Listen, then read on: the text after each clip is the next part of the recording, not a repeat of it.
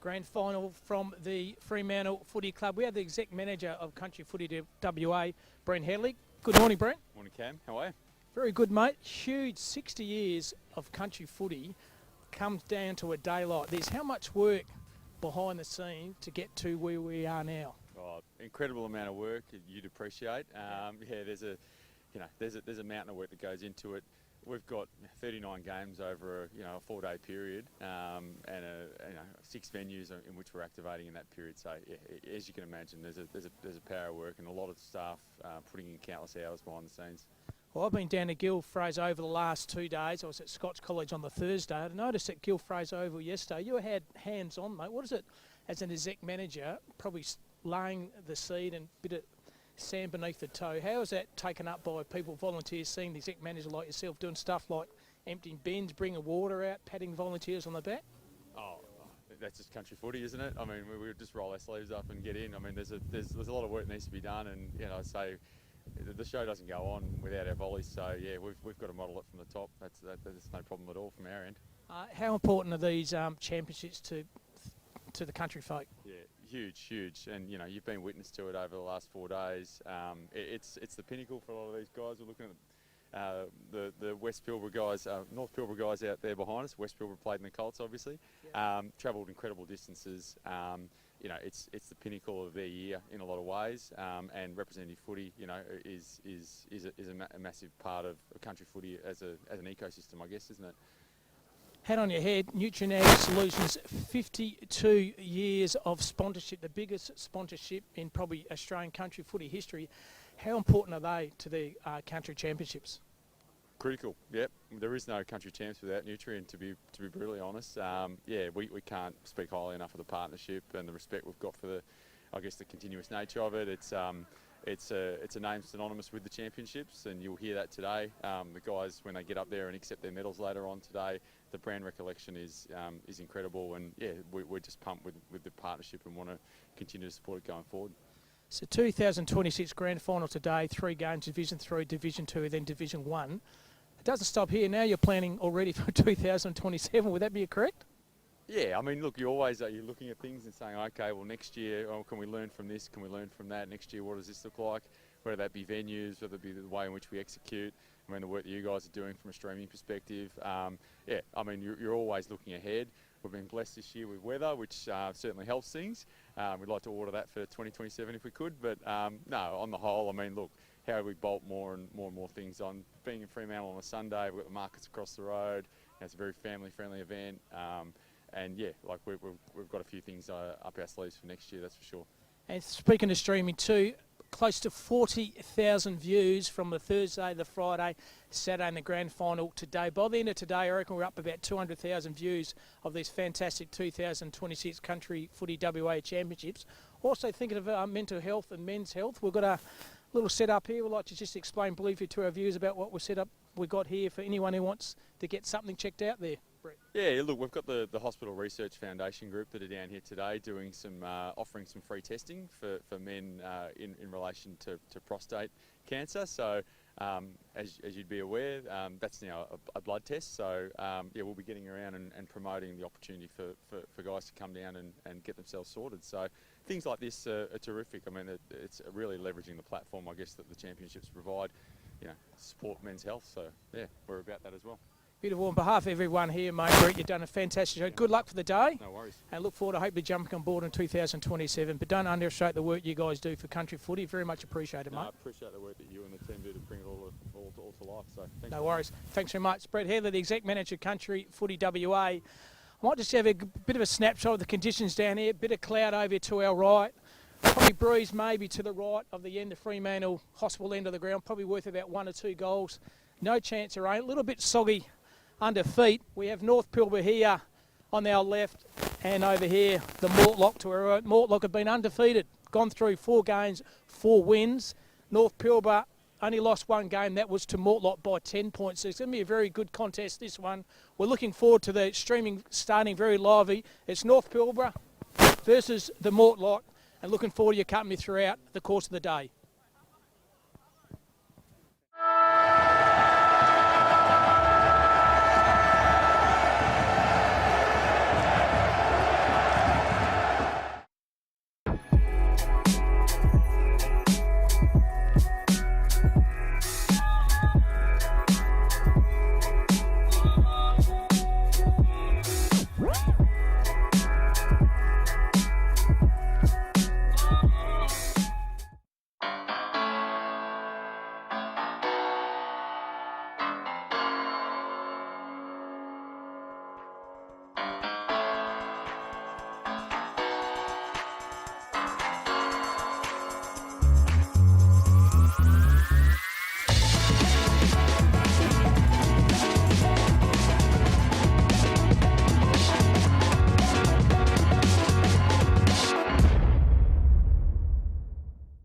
Footy analytics made simple. Improve your team performance with My Dartfish Live S. Quickly tag key games actions during or after the match. Replay moments from the match, frame by frame or in ultra slow motion. Access richer content, dive into detailed statistics and filter what matters most with ease. Create playlists to show problems or areas for improvement and share them to your team. My Dartfish Live S supports Aussie rules football coaches to optimise team performance. At Great Southern Fuels, we know fuel and we know service. We've been doing it for over 40 years. We're a family business, we employ locals and we support the communities we operate in. But don't just take it from us. Hear what our customers have to say. They're driven by local people, they're great community contributors. We use Great Southern Fuels because they give us a fantastic service at the right price. You can rely on them no matter what. It's just a phone call away and the tanks are full. Why would you go anywhere else? Great Southern Fuels. Reliability you can trust. Whether I'm driving to football or driving to work, we want to make sure that we all get home safe to our families, and that's the most important thing. I guess the message and the support that we get, say, from the Insurance Commission is great from a league perspective, but just to get that message across to everybody, not just people involved with football, but as a community as a whole, it's just so important. We just want everyone to be safe when they're driving. Well, I guess it's a powerful place for road safety because everyone has to get to local footy. You know, parents drive their kids to football. Adults drive themselves to their sporting grounds, so it's really important that they all get home safe. But again, I keep repeating that, but getting home safe to their families is the most important thing. Messages like Belter are just really important.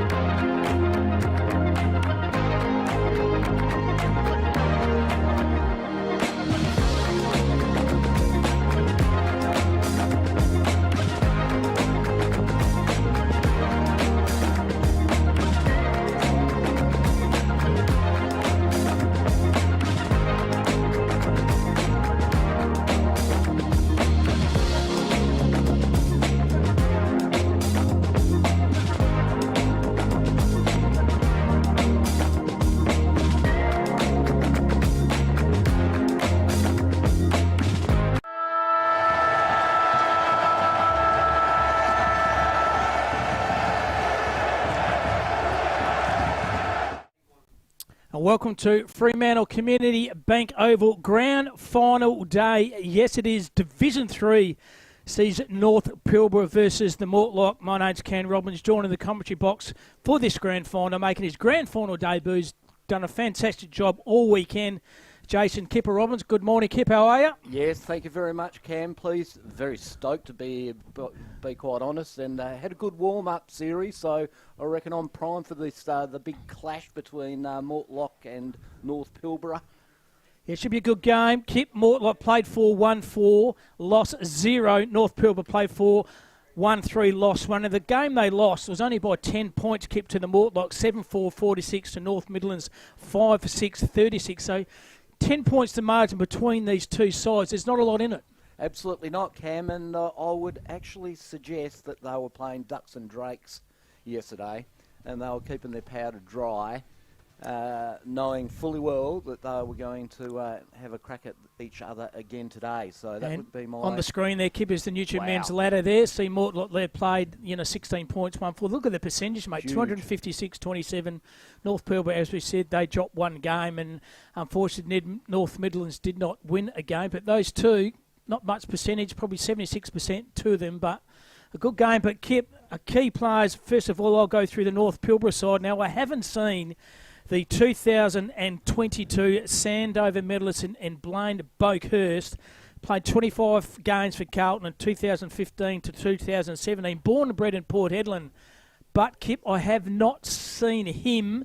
So I'll try to get the binoculars on and see if he's out on the squad. But he wears a glove, and I haven't seen the glove out there. So that could be a huge loss, Kip, for the North Pilbara. Absolutely, a massive loss. Looking at Mortlock players, Cam. Yep. over the carnival, I've seen number 2, watch out for James Etier.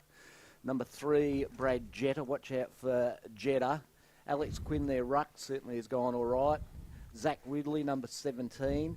And number 49, I haven't seen many 49s out there, and that's Tristan Pearson. For Kalenga, he does kind of the halfback sweeping role, don't the designated kicker on the defensive 50, you're right. He does, Cam. Have you got any players in North Pilbara to keep an eye on? Yeah, 100%. But the issue I got, Kip, is probably the key gun there, as I mentioned earlier in the call. I don't think Blaine Boakhurst is playing. Another player to watch out is number 6, Ryan Newick. The midfielder, he plays for the Dampier Sharks, 21-year-old, played a couple of league games for the Perth Footy Club, originally from Subiaco, and the original junior club was the Korean Junior Footy Club. Daniel Farmer, number 15. He's a forward, plays for the Karratha Cats. Kip, we saw that game, he kicked 6 against Central Wheatmelt. He won a pair of the Archies in the hat. He was sensational. Tim Renton from Wickham, Kip, number 13, running off the half-back flank, the left footer. He was pretty good, but also the big ruckman from the Karratha Cats, number 22 in Jed White. So they've got a good balance of players throughout the course of the lines there, the halfbacks and midfields and the key forwards. And as the players getting lining up for the national anthem, Kip, we'll try to zoom on, see if we can focus in on number 23 for the North Pilbara side, because if he's out there, that's a bonus for the North Pilbara Footy Club. If he's not out there, it's a bonus for the opposition in the Mortlock Footy Club. We'll put it this way. The other day, he just played wherever he liked, Boakhurst. He got the Archies too, Cam, which are just absolutely fantastic. And just a shout out to the umpires and the volunteers over this whole competition has been outstanding, really. Well, as Brett mentioned too, Kip, and you good call, said, look, you know, the planning for 2027 starts now, and Brent was pretty keen to make sure he gets everything rocking and rolling for next year. And a big shout out to you. Really appreciate the work Johnny Douglas did with these people from Filmer Footy. 2026 Nutrien Ag Solutions Men's Championships Division 3 Grand Final between Mortlock and North Pilbara. Country Football WA acknowledges the traditional custodians of the land on which we gather today, the Whadjuk Noongar people. We pay our deep respects to elders past, present and emerging. This year marks the 60th year of the championships and the 52nd year of Nutrien Ag Solutions partnership with Country Football WA. We greatly thank Nutrien Ag Solutions for their ongoing support to country football. I'll now ask everyone to please be upstanding if you're able and join the two teams and our umpires for the national anthem.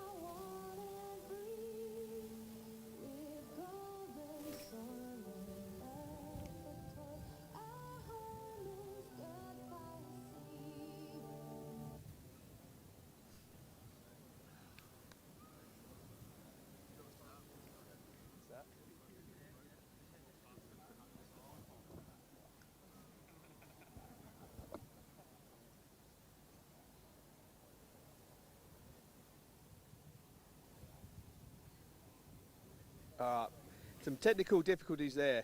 We'll now move on to the coin toss.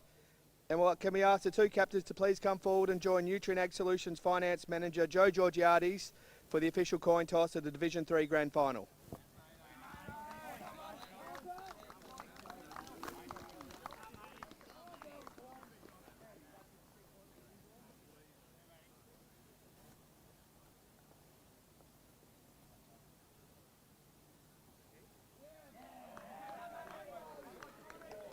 Thank you everyone and good luck to both teams in this year's Nutrien Ag Solutions Men's Country Championships Division 3 Grand Final.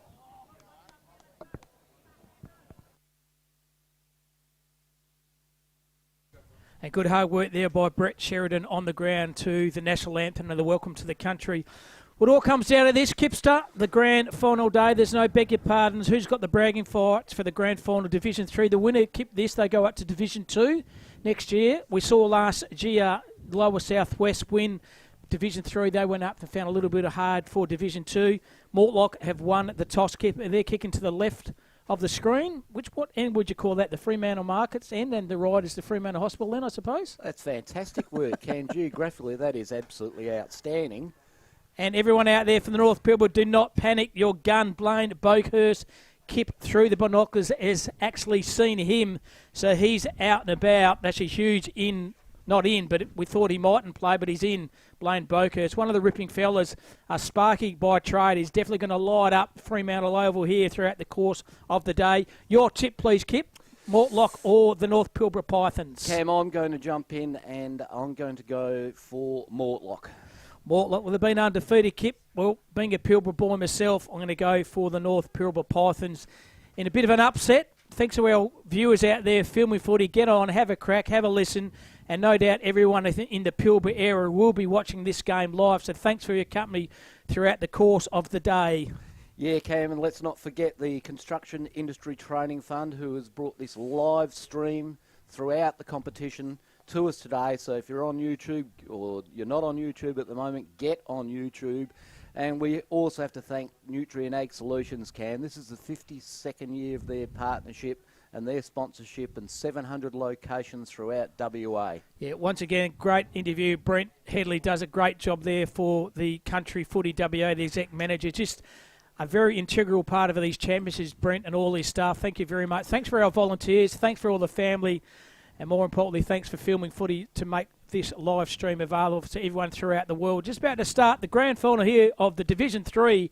It's North Pilbara versus Mortlock. And the umpire's just waiting for this start to commence. It's the Robbins duo, alias Spot. He's missing today. He's in action doing his family duties at home in Scarborough. But it's Jason Robbins and Kip Robbins. What should be... And Robbo Robbins. Robbo Robbins. Lots of Maccas today, and Max. So waiting for our start then. Isn't that unbelievable? Already 40,000 people have seen the calls throughout Thursday, Friday, Saturday. So we're about over 200,000 by the end of the day, I would have thought. It shows you the standard of footy, the standard of umpiring. Here we go, Cambo. Here we are, the start. It's going to be Alex Quinn there versus Jed White. Throws it up. White wins into the contest, trying to find his captain, Main. He went through traffic, went on the far side. Good kick. He found his teammate, Jackson Mayo. Mayo has it here. Will use that ball to the centre half forward position. Big kick. Oh, it might have been a chop in the arc by White. The umpire's seen that as well. He won the ruck duel, Kip. He went forward, gone to centre half forward. He's got the arm shot. And it's taken about 10 or 15 seconds so far for the North Pilbara through Jed White to have a kick a goal. Those big ruckmen that run forward, you notice that in the AFL as well. They run forward, take the big clunk, usually turn around and kick a goal. And Cam, I'm going to back him in early. Here we go. So Jed White from the Crather Cats. 35 metres out. The Pilbara crowd will go off their chops if he kicks this one. Leans back on the kick, eyes pulled it left. Commentators curse. A minor score. Blow the siren and the North Pilbara win. It's 1 point. The Mortlock have it on the D50 of the ground. Mortlock player kicks it out to our side, Cam. It's a 2-on-1 comp here. That's Jeddah out the back. However, it's beautifully sharp there by Zach Bennett. Gets the ball forward. They're outnumbered, North Pilbara, by Mortlock. Good work there. Good pressure by North Pilbara and good work by Mortlock to get the numbers there. That's a mulleted man there in Pearson. You called him before the game, Kip, a key player to them. Absolutely. We've got the two rucks go at it. That's another good knock there by White. Gets the ball down. However, it was sharp by the Mortlock players. Held without it, and that is Jack Watson. He goes all right too. Watto, don't worry about that. Rolls and goes, gives it to his teammate. Nice little hit-up lead. That's great work there to Charlie Harding. Harding is looking inboard. Is it going to be another little chip-up? He goes down the line with a fair kick too, just quietly. That is well read there by James Moore. However, he spilled it. The ball spills out. That's great work there. It's Hewer. Hewer's got the ball, gets the hands. He's got caught. Good pressure by the North Pilbara team there. There we go. That would be Jeddah down there. Good pick up there by the Mortlock player, and the umpire says, give it to me. Pretty hot in the kitchen. Kip McGowan 12 minutes of this grand final clash. North Pilbara 1 point. Mortlock yet to score. Umpire throws a footy up. Well done by White. Brown the contest. Rove though by Watson for the Mortlock. Pinballing around that centre half forward, trying to get a chisel on the board. Picked up once again by Watson. He's got a ton of the footy already. Goes to half forward flank. Defensive spoil. Very good by Regan. He left his player. Socket off the ground, keeping his feet. In danger at the moment was Regan. Might have got poleaxed off the footy. Didn't matter. Umpire circling and no chance to do anything there, Kip. And it's a ball up. Defensive pretty good there by Lukey Tanner. Absolutely outstanding work there by Tanner, as you'd expect.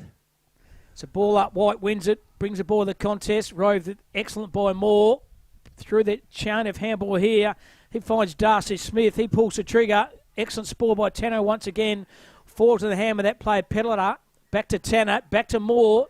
Running around with the footy here at the moment. Little chiseler by Harding, and Harding, good vision by him. And he found his teammate out probably 25 to 30 metres straight in front. And very good composed under pressure were the Mortlock side. And this player here, Sean Smith. Yes, no relation to the great Sean Smith, but he certainly played some good football over this carnival as well, Smithy. Certainly has. He's keeping to the markets end of the ground. Kipper loves those donuts for the markets. I do. I very much love those donuts. So Sean Smith, that left foot, 25-30 out. Geez, gun barrel straight. First on the board, go to Mortlock. Brilliant kick there on his left, Shawnee Smith. Very casual approach to his kick too. Have a look at that. Nice little run in. Good set routine. Straight through the middle. Thanks for coming, ladies and gentlemen. Yeah, good kick, isn't it? Thanks to the replay. There's Jocelyn, the team manager there, Janelle Ballantyne. A little bit worried on the look, but should be pretty happy the way the Mortlock side have started this grand final clash. We're going 4 minutes 13. The Mortlock Footy League are 1 straight 6, and the North Pilbara Footy Association are 1 point, Kip. Absolutely, Cam, and we have our rucks, Jed White and Alex Quinn, going at it. Quinn's undersized, however, he rucks pretty well. Well done by the North Pilbara. Gets it out there by Newick. Newick gets it forward. Big pack sets. Ball spills out. Nice hands out there by the Mortlock player. Gets the ball out wide. He's looking inboard. The red and blacks, nice little give, not quite 15. Umpire calls play on. Goes down to the wing. And the player is settling. He's calling. Come on, lead to me. Goes along that far flank. However, it's ill-directed and it's gone to the North Pilbara player. It's Big Jed White. So White has it. Pulls and goes to centre half up, but chopping the footy off there is Harding. Was already accumulating the footy. Held up in a rag. Really good tackle. That's holding the pill. And the little nugget, James Rhodes, picks himself up. Fiddle buddy tats all over his right arm. He has the footy. That's Larry Kickett's nephew. Oh, he's a hard nut, and he's in relation to Lazar. Handball's okay. Smith, who kicked the last goal, he pulled the trigger in the middle of the corridor here. The Mortlock, they're out here. Wrapped up on a defensive tackle over there was on Sean Smith. They have the footy here. Good bump off the ball, though. Well done by the North Pilbara player. Lucky didn't put a saddle on him right out of the interchange bench. That play was big Darcy Smith, and the umpire says, give the ball to me for a ball up. Yes, it's out on our flank, Cam. The umpire is going to throw the ball up. Nice throw, good hit out by White. Gets it down to his player and Ma. Ma goes forward. So forward on the foot. Good work there. There he is, the little nugget, James Rhodes, the Rhodes scholar. Gets hands over, ill-directed hands just the same. Mortlock pick it up. Beautiful little hands off there to Zolna Owens. Owens gets it forward. However, it's ill-directed and it's off to number 27, Riley Barrack. Barrack gets the hands back. Good thinker, 99. James Sicily look-alike there. That's a good kick. That is a great kick to Jed White. Guy, he gets a lot of the ball for a ruckman, doesn't he, Cam? He does. He goes back rather than forward. Risky kick, but it's come off okay. He found Zach Bennett. He pulls the trigger to centre half back. Wax on, wax off. Well done here. He found the teammate there. Goes on the left. Pretty good kick. He found Bokhurst, I think, on that far wing. He runs and carries to the footy. Excellent work there by Smiler. He's electrifying this left from the Karratha Falcons. He goes and turns on the left. Great kick. He finds his teammate, Lawrence Roberts. Marks a kick and a half out from goals. Roberts, umpire said play on. He goes latch with a kick. He finds Bokhurst, the Sandover medalist, the general. He goes from outside 50, gets a bit of distance with a kick. He's going to go for goals. Hasn't got enough carry. No, it hasn't. Dropping in the battle of the ground. And beautiful front and centre roving there. And it's by Reece McLean. And the North Pilbara side, they get one back. Oh, Cam, you're reading that front and centre. Absolutely beautiful work there by Reece McLean. Look at that. That is absolutely beautiful roving. He also does the chop out in the rucks for Jed White as well. It's late. Good late was in that last game. We saw it. Where was it? Gil Fraser Oval. But yeah, once again set up by Blaine Bokhurst. Kip just went into space. Knew the ball was going to come. It didn't muck around. He just kicked the ball long and direct to the point of the square. Yes, and that's a slight breeze. So on your screens, the breeze is going to the left-hand side. And consequently, that's why his kick pulled up a little bit short, but was so well read. by Reece McLean. Now he goes on the right where it does McLean. It might be a tap out there, correct? It's going to be a kick here to the North Pilbara side, right in the centre of Community Bank Oval or Fremantle Oval, as we say. On this trusting left foot is Morris Collins Skeen. He goes to centre half forward here. Good defensive spoil then by the Mortlot. Ball comes to ground, trying to chisel the ball out to Pearson. He's been good in the carnival, Pearson. A beautiful kick, and finds the kid with a lid on that far side. He decides to play on no one on the mark, so he kicks the ball on that defensive wing.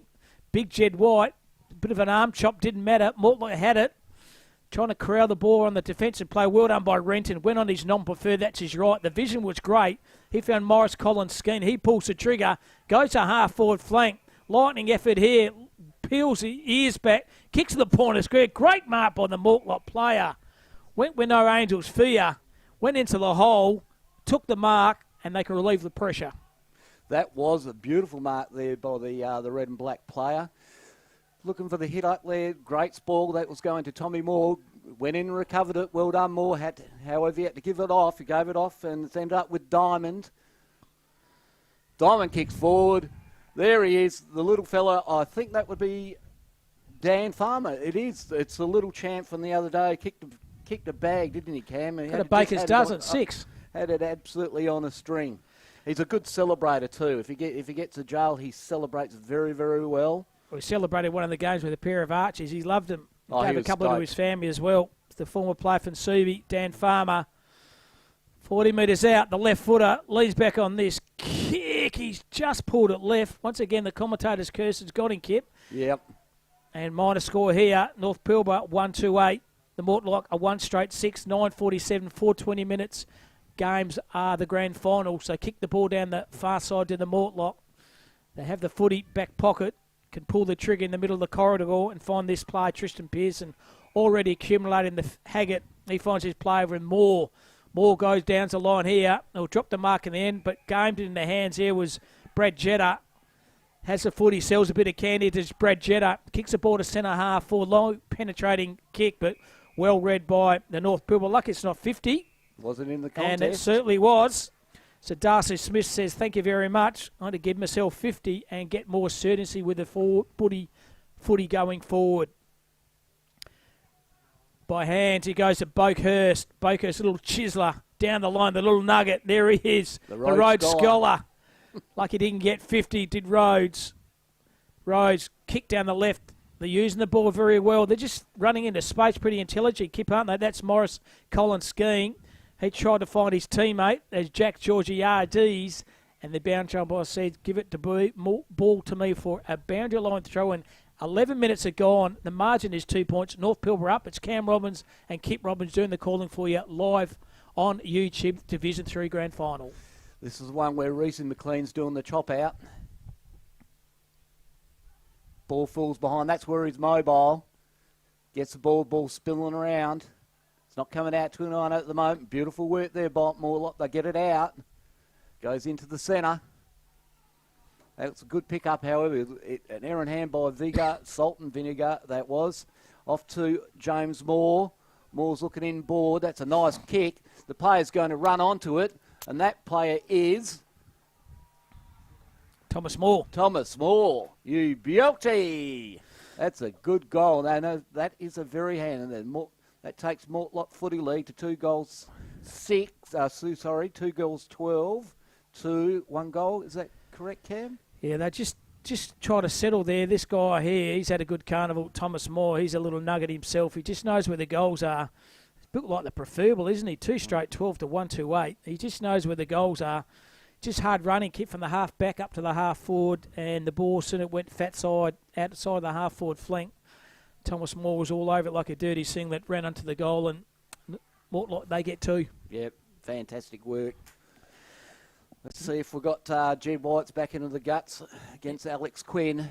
So it's White, wins it. Knock it off the ball. Is intelligent. Running through the hard contest there is Jaron Jarrett. He overran the footy, though. Picked up by Farmer. He went back. He fenced Smiler. Smiler also went back to Muscat. Muscat going forward here. The North Pilbara side goes to Smiley. Smiley, little chiseler over the top there by Jaron Jarrett.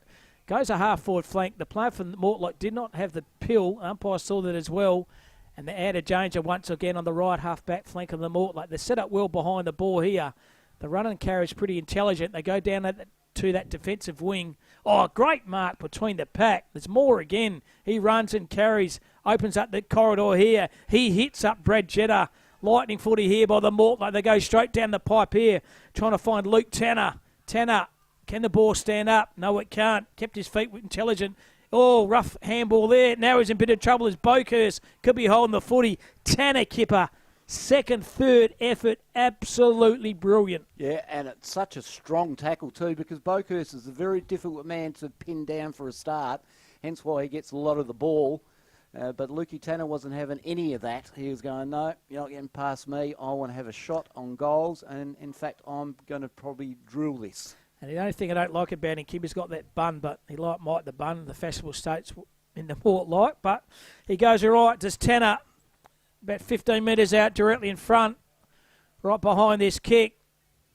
Gun barrel straight. All of a sudden, Mortlake, they have 3. Lukey Tanner, very confident, good tackle, strong goal. That is absolutely fantastic work. Leans back on it. Looks easy, doesn't it? Yeah. But he was like shelling peas then, just quietly. The instant replay thanks to Dartfish. Hope you're enjoying this fantastic live stream anywhere around the world. Everyone in the Mortlake will be tuning in. Everyone there in the North Pilbara will be tuning in. There's Janelle Ballantyne, the team manager, on the bench. She's up and about too. Don't you worry about that. And why wouldn't you? 3-1-19 to 1-2-8. Mars have 10 points, Kip. Mortlake, they've settled. North Pilbara came out hard in the first 5 minutes, but the Mortlake, they've just seen a bit more reassured the last 5 or 6 minutes. They have, Cam, and they're settled. Let's see if Jed White can get the seat out. He does. Gets it to his North Pilbara teammate. There's a little nugget. Beautiful. Well roved there by Newick. Newick gets the ball forward. Here's a chance. It's in the 450. That's well roved again. That is a goal. You little beauty to Reese McLean. Thank you very much. Well played, Reese McLean. That's his second, Cam. Certainly has. He's a good front and centre player. Let's have a look at this on the replay. Yeah, he's just in the right spot at the right time. Does that type of timing, you know, for some players it just comes naturally. For myself, I didn't have it. But McLean has. My timing's not good on many things. And from the South Headland Swans, big Reese McLean. He's up and about. Don't you worry about that. They're looking pretty good. Goal back, very quick timing there from the North Pilbara. Starting to get away from them, but straight out of the middle. Strong response. By Ryan Newick, the 21-year-old from originally for the Korean Junior Footy Club. Subiaco then played league footy for Perth, and there he's playing for Dampier Sharks. Umpire in the middle once again. Well done by White. Player held when he didn't have it. It was a block off the ball here. And it's going to Shalaki here. I was going to go back the other way. No, it's Shalaki's pill. Schlaggers. He has it. Low his eyes to centre half forward. Good kick. And good mark in the end by Alex Quinn. The ruckman. Quinn runs and goes over the top. He found Harding into the hot spot. Or Jetta might have been an arm chop there. The umpire saw that as well. And Brad Jetta, a chance to get another goal back. Pretty quick for Mortlake, but they went forward through the centre, through Quinn. There's not much you can do as a backman when the ball comes in as quick as that, and you've got somebody as good as Jetta that's on the receiving end. So at the end of the day, you are going to infringe from time to time. That's just the way it is being a backman.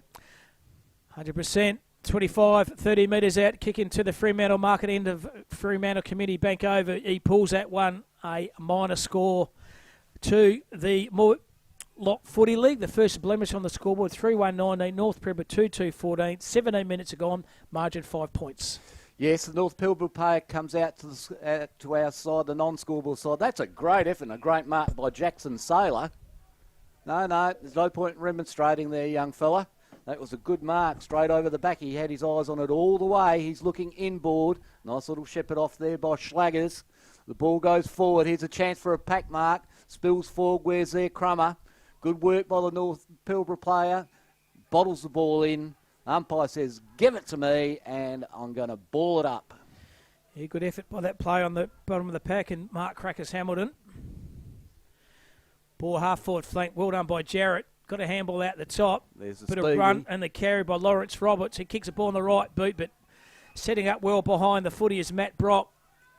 Matt Brock lowers his eyes, pulls the trigger, up the corridor he goes and finds Sam Nelson. Nelson also can go lateral with a kick. There's a 2v1. One of those is Edia. Apologies, it's Jacob Carr, who's had a very good carnival too. He won a pair of arches as well. Carr goes to centre half forward, long penetrating kick. Great mark in the middle of the pack. Sensation by the big ruckman, Jed White. Just read that it better. White goes to the left half-back flank. Good distance with the kick. Had to be centimetre perfect, and it certainly was. They're going to go backwards once again, but they are maintaining possession of footy. Here found Harcourt. So Harcourt from Wickham Wolves too. He goes wax on, wax off at the moment. He found Jackson Mayer, still in the back pocket, still in the defensive 50 of the North Pilbara Pythons. They go down the line here. There's two players here. One of those is Newick. Well done. Used his body well. Drew the player of the top. He found Smiley. Smiley had it before he spent it, though, so he's in a bit of trouble. Mopped up beautifully by Harding for the Mortlock. They kick the ball to the half-forward flank. It's a 2v1. One of those is Smiley. Might have got a push in the back. Umpire said nothing to that. Still circling. Once again, Kip, big shout out to the umpires. Once again, they've done a fantastic job all weekend. Well, after watching AFL over the last couple of days, Cam, they certainly do a good, solid job, a consistent job, and they let the game go. That's a big hit by White. Comes around, have it sharp by the Mortlock player, gets it forward. He was thrown off the ball there, unfortunately, was the North Pilbara player. It's Boakhurst. Oh, it's Boakhurst. He's always around the ball, isn't he? Out he comes. This will be a good kick to Renton. However, it's slightly gone wide. That will be a lasso, I believe. And that was unfortunate for Renton.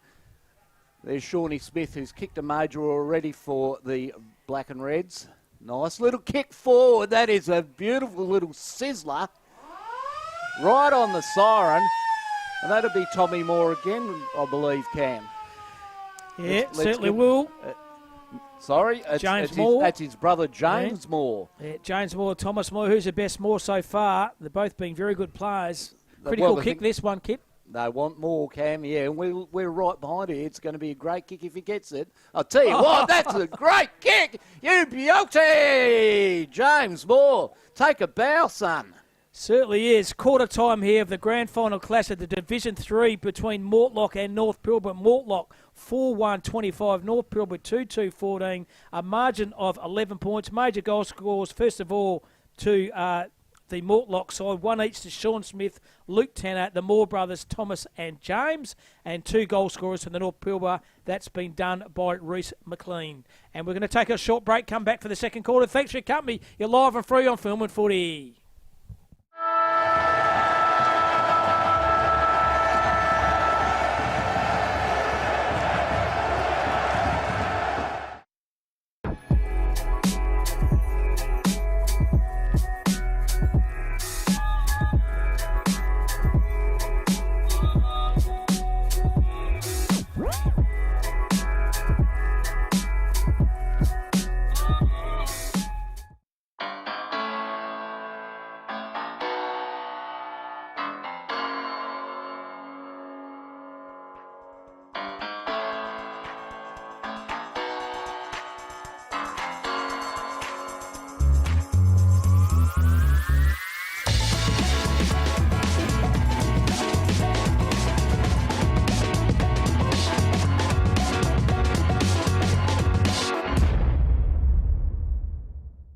Footy analytics made simple.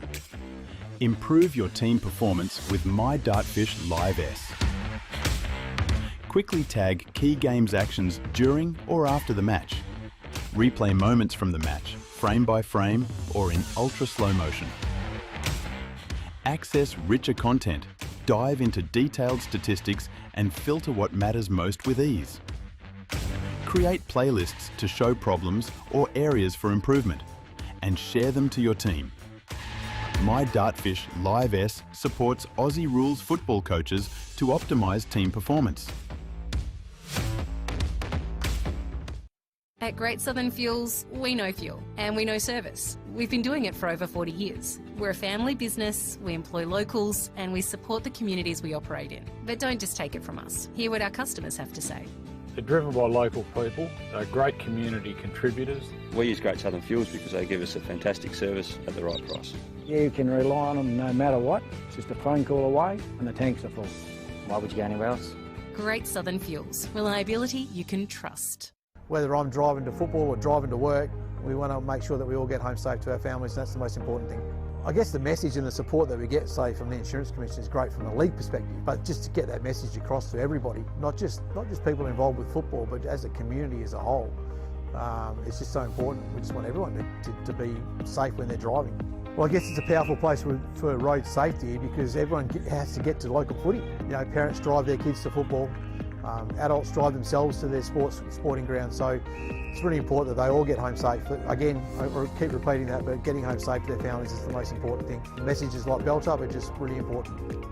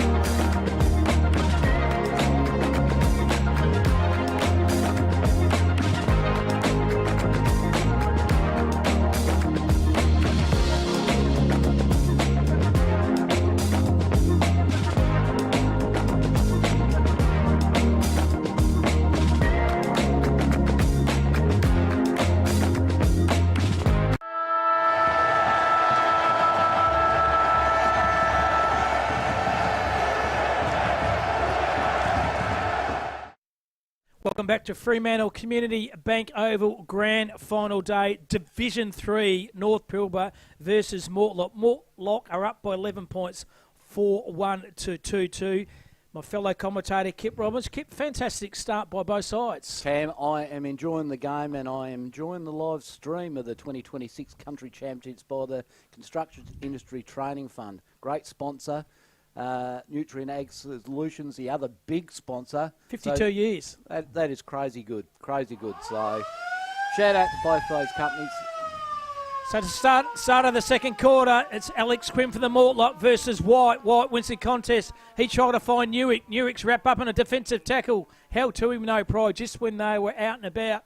The Pilbara Pythons, and they're watching this game apparently in the Crathur Tavern. There's a whole host of people up there. Big shout out to them. Well done by Quinn. He tried to find his teammate by hand, drew the 1-2 of the contest. He found Zolmira Owens. Oh. He wrapped up in a defensive tackle. Excellent tackle then by Joanne Jarrett. Oh, they're up and about here. Good effort there by Kenton Smiler. The pressure's hot in the kitchen at the minute. Just forward to the centre. White doing the ruck work once again versus Quinn. Well done by player Jetta for Mortlock. He goes Latcher with a kick. Likewise, he found his teammate. Might have been dragged off the foot here. The kick was on. Picking up the fall is Watson. He's going to go back behind the mark, though. Handball, the 1-2. Mortlock goes straight up the pipe with a kick. Went through Bokhurst's hands. Put his head in the hole. Was the North Pilbara player in Joe Georgiades. He's wrapped up in a tackle. Moore goes from outside 50. Just hasn't got enough accuracy with a kick. But, geez, keep those Moore brothers, both James and Thomas, are very, very good players. Yeah, they are nimble, agile forwards, Cam. You've got to keep an eye on them. There's no doubt that. And you can see with Bokhurst, he's running less off. He's more concentrating on rallying the troops in the back line there, as you would do. The two rucks go at it in the forward pocket. It's a nice little throw in too. Good effort there by the boundary umpire. They well shark there by Charlie Harding. However, it was chopped off. There's the Moore brothers get it out. There's Jetta. It's come off his boot and will be another throw in.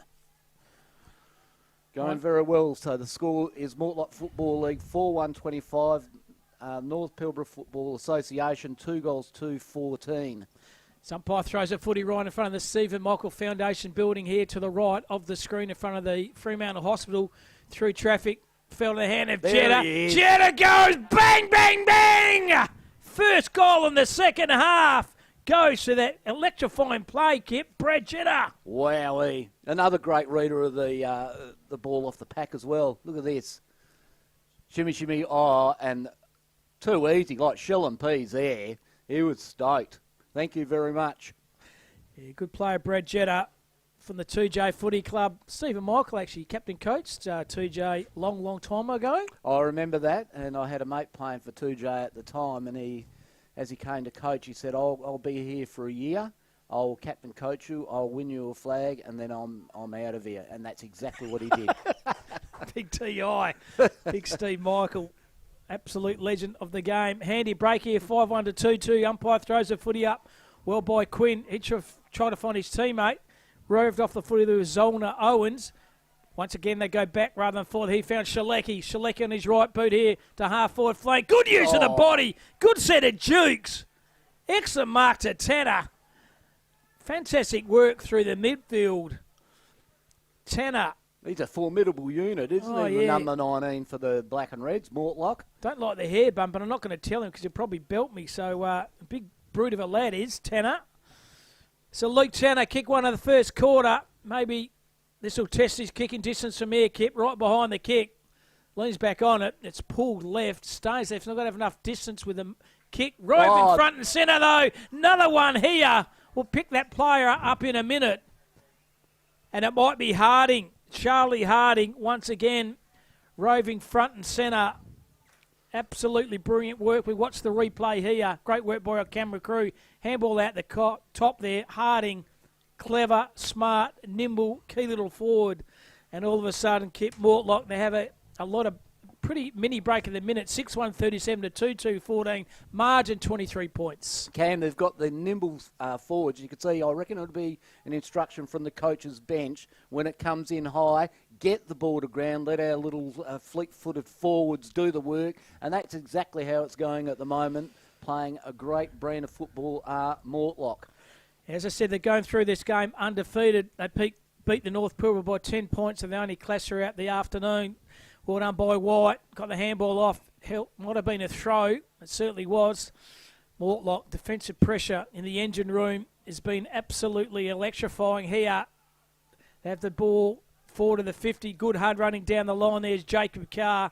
He marks between two. Can draw the play over the top. That was Matty Brock. Brock down the line. He's going to stay. Implies out of bounds on the full. I think it's the ladder.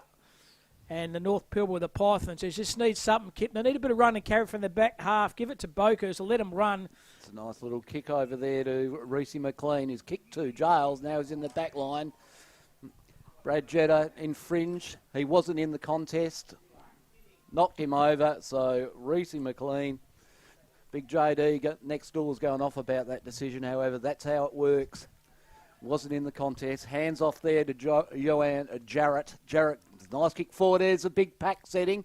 Ball spills out the back. Well played by the Mortlock team there. There's 3 or 4 of them. They set up very, very well behind the ball. And this is making it very hard for North Pilbara to penetrate.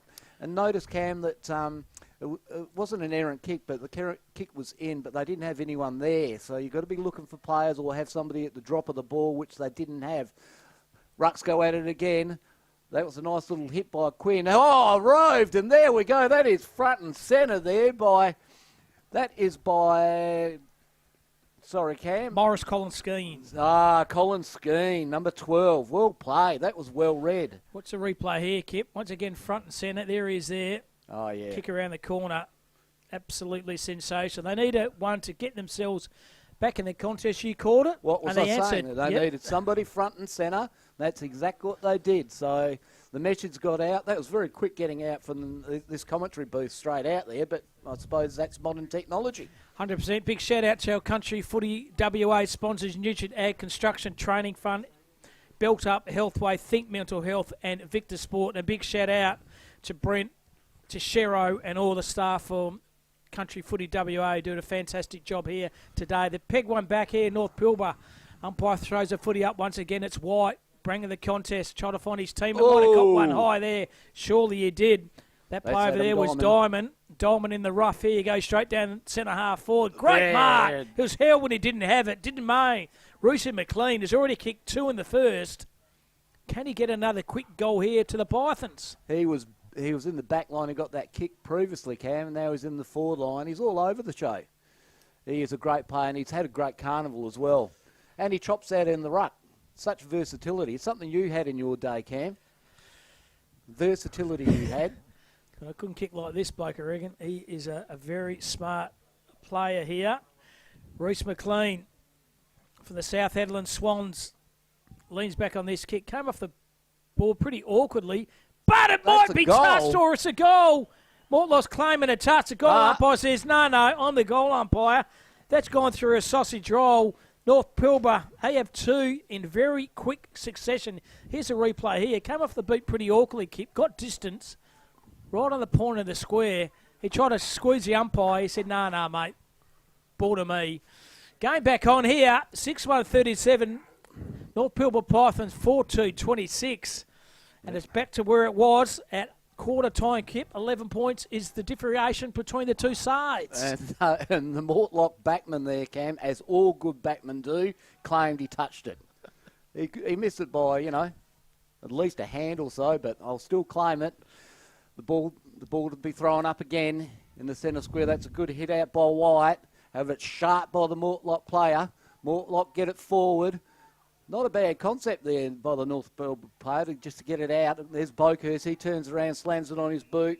It's gone to Tommy Moore. One of the Moore brothers getting a fair bit of the footy, both those fellas. Tommy Moore goes forward. That was a push in the back there by Hewer. Hewer's pushed him in the back from the North Pilbara player who's looking around. Is he going to go short? He is. He is short. However, it's gone over the top. Sharked beautifully there. Hands over to that's a bit of a scrubber, that one. However, let's see if Renton can get the ball. No, that is our little champ there in Colin Skeen who kicked the last one. Nice hands over. Well worked there. That is Newick. Newick around the corner, you beauty! Well called, we Kip. Are on. Great commentary there by Jason Kip Robbins there. Delivery silver service. Started off through the middle of the play by Morris Colin Skeen. Found Newick. Watch a replay, Newick around the corner. Knew straight away and left his boot. That's a goal. And this lad is a very good player as well, Ryan Newick. Cam, we have talent personified out there, and this is Division 3.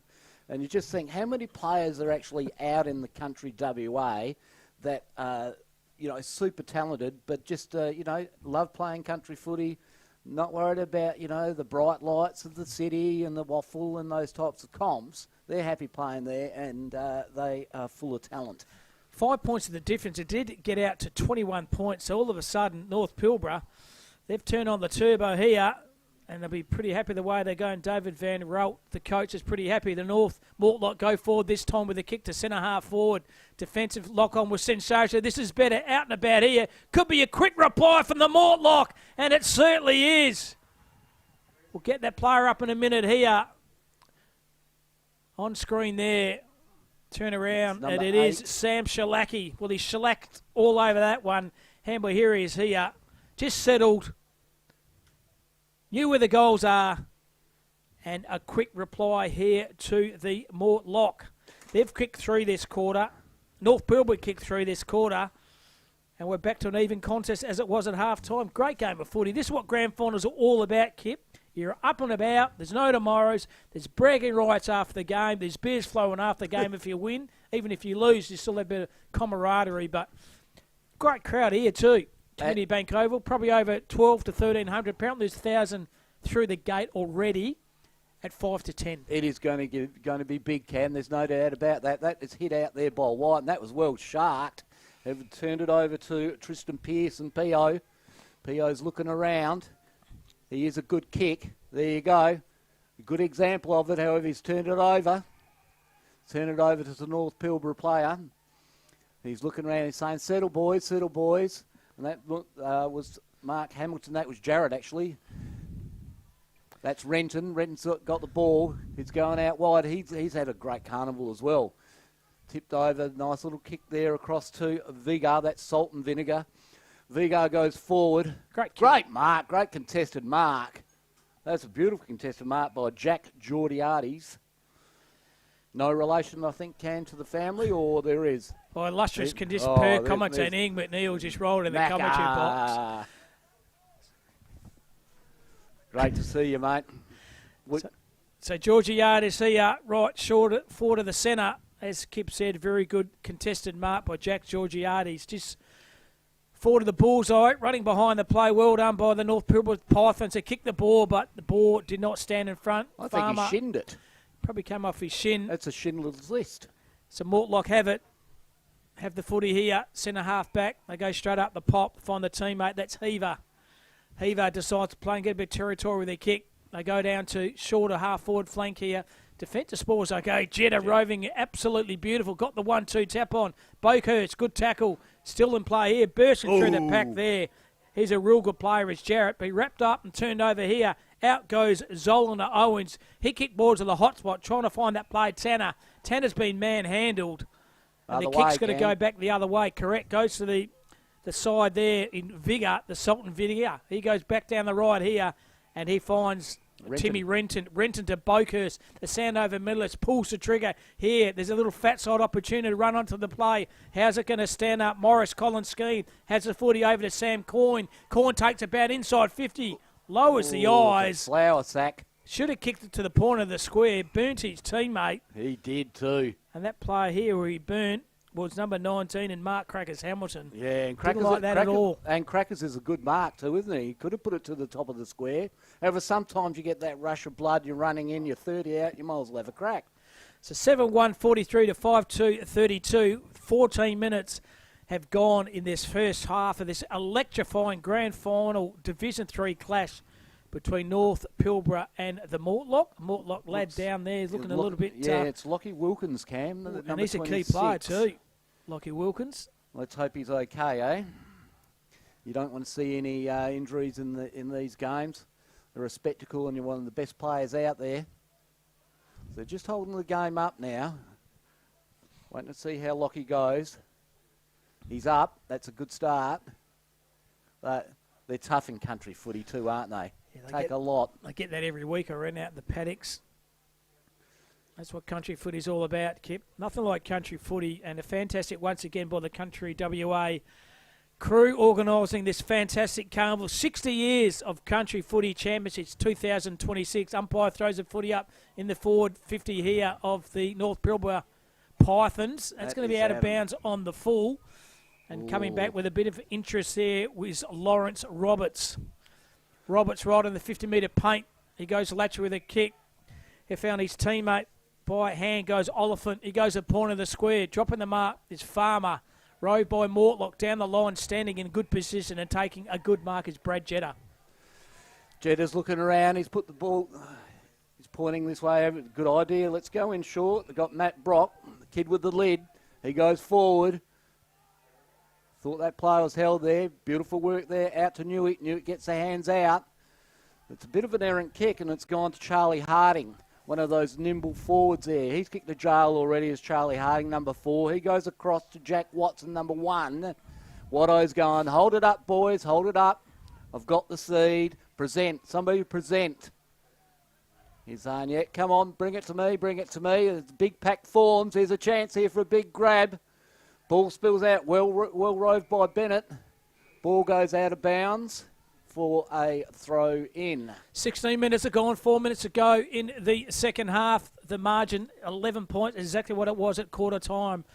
Boundary line throwing right in front of the Mortlock interchange bench. Boundary throws it in.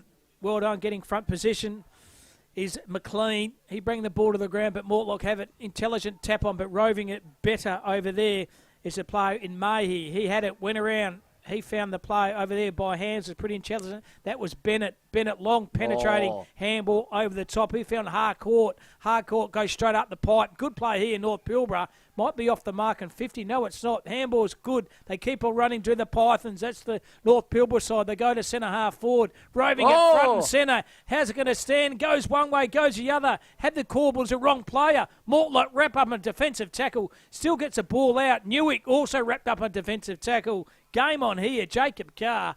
It's hot in the kitchen, Kip. Great game of footy. Oh, it's a great game of football, Cam, yeah, and you can see things light up. A lot of front and centres at the moment as the Rucks go to battle. It was well done by White. White gets the ball out. Skimming around the play, gets that out. That's out to, I believe, that was Boakhurst. It was Boakhurst, and he's had a shot, has he? And he's kicked to jail. Well done, Boakhurst. You don't win Sanover medals, getting those in Woody's, Packet and Woolies. You earn them, and he had won one in 2022, did Blind Boakhurst. Electrician by day. Bit of spark during the forward line of the forward 50 with that kick.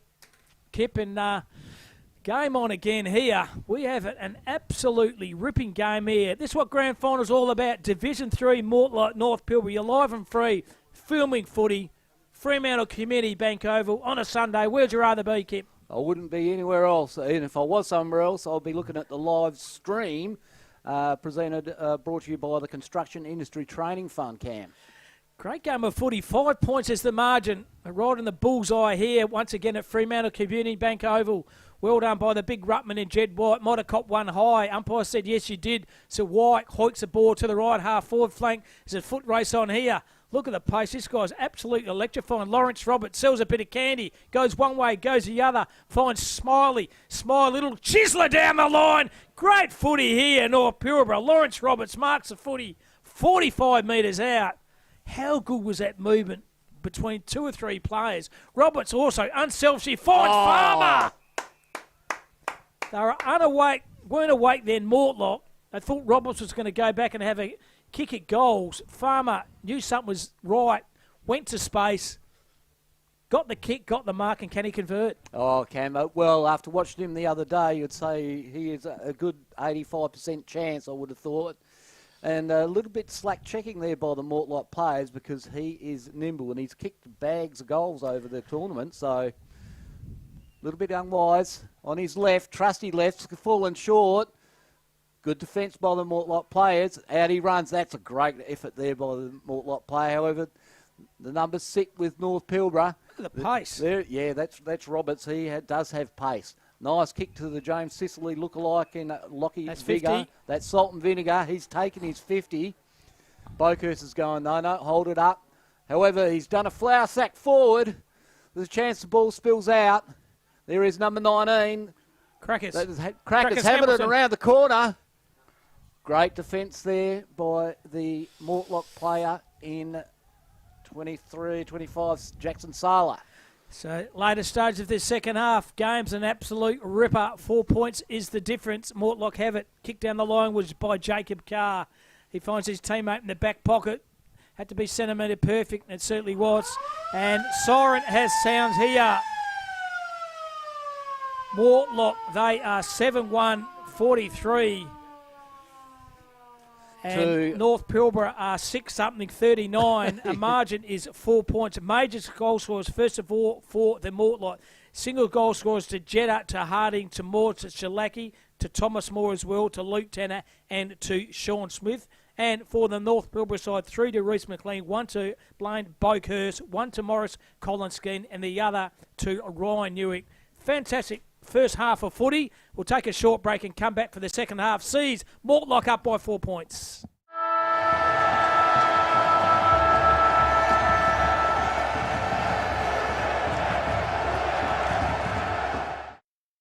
Footy analytics made simple. Improve your team performance with My Dartfish Live S. Quickly tag key games actions during or after the match. Replay moments from the match, frame by frame or in ultra slow motion. Access richer content, dive into detailed statistics and filter what matters most with ease. Create playlists to show problems or areas for improvement and share them to your team. My Dartfish Live S supports Aussie rules football coaches to optimise team performance.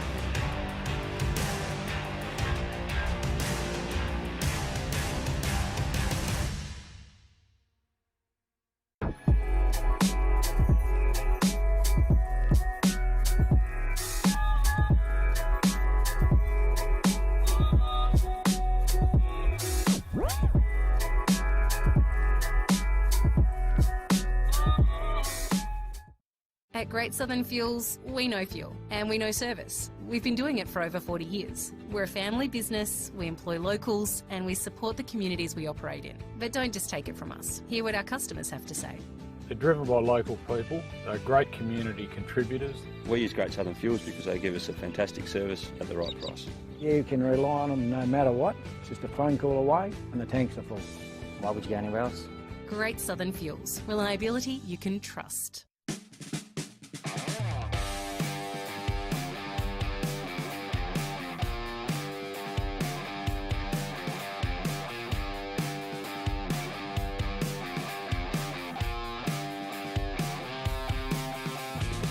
To me, country footy is all about sort of our volunteers and the people that make up what footy clubs are about.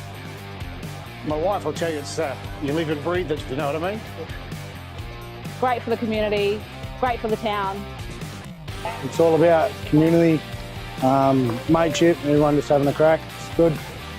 Working hard and then, hopefully getting a win along the way. I think without footy, a lot of towns would be lost. It draws sponsors in for that reason because it is the focal point of a lot of country life.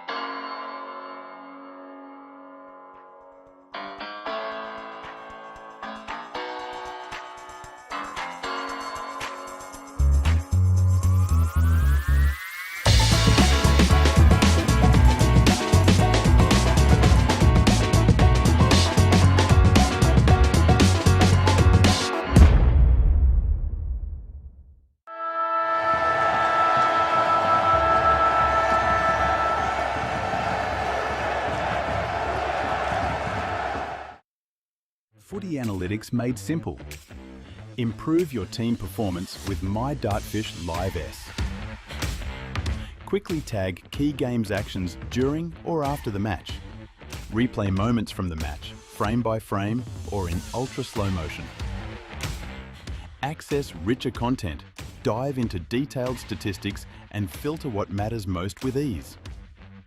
Create playlists to show problems or areas for improvement and share them to your team. My Dartfish Live S supports Aussie rules football coaches to optimise team performance.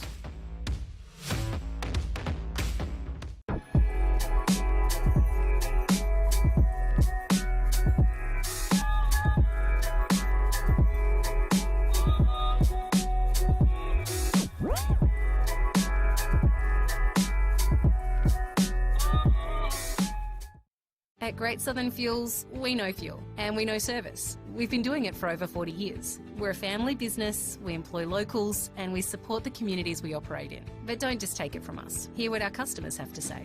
They're driven by local people, they're great community contributors. We use Great Southern Fuels because they give us a fantastic service at the right price. You can rely on them no matter what. It's just a phone call away and the tanks are full. Why would you go anywhere else? Great Southern Fuels. Reliability you can trust.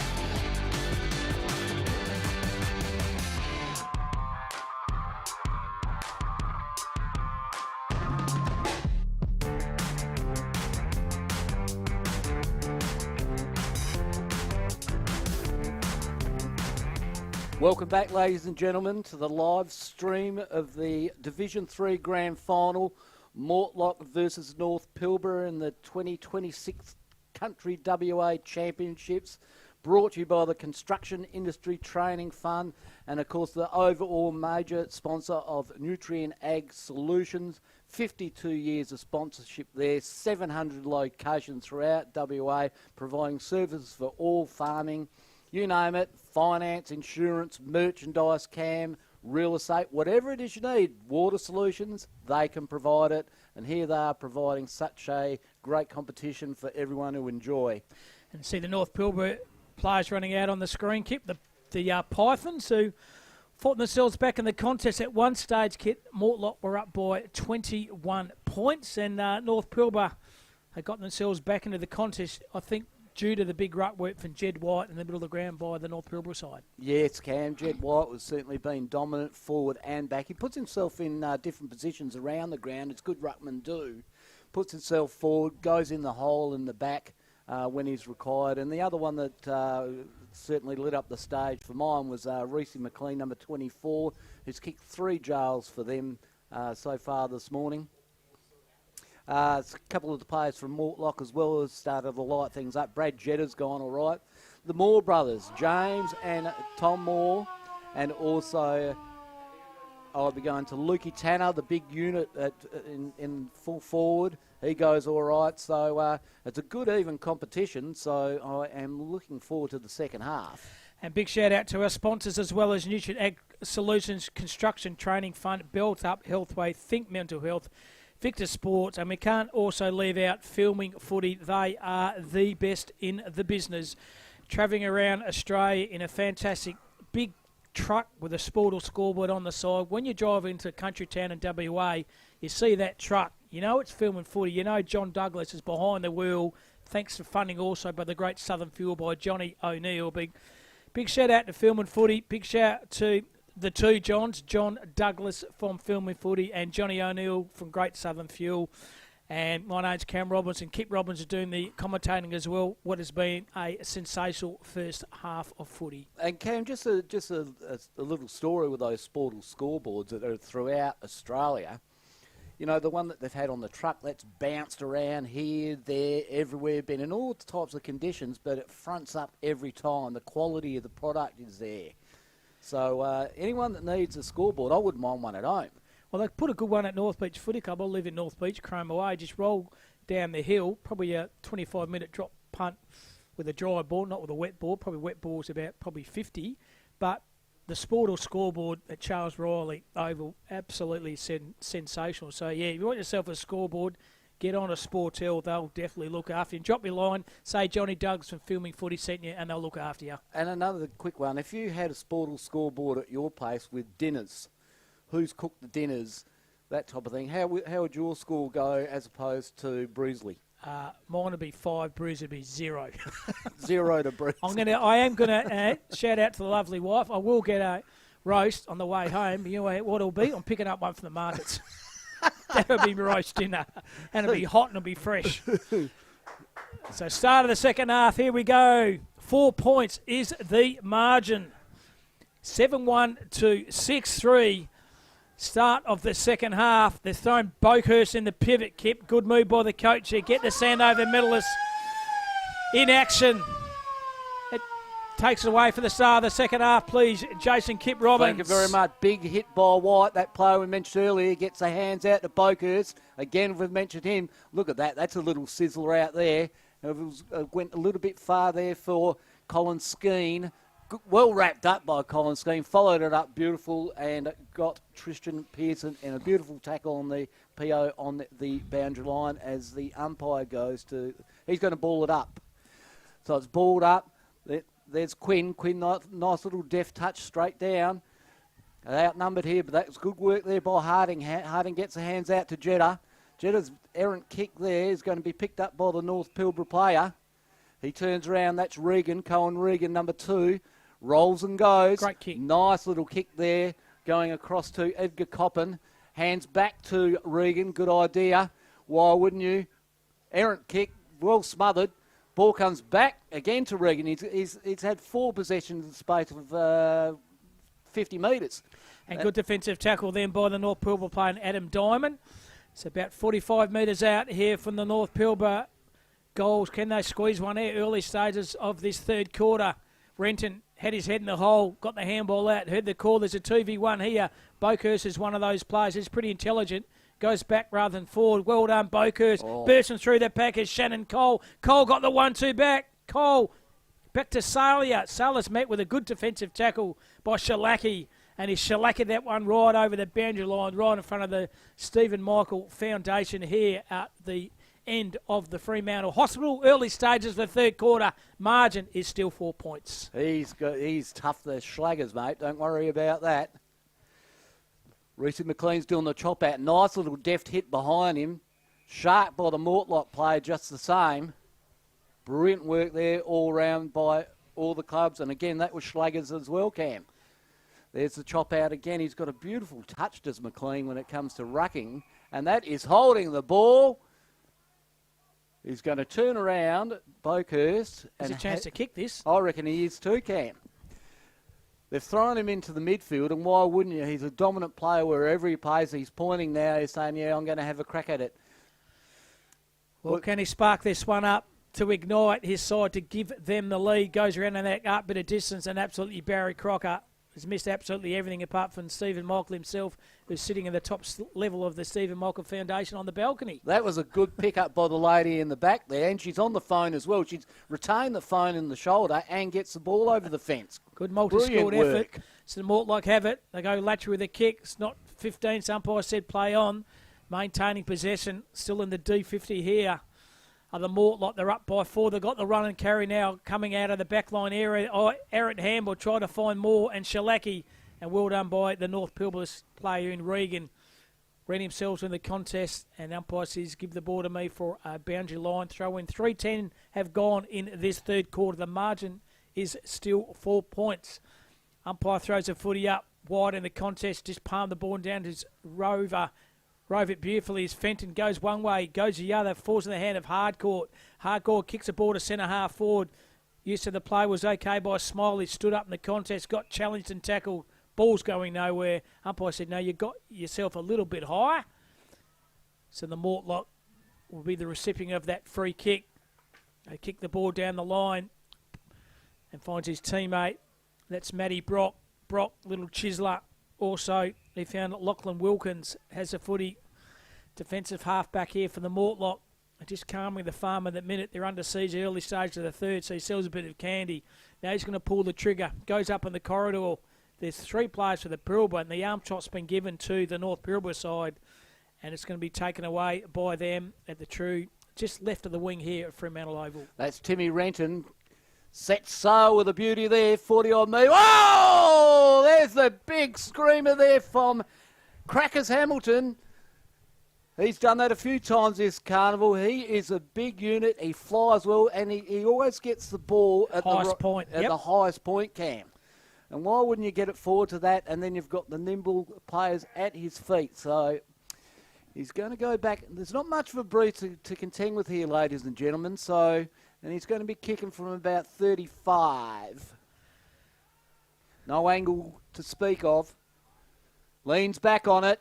He's got it. It's looking good. It's through the middle, you beauty. Thank you very much, Crackers Hamilton. That's his first for the day. And would you believe North Pilbara are in front, been behind all day. And Crackers gets that one. Marky Hamilton, 7-3 to 7-1. They've come out firing Kip in this third quarter, which is the premiership quarter. And good set of jukes on Hamilton, just stuck, didn't it? Yeah, beautiful. Reminds me a lot of yourself, actually, Cam. You used to take grabs like that. Big hands. Yeah. It wasn't that big. Lovely that big, but Hamilton, I was 5 foot nothing, but Hamilton's about 6'2". And good silver service delivery through the midfield as well. So, North Pilbara, it's taken 5 minutes of the third quarter, but they are in front by 2 points. Umpire throws a footy up. White wins it decisively, found his teammate, little kick over there. He found Jack Georgiades. He goes straight down the pipe. Well done. Opposition player down back. Mortlock was sensational. They go laterally with their kick. Maintaining possession. Kick down the line here. under pressure, dropped the mark in the end. Staying his ground there was Lawrence Roberts. He goes back to Boakhurst. Boakhurst back to Roberts. Roberts goes backwards rather than forward. They are maintaining composure of the footy. He finds Darcy Smith. He pulls the trigger. He found Brady Oliphant. He goes straight up the pipe, trying to find Boakhurst. He's outnumbered, though. Through the pack. Great effort by Moore. Put the afterburners off. Good kick down the line. Tried to find his teammate. That was Connor Heaver. He did the heave-ho. He found Oliphant. Oliphant turnover city. He found Edia. Edia found from the Mortlock. Stand up the contest. In a bit of trouble. Well done. Falls in the hand of Lawrence Roberts. Roberts down the line here. Good defensive mark. Been taken by Jackson Saylor. Well done, Saylor. However, I think it was a bit of a push there, Oh, Cam. he has. It was He's given a noticed. kick. So it goes back to Colin Skeen. Geez, the Mortlock have been going in hard. That player's got loose out there is Roberts. Gets the ball quickly on the Coyne. Coyne is having a crack at this. And he's got it, you beauty! Shannon Coyne. What an absolute cracker. Bang, bang by the North Pilbara Football Association, Cam. Geez, they've come out this second half. Here's the replay. Fantastic instant replay thanks to Dartfish on the line down there. Shannon Coyne from the Karratha Cats, a 22-year-old little half forward, and he's jammed that one straight over the goal umpire's that, and I'll be having a jam and cream donut at end of this game for the illustrious Chones of Ian McNeil, who'll be calling Division 2 Grand Final. But tell you what, Kip, they've come out firing as a North Pilbara side. The championship quarter, as it's always mentioned, Cam, the third quarter's the one, but it's not as though Mortlock are doing anything wrong. They're going hard at it as well. It's just North Pilbara have a slight bit more class at this particular moment. Umpire throws the footy up. Once again, it's White. He tried to find his teammate. They're getting out of the front position. The player from Mortlock didn't have it. It's play on at Van is well done by the play over there. Sam Shalecki. He goes to the left half forward flank. There's a 2v1 over there. Well done by the North Pilbara side. Hadn't lost it. That play was Vigor. He's been tackled, holding the footy. Had a bit of salt in his chips, did the salt and Vigor. Turn the footy over. The Mortlock have it. About 55 metres out. Pretty difficult angle. They go lateral with a kick. Why wouldn't you? And find Sam Shalecki. Leaves usually a long penetrating kick of the footy. Is Sam Shalecki. Kick one of the second. Goes out on that arc. He kicks the ball to the hot spot here. Quinn in the line. Good defensive ball. Sock it off the ground. How's it going to go? It might be squeezed through for a goal. I think it certainly is. It might be Luke Tanner. Tanner snuck it through for his second. And Mortlock, Kip, they get one back. Wow, Cam, that was great effort there by Lukey Tanner. Just watch the ball on the ground. And what happened was the North Pilbara players didn't force it as well, and he was sharper. A bit like Gunners for the Hawks, mate. He's one of those smart forwards that takes up, if there's an opportunity presents, he takes it, and he gets his second goal, which is fantastic. Puts Mortlock back into the frame of this game. 51 plays 49 at the moment. There's only 2 points in it. So they've kicked back well. It's at 8-1 to 8-3, ladies and gentlemen. So throwing the footy up, it's White again. Wins a contest, bit of rap. He found the diamond in the rough. He's been tackled, holding the footy. Good defensive effort by Carr. Has the footy, goes back that way to the Mortlock. They're behind by 2.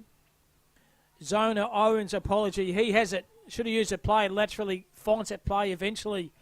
Mortlock maintaining possession. They go way across the line off the play here. Fremantle over, but it's effective. Little chiseler down the line. He found Jacob Carr. Carr, beautiful kick and use of the footy. Got high surely to Sam Shalecki. We've got a slacking over the back of the scon there by Diamond. Boy, he's been going all right, Schlaggers, hasn't he, Cam? So Shalecki, he goes down the line to the kid with the lead. That's Matty Brock. Got a few kids in the lid that have Mortlock. This one's Brock.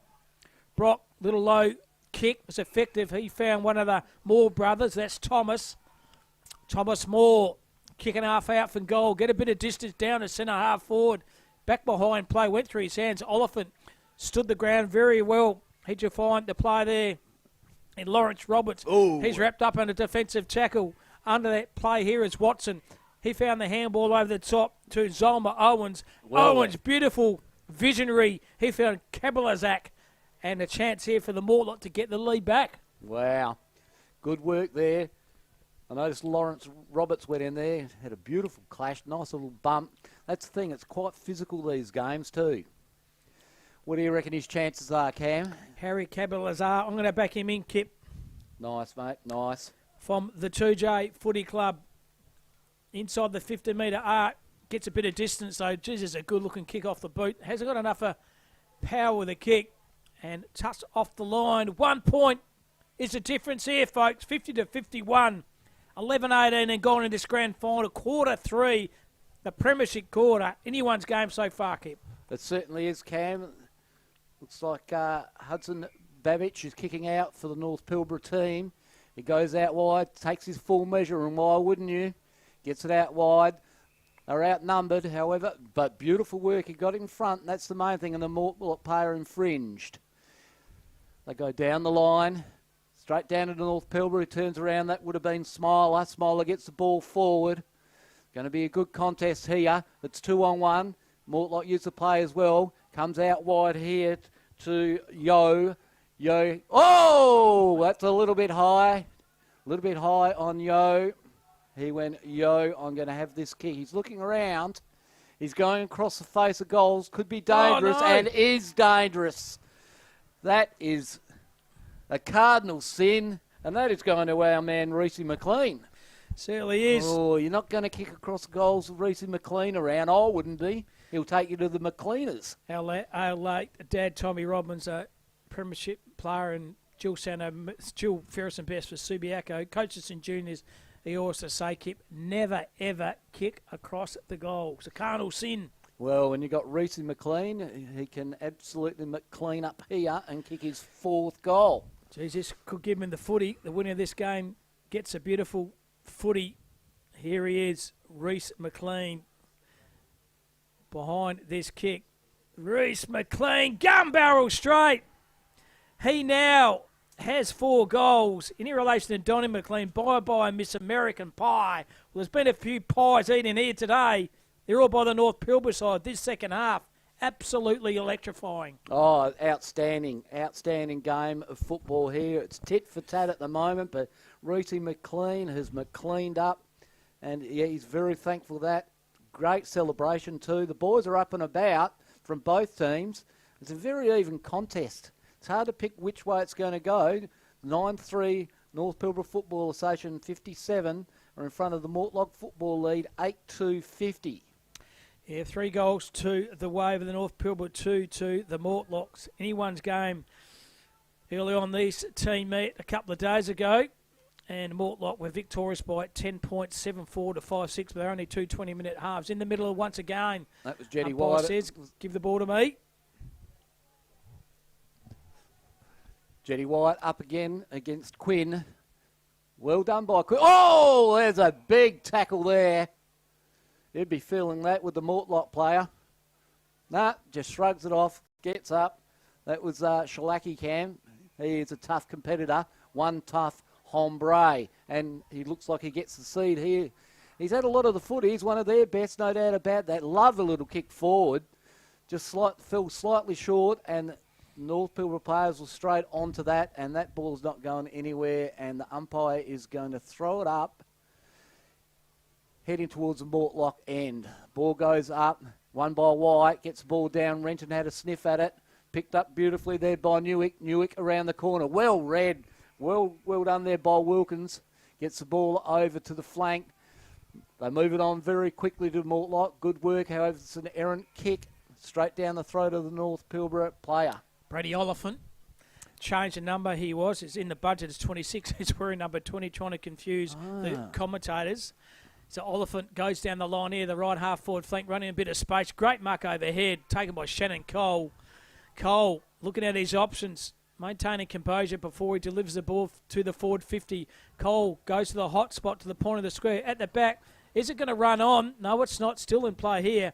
Defensive effort was very good by the Mortlock. Still in play there. That's a try. A try. He was watching the NRL during the week. He said, I'm going to get a try, and I reckon he got one. Probably did. 15.5 minutes out, Kip. 4.5 minutes to go in this third quarter. Margin is 7 points of the way of the North Pilbara.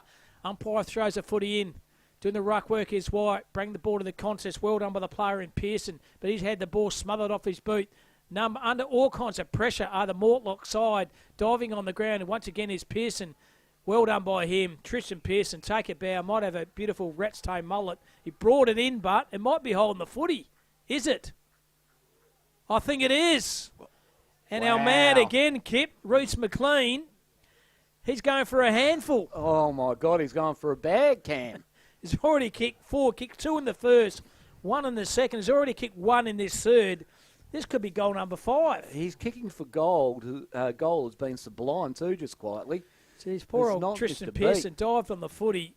Did his But once best. you bring the ball into ground, you get challenged, you sit on the pill, you're in all kinds of danger. So McLean, could be another bye-bye Miss American Pie. He leans back on this and he's pulled it left. Costly miss, Kip. Costly. Could have gone to a 13-point advantage. Oh, yes, it does happen, though. He's been kicking it beautifully. Mortlock looking to kick it out, probably to this flank. Yeah, it's a good idea. Get it out here so they can get forward. There he is, Jack Watson. Watson has the ball, the forward 50 for the North Pilbara Football League, so it's in his defence.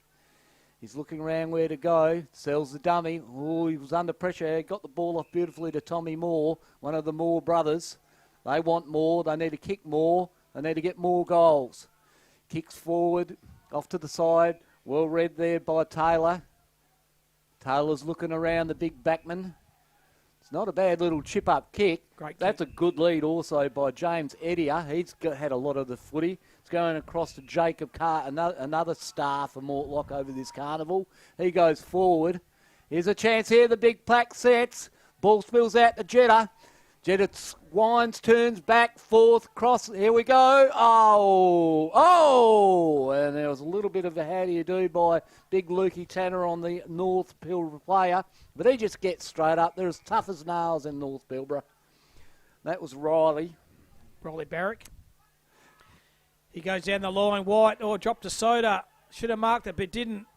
Mortlock have it turn around on the left foot. That was Zolma Owens. And there he is again. Riley Barrick, the red-headed, the Rock of Gibraltar, takes another good mark. The boy from Port Hedland, Kip, he's taken a good telling marks in the D50. He is tough as concrete, that fella, isn't he? 2 big whacks, he just gets up. No, I'm all right. So he's going to kick down the line as the pack sets. Numbers are quite even. Well read there by Renton. Gets the ball out. Oh, look at that. It's sublime by Reece McLean. However, it's kicked it out. Good pressure by the Mortlock player in Quinn. Out in the full, so it's Tommy Moore, one of the Moore brothers. He's looking for more. He's going around the corner to a contest. Ball spills out. Mortlock over the ball. There's the Ruttman in Quinn. Quinn gets the ball out to Jetta. Jetta goes forward. There it is. That is a great effort. Jetta is very talented like that. Just takes his time, turns around, gets the ball on O'Connor Hewer. And Hewer's going to have a shot from the pocket. Not much breeze to speak of. However, it is going right to left. Let's see how it goes. He did banana. However, he's kept it narrow, Cam. He did well with Brad Jetta. Good call, because he didn't have a look. He knew he had a teammate in the pocket that delivered the footy, and he did the check side banana to Heaver, and he heaved it over the point line. Ordinary kick by the North Pilbara, but wrapped up in a bit of trouble, 25 metres out, pleading for a hole in the ball decision. It's not there. 19:43. Can they get a goal in the last 20 seconds? Can the North Pilbara hold off the pool to Mortlock by another 7 points? Umpire throws the footy up. Well done by White. Chisel the ball to centre half forward. Tackle, handball. Well done by the North Pilbara. They're out of danger. The last couple of seconds go. There it is. 3/4 time has gone. North Pilbara 9 goals for 58.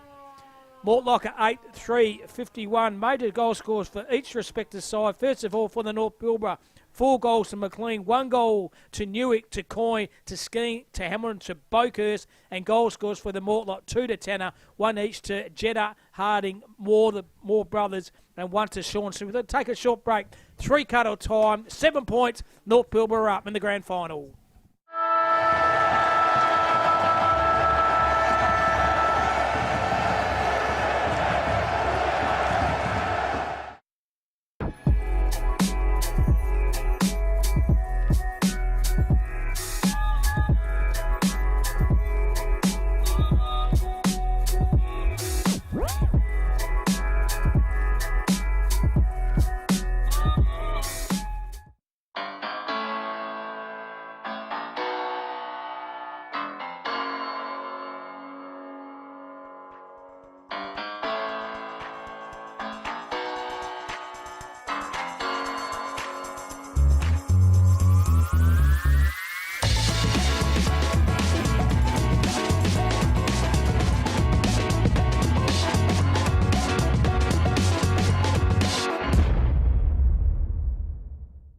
footy analytics made simple.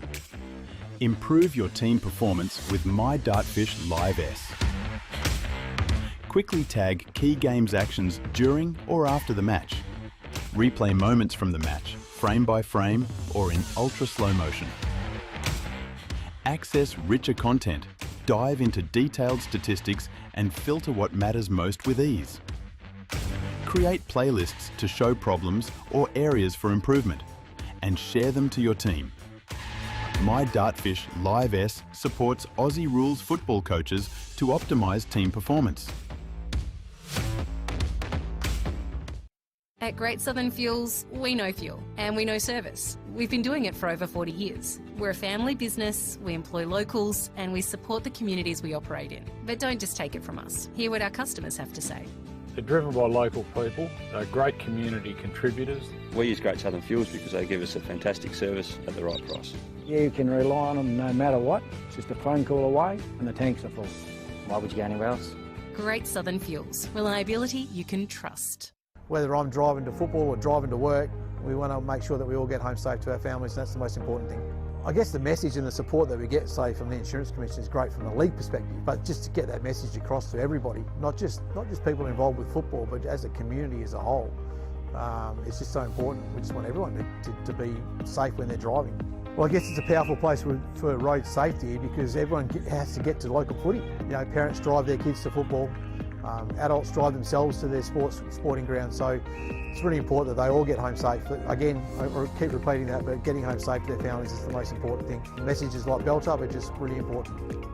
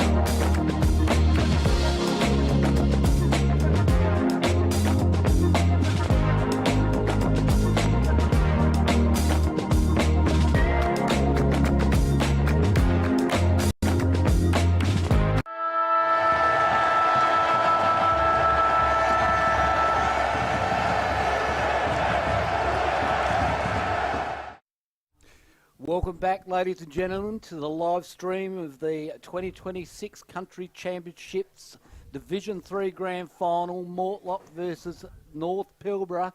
With a 7-point lead is North Pilbara. This is brought to you by the Construction Industry Training Fund.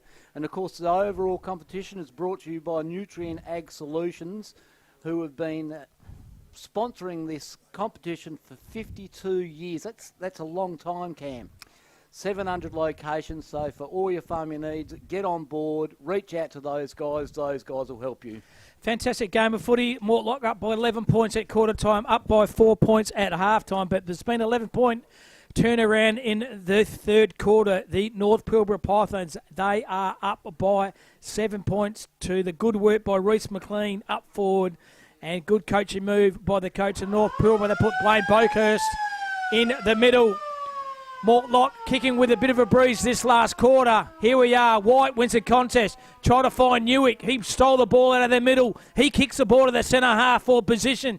Good defensive sport by the Mortlock. And the kick was okay. He pulled the trigger. He found White, though, for the North Pilbara. White, well done.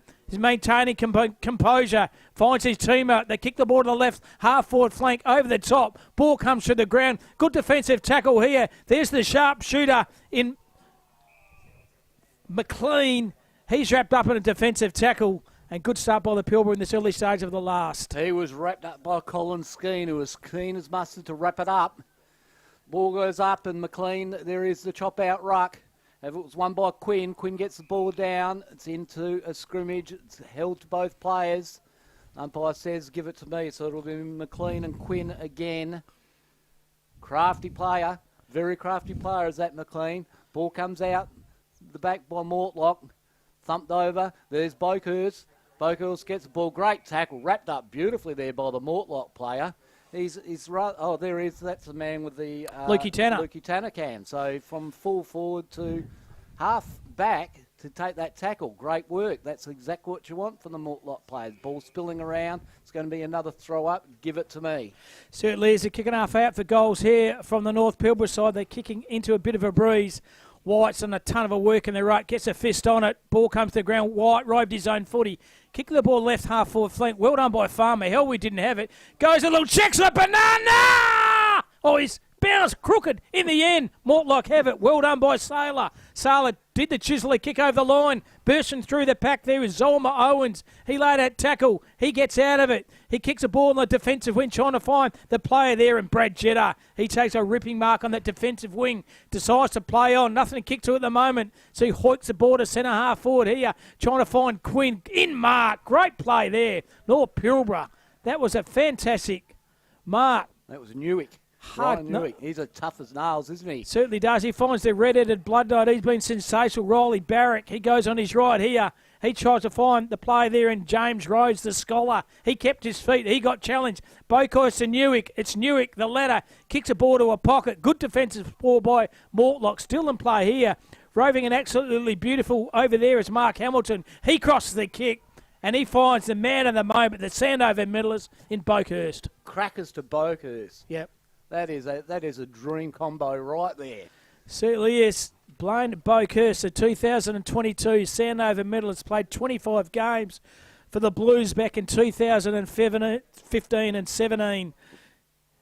Important kick in the context of the game, this one. Leans back on the kick. He's just pushed it wide, but it could be a handy point. The margin now, the biggest of the day.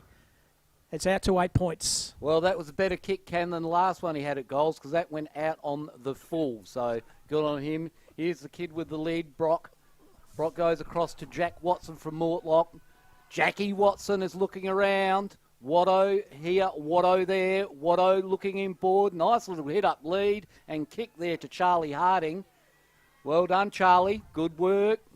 Turns and goes. Gets it across there to Shalaki. He's had a fair bit of the footy as Shalaki. Had it on a string. Kicks out wide here. Good thinking, 99. Across to Taylor. That's what they need to do. They need to chip it around, get the ball forward. No options there, so it's going back to Shalaki. Shalaki's looking inboard. Nothing to go to, so he's going to have to go down the line. It's a great kick. Slightly overcooked it, however. That's probably going to be a Lassou. Is it a Harry Lassou or not? No, it was touched before it went out. There's a little bit of a dispute. The Mortlock guy's going, no, that should be mine. But the umpire's overruled, and he's using his authority. And why wouldn't you? Person on the boundary line, bit of interest. Troy Newick, former player for West Perth and Subiaco. That's Ryan's old man. He's down on the boundary line. He's a bit nervous. There's his son. He's been a good player, Ryan Newick. Into the contest, plays for Dampier up in the North Pilbara. Playing for Subiaco, Perth, and the Korean Junior. Lays a good defensive tackle on. Did he win a flag for Subi, Newick? I think he did. His nephew, Ryan, the big fella. Pardon me. With the big dreadlocks. Umpire's going to throw the footy in 55 metres out here from the Mortlock's goal. They'll trail at the moment by 8 points. 4:42 going into this grand final. No tomorrow. Well done by White. Shrugged his opposition backman and Ruckman off the footy. Good defensive tackle. Excellent work then. Yeah. Holding the footy. It's back to the other way. White turned the footy over. Falls in the hand of Jack Watson. The kid with the lid. There's got a few of the lids out here for the Mortlock. Watson goes down to the right half forward flank. Big packet plays. Jetta roving front and centre. Goes to Tanner. Tanner tackled off the footy. Should be holding the footy. No, it's not. The umpire says, give it to me. No, it's going to go back still to the North Pilbara Pyth. They still have it in the back pocket. They was holding the ball. Clearly holding the ball. They pull the trigger. Good kick over there by Jarrett. He found his teammate. Lace out there was Lawrence Roberts. Roberts likewise. He found the big red head there. Player over there in Barrack. He barracked for himself over the top. He found Farmer, little chiseler down the line. They're out and about here. They got the 1-2. They're running hard. Farmer crossed the line. He can find either Newick or Roberts. It's the latter who has it.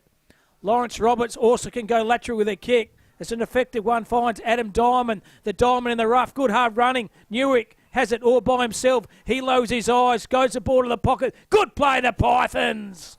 That is great work across the ground. Farmer's got that beautiful left foot, so playing up. Oh, he's going to turn around and have a shot, Colin Skeen. He's gone off the line, and the ball spills through for a behind. Well, that was great work, and seeing Farmer up the ground a little bit. Beautiful kick out here, and they just ran on beautifully, didn't they? They didn't even need Renton during that play. The Mortlock player takes a couple of bounces on the way out. Hands across the top. Hands back in.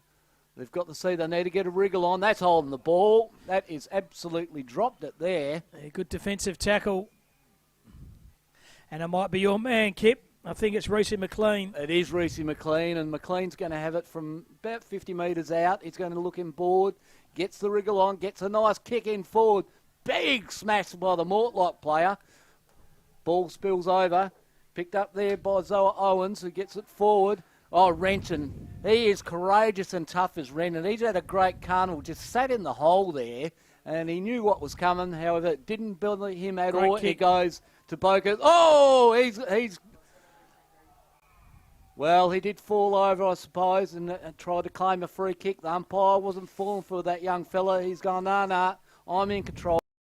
Give it to me, and I'll ball the ball up. So 9 points is the difference inside the forward 50 for the North Pilbara Pythons. There's White trying to find his teammate, run through the contest, so the Mortlock have it. Oh, good, courageous mark. Went back with the fly to the ball, took an absolute rippers. Darcy Smith. Smith has it. Hoiks around on the right boot, kicks the ball to the left half forward flank, trying to find White. He's been pushed out of the ground. Yes, blocked. The kick was there. It's got to come back here to the big Rutman, Jed White from the Karratha Cats. The kick was there. You can't block an opposition running at the footy. And Jed White said that'll be my free kick. Bit too out for goals. Should use Oliphant, but doesn't. White consuming a bit of time at the minute. We've gone 8 of those. Margin is 9 points. The Pythons, that's North Pilbara, they are up. It's a big Jed White, inside 50. Take a good kick from Mia. Goes around on the arc. Bit of distance with a kick, but because he got distance with the kick, he pulled it left for another minor score. Peppering Rain, the goals are at the moment kick. They are 9 goals, 7.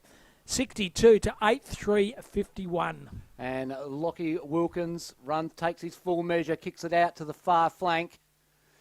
He's looking for his backup player. However, there was the numbers were with North Pilbara have held the ball in, and they've done that very well. They're set up behind beautifully all day of North Pilbara, and hence why we see them with a lead of 10 points at this stage. The umpire throws it in. Both rucks go at it. That was McLean who won that one. Ball spills around. That's holding the ball. Farmer. And again, that's Farmer. Put him up the ground, and he does it for you. Here's Harcourt. He's going to take some real estate as Harcourt. Harcourt goes straight down the middle. Hey diddle diddle, why wouldn't you? Oh, well done there by McLean. Fell out of his hands at the last moment. The ball comes down. That'll be Farmer. Farmer on his left. Is it you, beauty? How good is that, boy? That curled right to left on his left. Very, very similar to the way you used to kick it back in your day, Cam. Here's the replay. Dan Farmer picks it up like there's no tomorrow, throws on his left. He said, I kicked 6 one of the games. I'm going to kick another one here. So Dan the man Farmer. Handy little advantage now kept by the North Pilbara, been behind all day apart from the last quarter. They're up by 7 points at three-quarter time. The margin now has been extended to 16. Yeah, Cam, and he started that play and he ran on to enable himself to have that shot at goal, because he's been missing. And he's gone, no, I'm going to drill this one, and this is going to be fancy, and I'm going to drill it. So the middle ground once again. He's done a great work, Jed White, close to the best on ground. He tries to find his teammate. That was Diamond. Good, well done by Newick. Shrugged off the tackle, burst through the package. Watson kicks the ball to the left half forward flank here. Great set of jukes. Luke Tanner. Could be the quick reply. Only thing not going from is that hair bun. Everything else is going all right. You're not happy with that? I've got no hair where he's got the bun, Cam. So I would actually, if I had hair, I would have the bun. So would Timmy Lees doing the commentary in Division 2. So Tim wants a bun as well. So I might be outnumbered 2v1. Back to Tanner. He's kicked 2, 1 in the first and 1 in the third. Critical goal, this one, if he gets it. Tanner leans back on it. Gun barrel straight. Mortlock, they get one back. Lukey Tanner. Back Take to him 10 out. points. When the chips have been down, he's produced, hasn't he, Lukey Tanner? And tough down there, a tough forward. Doesn't mind barrelling a few players in. He's kicked 3. Remember that mark he went down in the back of the defensive 50, I think, in the second quarter. Oh, outstanding. Yep. So Luke Tanner, the boy from Gamelling, good effort. He's on screen. His opposition player said, "You're a good player, mate, but I don't like your bun." He said, "Well, have a listen to commentary." I've kicked 3. Because the guys in the commentary box, 2 out of 3 like me bun, so I'm keeping it on my head. I don't like your backman work, so I've kicked 3. Umpire throws the footy up again. It's Quinn versus Jed White. Critical centre clearance this one. Well done by Quinn. Hins the contest. Running hard, had it. There's a player there for the Diamond for the North Pilbara. Sitting in the hole there is Regan. Regan might have copped a throw or copped a high one. No, it's a throw. Out and about, it's Shalaki. He's been dominant as well. He has been very dominant, Cam. Shalaki has a footy just forward of the bullseye hit at Fremantle Community Bank over. He kicks the ball to centre half forward. Big pack of players. Ball comes to the ground. Well done by the North Pilbara player in hard court. He put his player under extreme pressure though. Ball still in the half forward flank. Anyone's ball at the moment. North Pilbara, they get it out through Bennett. Throws a ball on his boot. There's a foot race on. This guy is fast. Chanusa playing the minute. Look at the pace on him. 1, 2, have another one. 3, take another one. 4, and another one. 5, and another one. 6. Lights the beers up. Yeah! Goal of the day! Oh, my God! Oh, what have we just witnessed there, Cam? Oh, we witnessed something for the age. Look at the bounce. 1, count them, Kip. 2. Bang! Goal! And do you know what Bokus did too? He's calling for it. Then he goes, "No, hang on, I'm going to shepherd you. You go, boy. You go," and he did. Oh, electrifying pace. Wow. Man on the screen here. Pretty sure it might have been Shannon Cole. Cole, oh my God. That's Coyne, Shannon Coyne. Look at him. The North Pilbara interchange bench go absolutely ballistic. He's going to coin his own phrases from now on. He'll do that replay. That was absolutely sensational. Was it Edwards Hoppers? I know. I think it was Coyne. Geez, that lads are alike. In the middle of the ground here. Well done by Bokus. He can find Newick. Newick through traffic. Lowers his eyes. He kicks the ball the left half foot. Trying to find Farmer. Farmer under the contest. Hamilton, that's crackers. Push off the ground is effective. Still in play here. And boy, oh boy, that goes down as one of the highlights of my years of calling country footy. That is the best I have seen. Mark that in the bank. Put it in the book.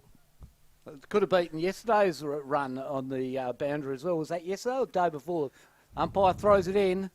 It's a 50-50 with the contest there. The ball is held to the Mortlock player, and the umpire says, "Give it to me. I'm going to throw it up, boys. We'll see how we go." Mortlock under all sorts of pressure. 14 minutes in, 6 minutes to go. Ball spinning around. Picked up by the North Pilbara playing Farmer. Whoa! Got in there. It's Tristan Pearson. Thanks for coming. Good work by both players there. The umpire throws it up, gets the ball moving. McLean grabs the ball. However, somebody was held off the ball, and that would have to be... Oh, that's Shalaki, of course, Cam. Should have known him by his hairstyle. Great hairstyle. Doesn't over the bun across the car. Another great player, however, it's an errant kick. It's picked up by Carr, no good. Picked off by the North Pilbara player. Goes inboard. One hand there by Newick. Ball keeps spinning back. Comes back. That's a good mark there by Quinn. The ruckman gets it out and across. Kicks it forward. Here's a chance here for Harding. Oh, great mark. Renton in front. Riley Barrett kicked the redhead. Is it? Barrett, he's been great. A rock of Gibraltar all day. Kicked it out to Marr. Marr spins and turns. Dishes off to his mate. His mate goes forward. He's looking for McLean. Oh, that is a great contested mark over McLean there by Lockie Wilkins. So Wilkins has the footy here, running out of time at the moment. There's about 5 minutes to go. 16 points is the advantage of the Pythons. That's North Pilbara. Good solid mark in the middle. Oliphant said, just calm the farm. We've got this game in the bag. We'll be drinking a couple of quiets tonight. Crather and the whole area of the Pilbara will be going off its chops. Goes down the line to Bokus. He's fell over. Picked up beautifully over there is McLean. McLean found his teammate. Nothing to see here. He finds Ma. Ma can find Bokhurst. They send over Middlers. Oh, sells candy to himself. Wanted a cobber. Got a caramel button instead. Go through the traffic. Got Chandler's high. Good defensive tackle there by the Pythons. Play onto advantage. The Rhodes Scholar. He goes to left half forward flank. There he is. Crackers. Cop one high, surely. Hamilton has the kick. It might be over. Crackers, Hamilton. Take a bow, son. How's Bokhurst? Sold himself his own candy. He didn't know he wanted a cobber, a chocolate caramel, or caramel slice, or a freckle. He said, I have none of them. Caramel button. Mustic, frogs. Python. Pythons. Python. Oh, they are the Pythons. He'd be going for the Pythons, no doubt about that. He deserves a bag of Pythons if he kicks this one. Does Crackers Hamilton for his second. He's about 35 out. Not much breeze to speak of. It's off to the right. Comes back in, drifts in, hits the woodwork though. That was a great kick, great distance. Mortlock players, that's what they have to do, just get the ball forward. Oh! Nearly a big grab there. Hands out, it goes across to Quinn. Quinn gets hands out again. Double hands out onto the flank. They've got a player clear out in Mortlock. He swings round on his left. Tanner. He goes and across to Tanner. Tanner looks forward. Great kick. Lovely kick. And they are going to have a shot there, and that is Jackson Saylor. Not much time, 7.5 minutes to go. You got to go quick, Saylor. He does. Otherwise, the breeze is going to pick up. Saylor straight through the middle, you beauty! Game on here still. About 2.5 minutes to go in this grand final, Division 3 between North Pilbara and Mortlock. Mortlock have been in front all day, apart from the third quarter. North Pilbara, the Pythons, they are still in front.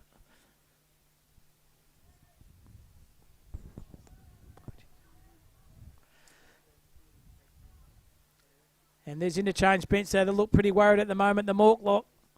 Rather chilled down there, Cam. Certainly is. 10-3 to 11-8. Change of ruck. Shellac has gone into the ruck for Mortlock. So Shellac doing the ruck work versus Big White. White wins the contest, brings the ball to ground. Trying to rove his own footy, getting it out there is Zolma Owens. He tried to find his teammate. Well done. Should have used Farmer, but didn't. The Pythons that go forward. Helwyn didn't have it. Oh, pick up below his knee was okay. Overcooked the footy. Well done by the Rhodes Scholar. Kicks a ball to the pocket. Big margin on here. Stood his ground. Might have push out of the back. It's a kick head to the Mortlock. Play on the advantage. No time to go. So they hoik the ball down to that defensive half back. Good spoil by the Mortlock, but they have the footy here, urging a play, run in it. They kick the ball to the left half forward flank. Oh, good mark. Ball comes to ground. Well done by Moore. Can use Shalaki. It's Moore. Goes on his left boot. Centre half forward. Defensive spoil was very good by Hardcourt. Bring the ball to the ground. Well played Hardcourt. He should find Bokhurst. He's wedged between. Here's the pace again. Can the ball stand up? No, it doesn't. Moore over the top. Should use a player in the middle. 19-11. 55 seconds to go. Great tackle by Farmer. Held to him. No prior ball up. That is great work all round there from both teams. They are pushing hard. Do you want to go there? Yep. It's coming through the contest here. Socket off the ground. Pretty good. Umpire has it. Still no advantage. Umpire says give the ball to me. Not too long to go now. Time could be the enemy. It could be the North Pilbara side. They might be singing from the chandeliers here. Going through traffic. Well done by Yo. Yo trying to find his teammate. He's also wrapped up in a defensive tackle. Not too long to go. North Pilbara, they might be playing in Division 2. They are! North Pilbara Pythons are 11 goals 8 to 10 goals 3. A margin of 9 points. North Pilbara have pulled off an absolutely ripping game of football. Major goal scores, first of all, for the North Pilbara side. 4 goals to Reese McLean, 2 goals to Shannon Cole, 1 goal to Newick, Skeen, Farmer, Hamilton and Bokhurst. And for the Mortlock, 3 goals to Tanner, 1 each to Jetta, Harding, Moore, Shalaki, and the other Moore, Jackson Saylor and Sean Smith. What a fantastic game of footy here. North Pilbara, they are victorious. They are in Division 2 next year. What a great grand final we had. Just witness then. Highlights are aplenty. And we're going to go down on the ground. We're going to try to get shortly the best on. Better get my breath. That was a great game of footy. 11 points for the margin. Mortlock up at quarter time, up by 4 points at half time. North Pilbara up by 7 points at three-quarter time, and they were victorious by 9 points at the end of the play. 11-8, 2, 10, 3. 19 scored shots to 13. And that one was one of the best grand finals I've seen in a long time.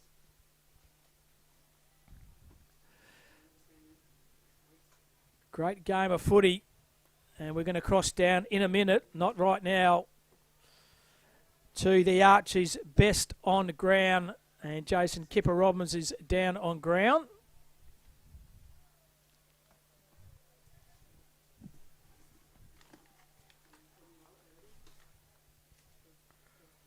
And down to ground to Kipper, got the best on ground. Reese McLean, what a game, mate. Congratulations. You were outstanding out there. You were our best on ground. Thank you, mate. How does that feel? Oh, it feels awesome, mate. It's my first time in Perth. First time playing for the Pilbara. I just moved from Darwin, so this is like a really good experience to me, you know, playing game football with the boys. I want to say congratulations for the Model boys to making the grand final, but fortunately didn't win today, and big congratulations to us Pilbara boys. You know, we worked hard to get here. We're from different clubs, but we represent just one Pilbara, so it was amazing to be here, mate. Oh, it was a united club, and that's why you guys played throughout the whole carnival. And you do chop-outs in the ruck, and you've got a beautiful little deft touch. You practice that often? Yeah, all the time, mate. Like, I've been playing since I was a kid, so like I'm a bit like anywhere, you know, ruck, forward, back, yeah. So fantastic, mate. It's just happy to enjoy this experience, and thank you for everyone to putting this game together. So yeah, mate, enjoy the win. You deserve it. Thank Congratulations again. You take care of yourself. I just want to give a shout out to my South Headland boys back in to my Swannies club back in South Headland. That one for you boys.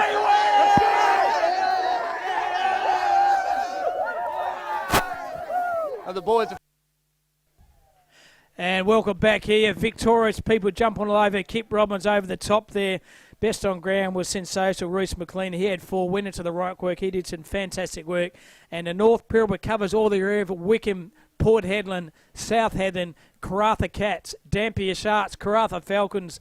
A fantastic area of the world in WA is the North Pilbara region. If you ever want to go out for a holiday, go out and see that red pinned down dirt. It's absolutely sensational. But you've witnessed one of the best games I've seen by any kind of competition there. And the goal of the day, the highlight, Shannon Coyne, number 8. Absolutely sensational. And I tell you what, the beers will be flowing in the Pilbara region of Western Australia. Came under underdogs because Mortlock were undefeated. They beat the North Pilbara side by 10 points in one of the qualifying games, but it didn't matter. Qualifying game is a qualifying game. A bit different when the grand final on the big dance. It does not matter, and it did not matter to the North Pilbara side. They had plenty of good players over the ground. Ryan Newick was sensational. Boakhurst was good. Jed White in the midfield and in the ruck was sensational. And as we said, Reese McLean, he kicked 4 snags up forward and also in the ruck as well. A fantastic contribution by him. Mortlock, very good players by the Moore brothers, both James and Thomas. Jacob Carr was very influential as well. Alex Quinn in an undersized effort in the ruck as well. And Tristan Pearson down back, the flying mullet, number 49, was pretty impressive. But boy, Division 2 next year, the North Pilbara side, they'll be celebrating long and hard in the Pilbara. Don't you worry about that. And looking wait for the presentations down there out on the ground. Organised here by Country WA. And a good opportunity here to thank also Jack doing the producing behind the scenes. But if this is any stance what the next 2 games you're going to see, you're going to witness a fantastic Sunday of country footy WA, because that is a ripping start. North Pilbara victorious over the Mortlock by 9 points. And Brent Sheridan down on ground trying to execute some kind of organisation amongst the crew. Healthy crowd at the moment. It's up to 2,000 at the moment coming through the Fremantle Oval and still coming their way through. The crowd are at the moment. Kip, the boys seem pretty happy out and about. Didn't get drenched in Gatorade? No, not drenched in Gatorade, but God, the excitement and fun, just like the energy was just massive, Cam. So, and what a great fella too, you know. Like Was he said, humble? And like what he was saying was, you know, they come from vast geographical areas, you know, and they don't get to see one another much. So they, you know, they made it a point that they're going in hard and they're going to have a win, you know. And I said to him about rucking. He said, "Yeah, I'll ruck. I'll go forward. I'll go wherever they need me." Fantastic. Just an all-round talent, an all-round nice guy. So Reece McLean had an absolute cracker, and he deserved that. But Kip, like you said, they come from Wickham, for Port Hedland, South Hedland, Karratha, Dampier. So the geographical spread of the North Pilbara is huge, and they've come together as a collective and as a team. And you could feel that bonded spirit amongst the lads, couldn't you? They just wanted to win. They went in the underdog, as I said. Mortlock only lost one game. That was to them by 10 points. And that's it. Streaming down live now. Well, testing. All right. Excuse me, lads. Welcome everybody to the 2026 Nutrien Ag Solutions Division 3 Grand Final. Congratulations to our two grand finalists, North Pilbara and Mortlock. Can everyone put their hands together? Over the last 3 days, we have witnessed some outstanding football. I'd like to take the opportunity to acknowledge some key people for allowing this to happen. Firstly, to the South Fremantle Football Club and the other grounds that have hosted the country championships. We're incredibly grateful for your ongoing support and how you welcome our country people to the city. To Nutrien Ag Solutions, who are now into their 52nd year of supporting the Country Football Championships. They've contributed in excess of $2.9 million over this time to country football and much more at a local level beyond. And these championships wouldn't be possible without their ongoing support. Thank you to Andrew Duperuzal, Joe Georgiades and the entire Nutrien Ag Solutions team for their ongoing support and partnership of Country Football WA. I'd now like to call forward Joe Georgiades on behalf of Nutrien Ag Solutions and Country Football WA board member Greg Baird to assist with today's presentations. Over the duration of the country championships, we have seen over 50 games of football played across our Colts and men's divisions, with over 60 umpires coming from regional WA to umpire. The standard of umpiring has been excellent in general. Can everyone put their hands together, please, for the umpires? I'd like to call forward boundary umpire Ollie Whitfield on behalf of today's Grand Final umpires to accept the medallions for their selection in the Division 3 Grand Final.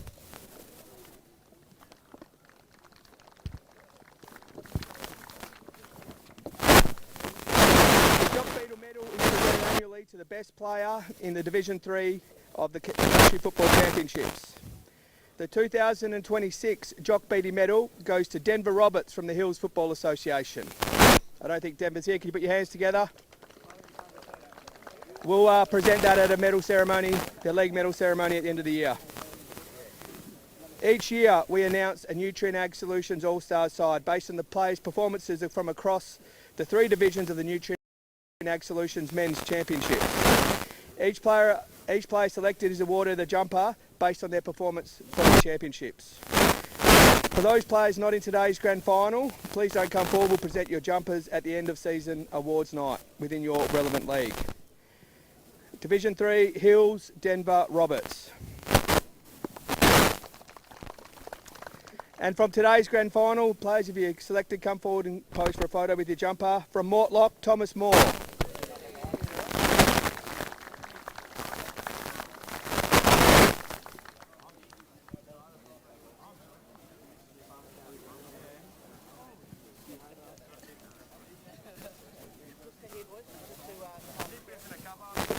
From North Pilbara, Ryan Newick.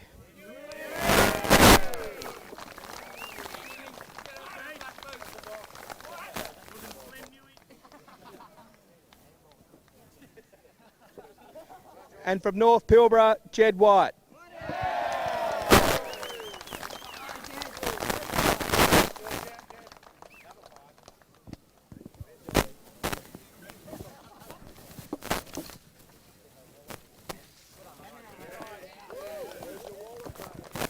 Nutrien Ag Solutions medal is presented to the best on ground in the Division 3 Championship Grand Final. The winner of the 2026 Nutrien Ag Solutions medal is Reece McLean from North Pilbara.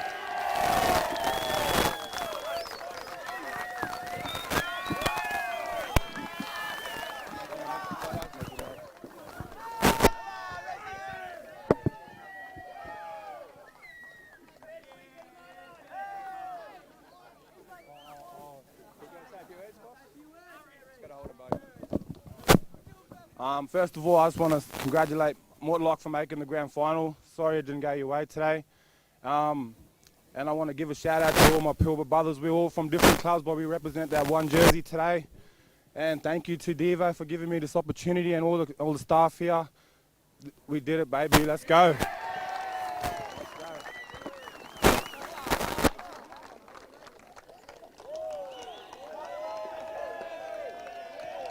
I'd now like to call forward Jaden Hewer of Mortlock to say a few words on behalf of his side.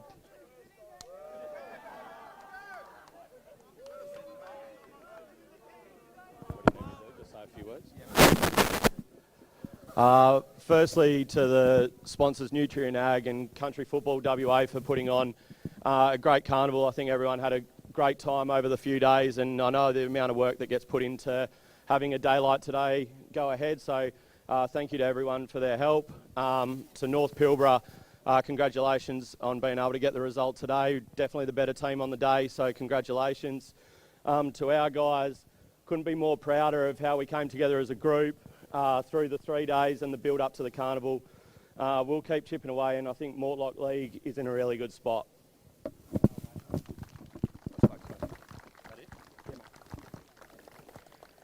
I'd now like to call forward the Victorious coach David Van Rolt to say a few words on behalf of the North Pilbara side. Thank you. Firstly, thanks Mortlock. We identified you guys to be probably our biggest competition even before the tournament started, and that proved to be the case. You're really well coached. You're a very skillful side. You've got some gun players in there. So for our guys to come away with a win is a massive effort, and I couldn't be more proud of you guys. Again, as was just said, you know, all from different clubs, but we came together to represent the Pilbara, and I think you did it amazingly well, boys, and congratulations to everyone else. And just finally, we definitely wouldn't even get off the ground without the help of lots of people, but three in particular. And that's Jade, Pup and Maney, who just put in a massive effort for weeks.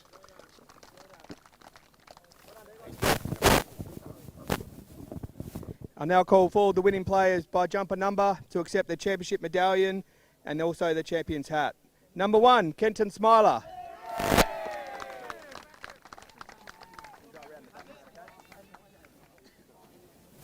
Number 2, Cohen Regan.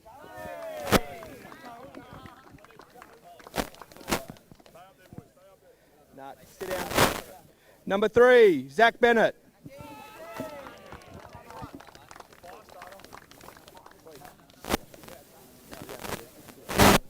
Number 4, James Rhodes.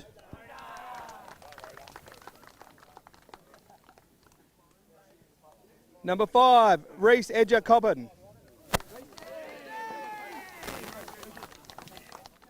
Number 6, Ryan Newick. Number 7, Jackson Mayer. Number 8, Shannon Coyne. Number 9, Harky Harcourt. Number 10, Adam Diamond. Number 11, Lachlan Vigor.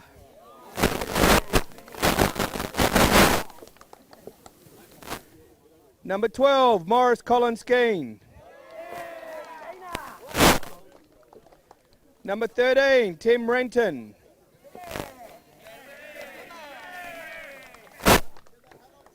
Number 14, Will Muscat.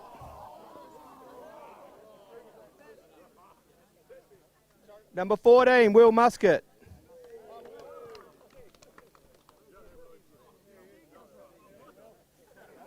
Number 15, Daniel Farmer. Number 16, Jack Georgiades. Number 18, Lawrence Roberts. Number 18, Lawrence Roberts.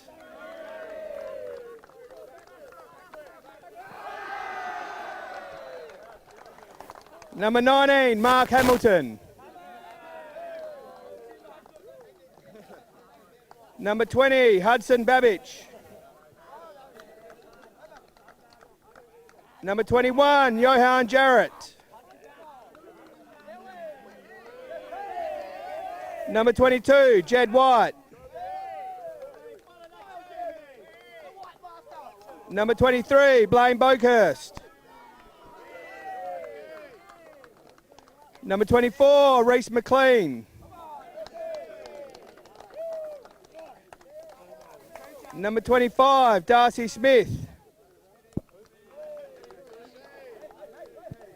Number 27, Riley Barrick. Number 28, Brad Oliphant.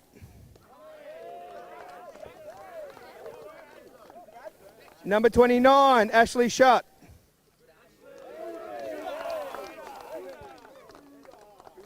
Number 30, Wade Rumble. And the captain, number 17, Ben Main.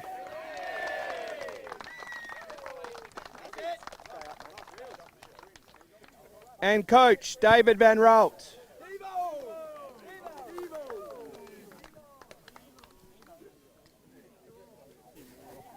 Yeah, afterwards, yeah, we'll give him after. I'd now like to call forward Joe Georgiades to present the championship shield to the winning captain and coach. Congratulations, North Pilbara.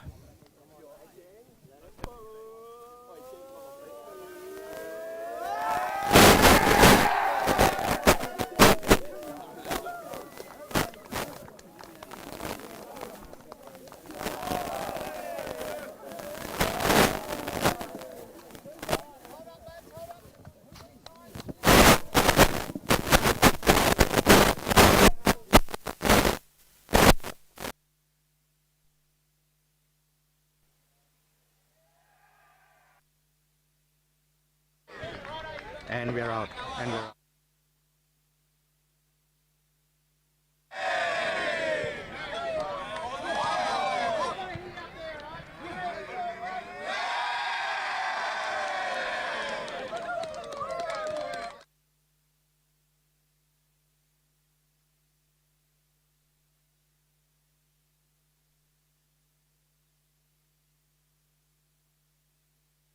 Welcome back. The North Pilbara Division 3 Championships for the Nutrien Country Ags Championships. We've got the Robbins boys out, and the B team are going to cover this game. My name's Ian McNeil. We've got Tim Lees on the boundary line, just trying to find Mel Salzberger, the chairman of the WA Country Football, to have a chat after she flips the coin. We're going to bring you the Division 2 Championships, the second of 3 games today, but due to get underway in about 10 minutes' times. We've got the Tricolours, the Eastern Districts Football League, up against the Central Midlands Coastal. For those playing at home, we've got the budget. There are a few changes. For Eastern Districts, wearing the number 5 today is Benson Alvaro, son of the great Pep. And that's about it for the changes for them. The captain is Frank James. I reckon he might have been rested yesterday. These two sides played yesterday in a dead rubber for the prequel for the grand final, which Eastern Districts did get over the top, but everyone, I think, was just in cruising mode. Host of changes in the budget for the Central Midlands Coastal, including one of the biggest outs is the captain. Todd Kenny will not be playing today. Haven't got to the bottom of the reason why not, but he isn't out there. He's going to replace wearing the number 15 by Josh Harris. Instead of the number 9 of James Harold, he'll be wearing the 35, and Angus Lorison will be wearing. It's right down to Tim Lees as we speak. And I'm live down at Boundary Side here. Tim Lees for Filming Footy, and I'm very lucky to have Country Football WA big boss, Mel Sulzberger. How are you, Mel? Very well. You said that very well. Thank you.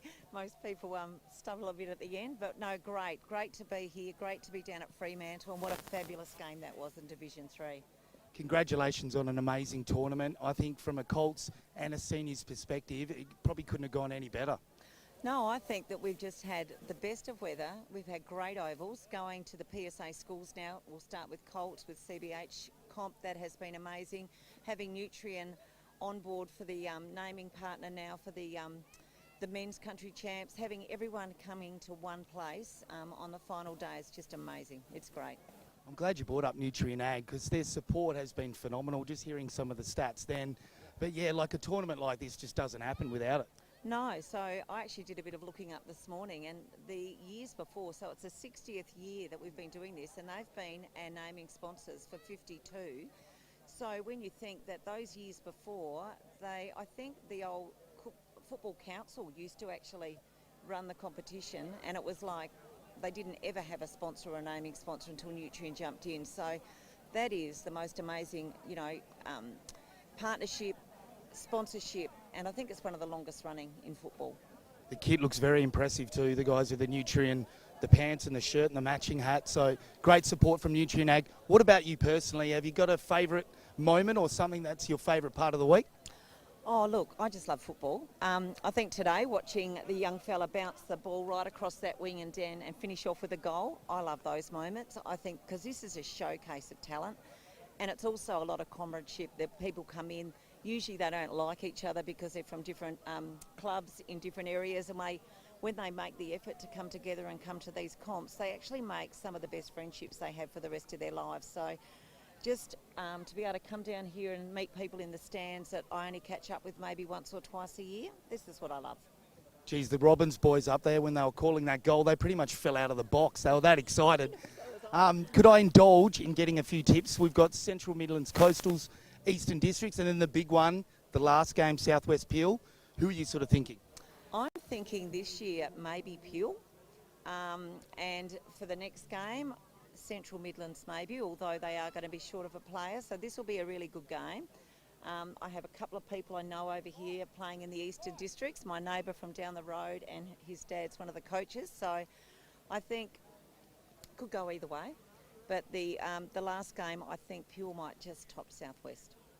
Did you catch Eastern Districts kicking a goal after the siren to win the other day? It was incredible. I caught that one online because having this broken wing at the moment, I've been walking everywhere and I can't drive. So I was here all day yesterday and I've been watching all the social media, which is fabulous and really well done by Zoe. The way it's been pushing through, it's great to watch. Thanks so much for your time. I know you're busy on a day like this, but it's great to chat footy with you.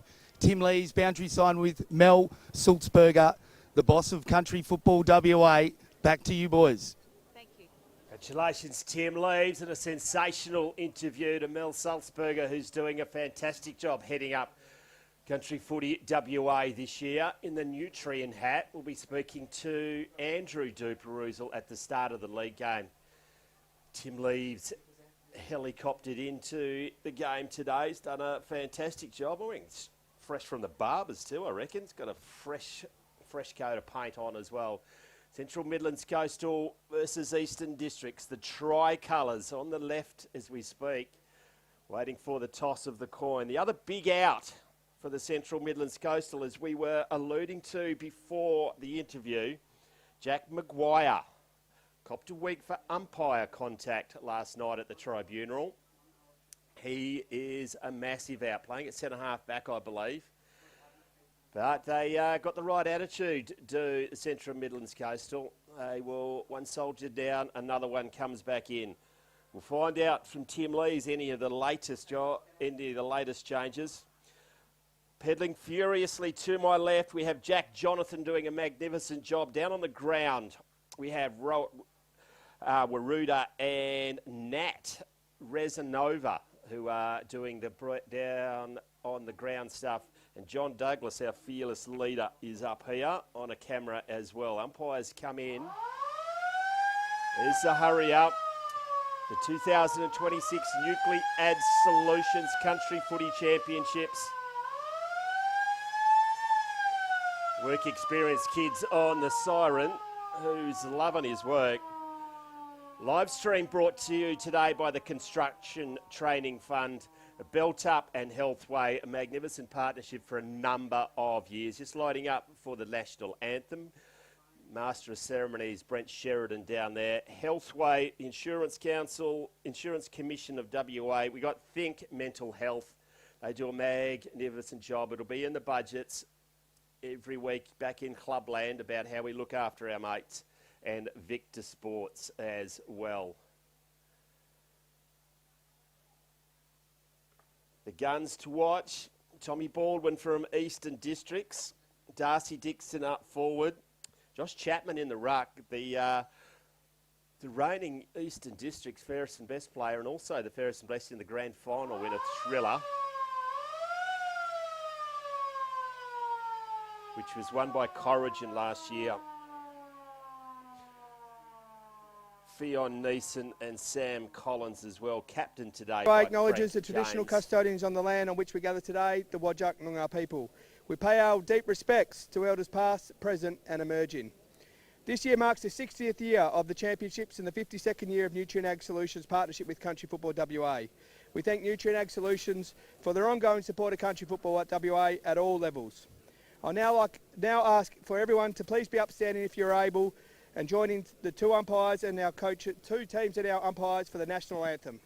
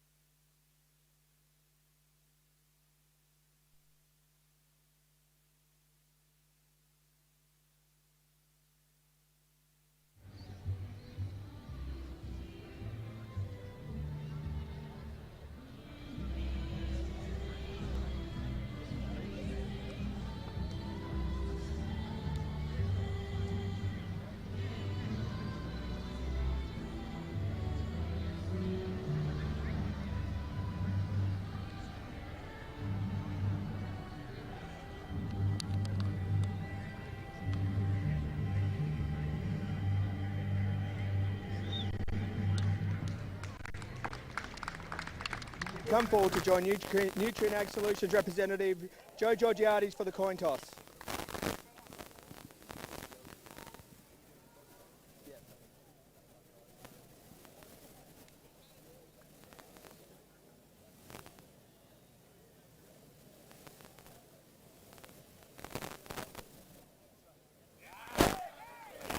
Thank you and good luck to both teams in today's Division 2 Grand Final. Eastern Districts have won the toss. Frank James, and will be kicking to the left of the commentary dial. You're on Huddle Watch, Tim Lees. What's your thoughts? Yeah, look, I think my initial thoughts are you can't split them. Look at these two huddles. They are completely around each other, aren't they? But I did like Eastern Districts, how sharp they were, coming out for an early kick as well. They look really switched on, but look, I don't think it's going to play into actually who wins this contest. Both sides pretty desperate, pretty tight around the huddle, mate. But if I had to give it to someone, I'd probably go Eastern Districts. Well, that means I'm contractually obliged to go to the Coastal, except for Raylene Wright. Said you prefer to call it the Midlands Footy League. Those two joined together a number of years ago, and they've been a powerhouse competition. Fascinating contest, some big outs for the Central Midlands Coastal. Todd Kenny, he's not playing today, the captain, and Jack McQuee, the centre half back. Got a week last night at the tribunal for umpire contact. So, big hit. So that'll a couple of big outs. Well, it's very relevant at the moment, isn't it? We're at the top level as well as in all levels. You just can't make contact with umpires, whether it's accidental or not. You just got to be more careful. But it was interesting because Mel Sulzberger was all across that out. And that's why, but she still tipped Central Midlands Coastals. Oh, there you go. Mel's on board. We love an umpire with a head with a man bun as well.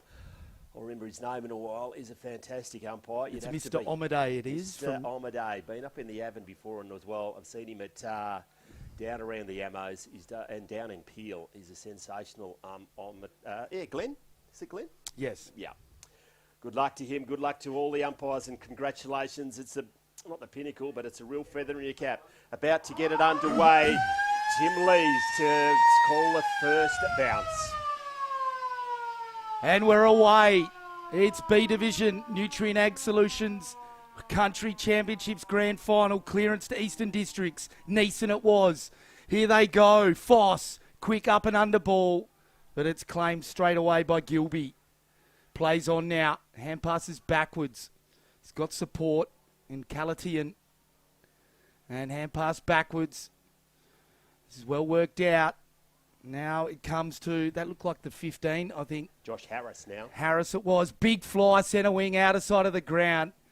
A free kick's been picked out, and it's going the way of Eastern Districts. So in the bright orange boots, just taking his time. Now goes with the left foot towards centre half forward. Good one-on-one contest. Both players miss it because they were bodying up. Breaking through a couple of tackles. Outstanding, but they've coughed it up. Eastern Districts through Spinks, goes backwards. They kick to the hot spot. Players set off hands and it goes out of bounds. Right full forward pocket inside the first minute, Macca. The grounds down the country in the city, a little bit different from the grounds where they used to be playing on. There's a lot of people falling over the last few of the whole tournament, aren't they?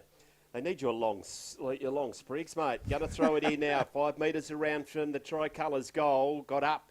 Good. Well done there by Coastal. Now they've tackled. Do they clear? Eventually sold some candy but dropped it. Lucky to get away with it. Going towards the boundary line. Bouncing ball's going to get chopped off. It's in the hand by Cowie. I don't think they check boots before the game anymore. You'd probably be able to get away with massive long stops. Yeah. It's not 15. Surely going to be called a play on. Dodges just a little bit too easy. Then kicks it over the head of his intended target. Lions fortuitously in the hands of King. He goes wide, gets it to Price. Now they're off. Gets it to the runner from behind, rewarding the run. It's inboard. That's our man Harris. Well chopped off there by Collins. Sam Collins goes inboard. Now inside 50, putting it out in front, or chasing it casually, it must be said. How the guns on Collins. Bernardin, he goes inboard once again. It's a good kick, and it's an even better mark. And that's Frank James. Oh, it's taken him off him for... I think it looked like Alexander for Eastern Districts, the big fella. Got taken off him. I thought it was a clear mark. I don't think he liked the slap afterwards. Didn't think there was much in that, eh? No, not here, not at all. Goes to Lorison at centre half back. A small short kick again. It's gone over the head once again to his intended target. Just waiting now. He's met. Does he get out of it? He does. It was high. Now he's going to take advantage. Goes down the wing. Just bombs it long. The man in front should mark, but reading it better. It's Central Midlands Coastal. Just pops the ball out front. Look at the wheels of the Coastal boy. Runs in on the... From point blank range, Leo Lambert gets the first on the board. Speedy Gonzalez Lambert will get this replay here. Macca, talk us through the replay. It was an intelligent kick, wasn't it? Just put it out in the front. And just the man with the wheels. Just a blur comes from the left hand of the screen, a yellow and black one. But that was a great goal. And I tell you what, that back lead inside 50, when all your players push up out of the zone, just popping it over the top and letting players run onto it, it's just a great strategy. And as a full forward, I used to do that a lot, particularly with some of my midfielders. Just run away from the ball and let everyone else do the hard work. You'd lead up and you'd be covered, but then you'd just go duck back and the ball would just get placed there nicely for you. Back in the middle. Nutrien Ag Solutions scoreboard. 1 straight plays. Zip. Good tackle. And Collins again. He's got a gun show going on. He's flexing, gets some run, and the kick for Eastern Districts comes to left half forward. Trying to keep it in, but can't. And that looks like Neeson. Doc. The Doc. So we've got Ruck's about to go at it. And the Corrigan boy, Burton, he's going up for Eastern Districts. Good contest in the end. It was Hine in there as well. Couldn't pick the footy up. It was Spinks. And they go towards centre wing. Central Midlands, big spoiling attempt. They left it behind though. Here's Griffiths. couldn't pick it up. The cavalry arrives for Eastern Districts. It was Foss, couldn't pick it up, and we've got a ball up in the true centre forward position in the end for Central Midlands, Macca. Ball up, Chapman makes it contest, gets the ball down over the Central Midlands Coastal, does the Coastal, gets it back to his teammate in Gilby, goes forward, good kick. Calling the milkman, the Gilby. Had a kick with GWS, I don't know whether you heard of him, but wow, what a comeback by those boys yesterday. It was a perfectly weighted kick, even though it was a little bit ugly off the boot. Just allowed the sliding mark, and it was on the chest, easy as you like. I don't know who the hell it is. You tell me when he's going to have a shot from actually nearly 40 metres in the end. Crosses the paint of 50 now. Puts the ball up in the air. Going right to the line. Martin gets a great start. Jager Martin for the Central Midlands Coastal. All of a sudden, Nutrien Ag Solutions scoreboard 2 straight. No, I've stitched you up there. I thought we were a team. Absolute stitch up. Thought we were a team. I know. Yeah, look, when we're in the clubhouse later on, mate, I'll fix you up. So do we know? Looks like Williams, number 13. He's finally turning around. Yep, James Williams. James Williams from the Dandy Saints. I was close. 6, 13. Well, 6-7. Oh, stop it. So back in the middle, Central Midlands Coastal, they've kicked 2. They're on the board in commanding fashion. Eastern District still searching for their first. Ball in dispute. Collins crashed his way through. Oh, that's ball. Oh, grabbing the footy, trying to get it out. See you later. Umpire McNeil called it early. So free kick going the way of Eastern Districts. They're going to be able to pump it inside 50. Alexander's the big target at full forward. Now it comes in. He clears Alexander. But Dixon, I think, has got the mark. Darcy Dixon. He knows where the goals are. Macca. Dynamite the other day when I saw him. Might have been rested yesterday too in the last game, I think. So Darcy Dixon, he could kick this with his eyes closed. Wow, you're not getting invited to the post-game celebration anywhere soon. As it left my mouth, I just knew. The kiss of death. Look out, there's rocks coming through the commentary box as we speak. Mainly from the arm of Trevor Cosgrove. You do not want to make Big Red Trev unhappy. I think I've just made John Douglas. Central Eastern Coastal are going to clear it. Not 15, called to play on. It's the good short ball that's doing all the damage for the Coastals. Now they go over the head. That's a magnificently weighted kick. Does it sit up? Doesn't need it. Goes to the World Cup soccer. Do they keep it in? They do. Going to go around the corner, just waiting. He pops it up. Is it going to bounce through? Clean bowled. Now trying to keep it in. His Worrell goes out. End to end by Central Midlands Coastal. It's that short kick is just opening the game up, Kim Lees. Worrell. Robbie Worrell, distant relation of Frank Worrell, I think. Looking for getting to the stateside, I think. They're looking at him. He's excitement machine. Coastal, they can't find it there with numbers. The tricolours, they can't it out. It's not going to be out of that maul. It's going to be a ball up 30 from the Coastal goal. He must have spent a bit of time in the Caribbean. Maybe St. Lucia. Geez, I'd be the only one who'd get that reference. Here we go again. Burton did the right paw back right. Worked that one out. Socket off the ground. Here's Worrell. Wow. He kicks the goal. Put your glasses down. Central Midlands have kicked the first 3 goals. It's officially a good start, isn't it? Consecutive goals. The gauntlet's been thrown down and they've slapped both cheeks before they've done it. How will they respond, Eastern Districts? They've got to find a way, don't they? As we try instant replay. Worrell brilliantly rode. Just been in the right spot. It's the most dangerous spot in the footy field, top of the square. 9 minutes gone, first term.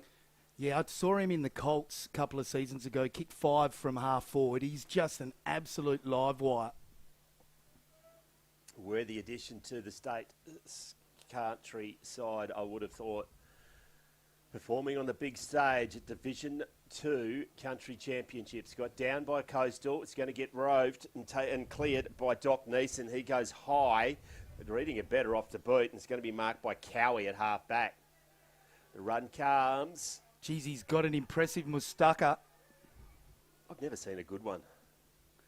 No, I reckon Tom Selleck. He's a Tom Selleck. That's exactly what I was about to say. Goes wide. No, going to sense his teammate a fair bit of work and not going to keep that in. Probably needed to do better with that one.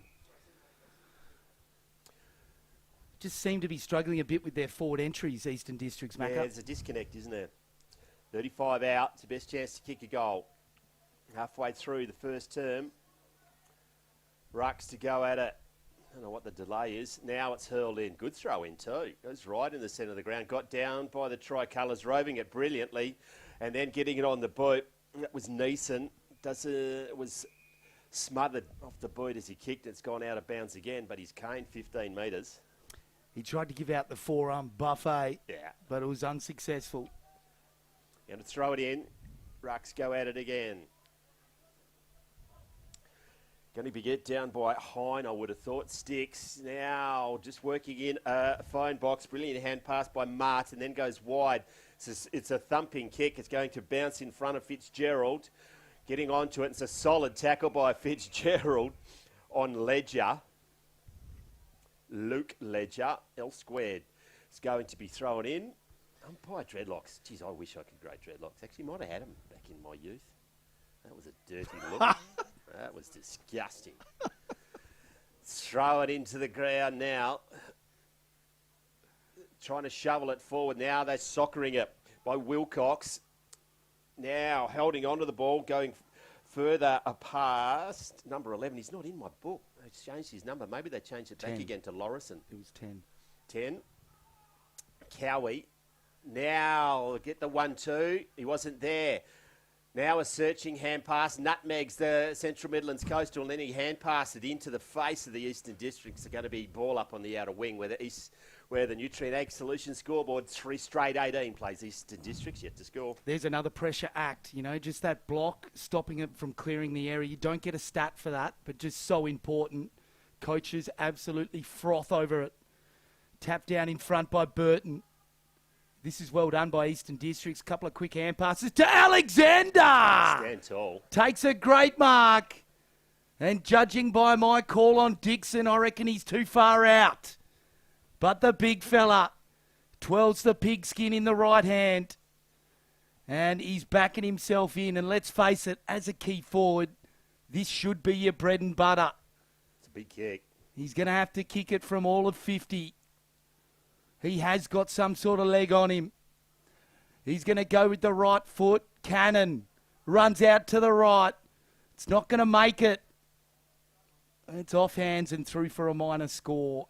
And so often you see that, Macca, players trying to run out to the side to get more, but it ends up shanking the kick. They do a bit, goes straight in. It was over the head in the end, but the numbers now are with Eastern Districts. It's a searching hand pass, but it bounces. The pressure from Central Midlands Coastal is extreme. They wrap him up again. They force another ball up. It's Worrell, a long way from home, but getting to the contest. It was Palatay gets the down. No, it's not. He's 30. It's Burton. They've got a loose number here. A couple at the back of the stoppage, Central Midlands. Can they capitalise? Burton for the tricolours belted forward right in that spot where all the numbers for Central Midlands Coastal. Now they're going to get it through Harris. Forward, running back with a flight of the ball and marking it is Tommy Baldwin.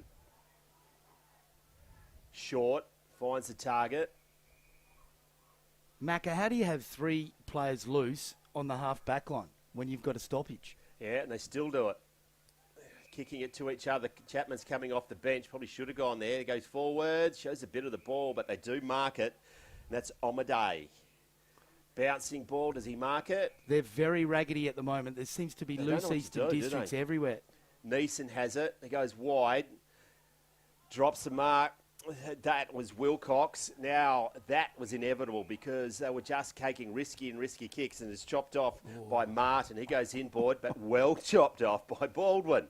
He started this about 2 minutes ago. Now goes to the pocket, not taking it, went into his hands and came straight back out. Running at a very straight line was was the Coastal player. It's smothered, but they're good enough to pick it up again. He's had enough of it and just bombs it forward. The stupid shaped ball bounces over the top of everywhere. There with numbers of the tricolours to go inboard. Misses the target. Bounces fortuitously back to him. Now to centre half forward. Sliding in, taking a good mark is Seth Connor. Seth Connor was just involved with a smother and then finds the pill in his hands. They kicked a full forward. Got a piece of it, couldn't bring it in. Hot spot kick, pretty good. Alexander's there, gets there first, puts a paw on it. 3 on 2. The 2 win out. Alexander has to bring it back. Scoop. And, oh, geez, that's harsh. But went up instead of along the ground. So Central Midlands go into the right full-back pocket and find Devitt. He's been solid this carnival. Spots up Norris. Just takes his time. Beautiful conditions for footy here at Fremantle. That was a shocking kick, but it advantaged his side. Williams couldn't claim it in the end. He cops a tackle and another ball up. So central commentary position, slightly favouring Eastern Districts here, Macca. There you go. We travelled 15.5 minutes in the first term. Filming footy, bringing you all the action of the championships. Chapman tries to take it out of the ruck and gets tackled and knocked out. Now it's getting to a dangerous spot. Goes to Dixon. He just pops it out in front of himself and he's going to get tackled as he kicks it. Not caught it. He's just followed it up again. Goes around the corner. He's a one-man band and he's missed. Did everything but tackled 4 times and just kept on going. Yeah, his radar's not on today, but he's such a damaging player. If the ball continues to go into his hands, there could be some scoreboard pressure for Eastern Districts. Long kick, and Collins. Didn't think that one through. As easy as you like. Grinning like the Cheshire Cat. He's got it, still 60 out. And the Central Midlands player chirping on the mark. Long kick in, off hands, it goes out of bounds. Alexander just not quite able to take it, Macca. And with time ticking away, 16 and a half, a bit over. We've got about 5 minutes to go, almost red time. It is. They're just a bit flat, aren't they? They have been starting poorly all tournament, but they just need to have a Red Bull. That's what they need. Looks like a Central Midlands Coastal just trying to bullock his way through. Is the Coastal player? He's wrapped up by 3. Last man to get up. They're just not organised, are they? I think they're playing loose player in the defence as well. And, geez, that's a defensive tactic early, isn't it? It is. James Harold. Chapman just has a giant swing and miss. Thor didn't have his hammer. It's going to be ball up. I suppose the coach is thinking, geez, we've got 3 on the board. Let's lock in for the quarter, go in with a lead. Could well be. Dan Clark coaching Central Midlands Coast. Greg Morden got a 3-year plan at Eastern Districts. I think this might be the 2nd year of it. Coming up with the ball is Vinnie McCormack. He was the hero, kicking a goal after the siren to win the game. His dad's driven all the way down from North Doodlakine to see him today. Bouncing ball, where does it come out? There with numbers. Now that they get it clear, just does well in the end. Not sure about the kick. It's going to land in the hands of Harold.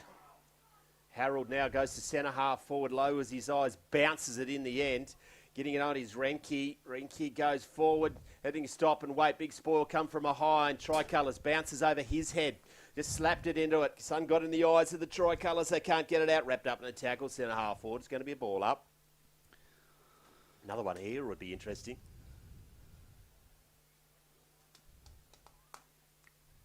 Damien Leeson, the former president of the Mortlock, just going to get his prostate checked at the moment.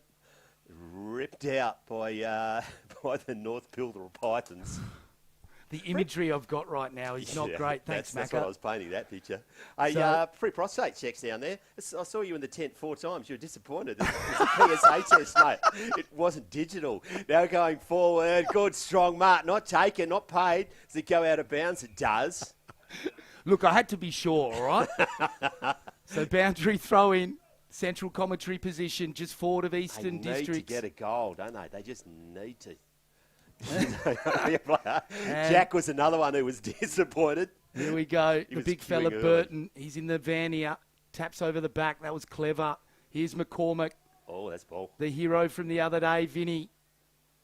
And ball up again, it looks like. So not much time to go. About 2.5 minutes. A goal for either side, so important. Thrown on the boot there by Chapman. Oh, well done. Brilliant. 20 minutes today. My bad. There's only 20 seconds to go. Alexander gets the ticky touch free kick. Geez, you got to pay that all day now. God, the toys are out of the cot in the commentary box. I looked down to see the time and missed it. Well, I'm frustrated because I played that many games at full forward. I never got one. I think it's because you've got to actually get to the contest, Yeah, Tim Leeds. true, very true, very true. And probably added a bit too much mayo every time. So here we go, Alexander. This is a nervous kick for him. He's had a shot already, got his hands on a few, but just been a little bit jittery. This could really just settle his team. He really needs it. To take his team in, 10 points down. Eli Alexander. Right foot drop punt. Too easy. The one gun salute. And Eastern Districts get the dream finish to the quarter. Nutrien Ag Solutions before we cut to a commercial break. 3 goals straight for Central Midlands Coastal. Eastern Districts getting the line after the siren. They won 2. What's that make up? 8. You're on Filming Footy.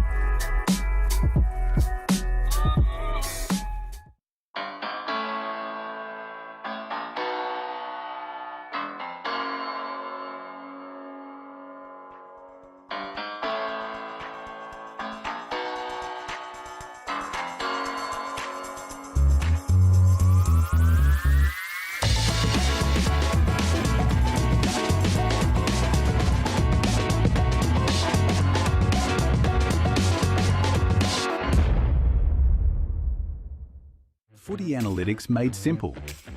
Improve your team performance with My Dartfish Live S.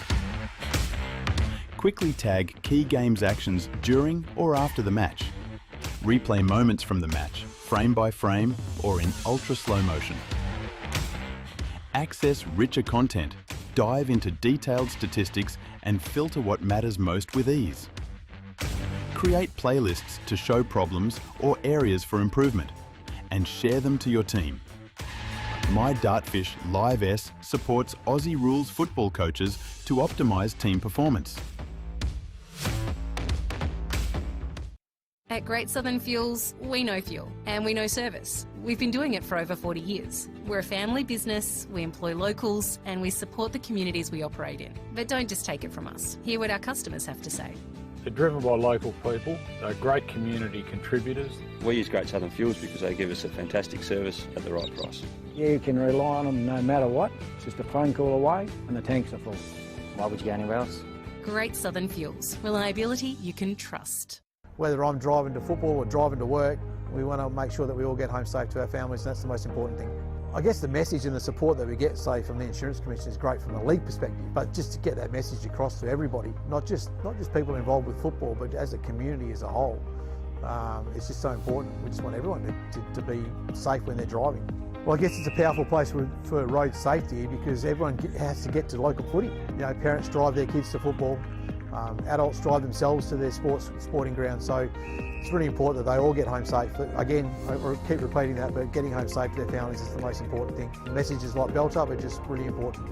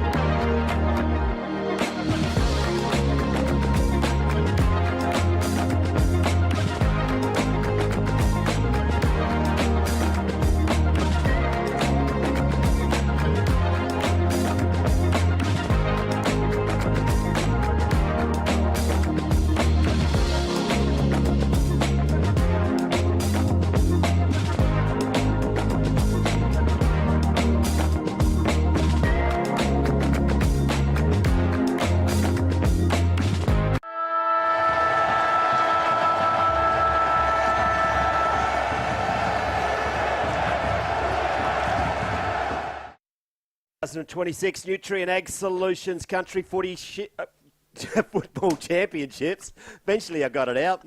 My false teeth came out. Ian McNeil and Tim Lees bringing you all the action. 3 goals straight to 1-2-8. We're just reminiscing about our football careers. Mine took about 2 seconds. But Tim Lees, I was wondering why he went to Eastern Districts. He's a superstar out there, played for Corrigan, telling us how he kicked 21 goals out there in a game, and now the commentary box is not big enough for his head. How'd you see the first quarter, Tim Lees? Stop it, Macca. You're loving a good embarrassing call. Look, I think it's been a really entertaining contest. Just forward entries for Eastern Districts. They just have not been as potent. Every time Central Midlands go inside their 50, you feel like a score's coming. Yeah. They do have the live wire Worrell and Lambert. Geez, his pace is good as well. But I think just they've got to get their hands on the footy, quick possessions, and get it in quick inside that forward 50. As a defender, I used to hate it when balls came in quick. When they'd go to the flanks and the sides, that's what you wanted. So it's got to be quick, direct footy, put the defenders under the pump, I think. Police sirens in the background in the centre of Fremantle. Who would have thought it? Thrown up now in the centre of the ground. Got down by Chapman. Now it's going to get the clearance by the ruckman. That was interesting. The big man bending down to pick it up. The Tricolours get it immediately. Grabbed through it. Out. Play on, says the umpire. Going to the ground. Taking him out under the legs. Play on, says the umpire. Going forward. There with numbers. And there's one on the outside. Brilliantly positioned in back there was Garraway. Now he gets it forward as an errant kick. It's bouncing. Lurking with intent at the back of the pack was the coastal. Was going to go forward. Chapman must have got blinded by the sun. Blinded by the light. Now goes forward off the left boot. That's Cowie. He's been good, actually. Bouncing ball fortuitous. A rocket-like hand pass. Goes around the corner. That's a contender for the goal of the day to James Harold. What a ripper. The perfect start that Coastals wanted, and that extends their lead. And, geez, they're using the breeze to their advantage to kick 3 into it and then now get the first. Even though I feel like Eastern Districts have got just as much footy, they're just not able to put it on the board. So, big goal from Central Midlands. At a kick with Essendon, I think, dear James Harold. 1 or 2 games over there. Playing up at Cervantes. Of course they do. Whaler gets them from everywhere. The Paul Chapman number. He kicked a snap like Chappie as well, didn't he? That was a good one. 4 goals straight. They're not worrying with the behinds. It must be their tactics. Go to Hine. He's been good in the ruck. Roved his own ball last time. Football. Now comes down. Hines there again. Just desperation diving on his Fitzgerald, but it's going to get cleared by Spinks. Leaping high, does he take it? He does! Afgri, mark of the day in Division 2.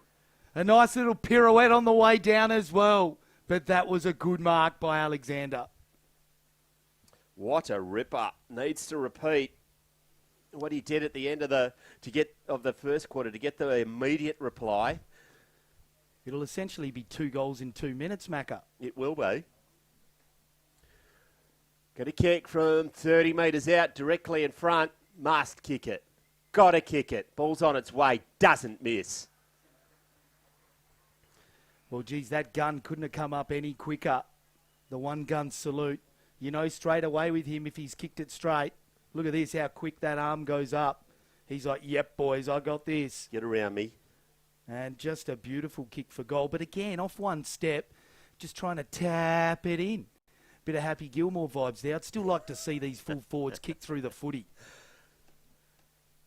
30 metres out. Back on the Nutrien Ag Solutions scoreboard. 4 straight plays 2-2 as we've gone just 3 minutes now of the first term. Great start by both sides. How good's the crowd, Macca? This is a brilliant day of country footy. Back in the centre of the ground. Fitzgerald is there. Doesn't get it. On his back. Holding the ball. No, it is on the back. Going to be a free kick. 29's not in mine. Now goes forward. Leaping high in the air. That's strong. Pay that. Not today. Grand final. Fair enough. Going to be a ball up 40 metres out. Here we go. Central Midlands. They've got Robbie Worrell lurking at the goal square. It's ominous. Good hack off the ground by Eastern Districts. They bought them about 20 metres, but it's going to come straight back in. Cowie slotted it through to Garraway. Blake Garraway. Oh, what a mark by Collins. Been trying to do a little bit of damage there with Norris and missed him. He's wearing the John Worsfold number and he plays like Woosher as well. Strong. Some good guns on him. And he's been a good player for him. And the long kick along the line's going to work out all right. Chapman's got it. He dropped short and the big fella got there well. Baldwin. Oh, chopped off. Well done by Norris. Chuck is on the ball today. Right foot kick in towards centre wing. Good pluck. 2 kicks in a row. Interception. And it's Hine. Goes backwards to Gilby with the hand pass. Didn't hear those footsteps. They're going to work it out, I think, in the end. Oh, Garraway need that. gets dumped. And is it a free kick, is it? Yeah, it's going to Garraway. He's got a loose player. Thought about going backwards, but then saw Alexander coming late. Here he goes. Garraway, long kick down the line. Big pack will fly. Third bite, almost. Wow. Great effort there by Jackman, I think it is. Oh, if he plucked that on the third bite, that would have been a big contender, Macca. They would. Just might have found out that AFCRE are giving away a $600,000 tractor. Terms and conditions may apply to that. Umpire Dreddy throws it in. That's a good one too. Rockets into the centre of the ground. That was agricultural, not Paul, but play on. Fair enough. Bouncing ball brilliantly stopped there by the Central Midlands Coastal. Now that's not quite so brilliant. Lucky to get away with it. Goes to McCormack. Searching hand pass. Does find the target. Now they go forward through Dixon. Running rack with a fly to the ball. It's our boy. And that's the exact lead I was talking about before, Macca. Eli Alexander playing a lone hands. Kicked all the goals for the Tricolours. And when you think about it, he's actually running on a 45-degree angle from the centre forward position, and mids just love those 45 kicks.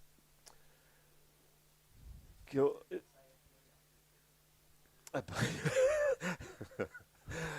can't recall. We're not with AFCRE. It has to be green. We'll have to colour that one. Thanks to AFCRE for what you do for filming footy as we travel around the state. Eli Alexander to make this just a little bit more interesting. Ball's on its way. I was going to say that was never going to miss, but I didn't because it would have missed. Eli Alexander has kicked his third. And when you consider it's 6.5 on the clock, he's kicked 3 in inside yeah, 6.5 minutes, hasn't he? So yeah. He's on some sort of run here. But they just look dangerous with McCormack and Dixon with the ball in their hands. They probably did spanked out of the midfield in that first quarter, didn't they? Totally. And I just feel like Eastern Districts, even though they were behind on the scoreboard, they kind of were looking like the better side. So now they're starting to get a bit of reward for effort. But game on. So back in the middle. And it's Bailey Hine in the ruck. Well done. Burton won the tap at Central Midlands. Get the clearance to centre half forward. Great mark taken. And it's Williams. Plays on quickly to Worrell. The live wire. Now he kicks these in his sleep. Surely Robert's not going to make a mockery of me. Oh, you may be cursed, mate. So Frank's nephew from directly in front. Can he kick straight? Loves to kick a goal, Robbie Worrell. And what a kick it is too, to steady his team. Right foot, drop punt. Never in doubt. Curse is lifted. Snacks on them for supper as well. How many babies did you have to sacrifice to get rid of that curse, mate? Robbie Worrell. Again, though, it was a placed kick, wasn't it? It was. Great grab by Williams. Just one of those, every now and then you see those as a push in the back. Just 2 movements, but got away with it. Well done. How's the clearance ball, though? Like you decisively lose the ruck tap, but to still get the clearance. I reckon Vitamin Fitzgerald belted it forward, I think. And I said it yesterday as well, Mac. I want a bit more movement from the mids at that centre bounce. Like, you don't want to be flat-footed, do you? Nah. Keep an eye on number 20 is the reigning Lussick medalist. It's in the centre of the ground as it goes his direction now. He runs up the tackle. Not getting out of that. Collins was playing for the free kick. Interesting that they're still not playing man-on-man. Yep. They're playing one off each other. They're rolling the dice, aren't they? Hine gets it forward, bouncing ball. Another secondary swipe, but it's going back to Fitzgerald. Fitzgerald now goes inside 50, just outside. It's a great lead, and it's an even better kick. Not wasting any time as Williams. He set the last one up, hand passes it back off to the Lussick medalist in Jamie Paul. Goes inside 50. I tell you what, as soon as I said Eastern Districts were looking the better side, they're fired up, haven't they? They have. They must be mic'd up out there, mate. Going to be thrown in. Deep in the Central Midlands Coast, still forward line. Punching it forward was Burton, and they do get the clearance, bouncing it. They'll need to touch it. Goes to the top, does well in the end. It was Seth Connor. They keep it in. It's all the Coastal. It's going to be a free kick. Dangerous tackle there, Macca. Dangerous tackle, inboard, all alone. Does make it. Sam Collins goes inboard once again. Doesn't mark it. Goes through the hands of Mitchell Keane. They keep possession. A searching handball.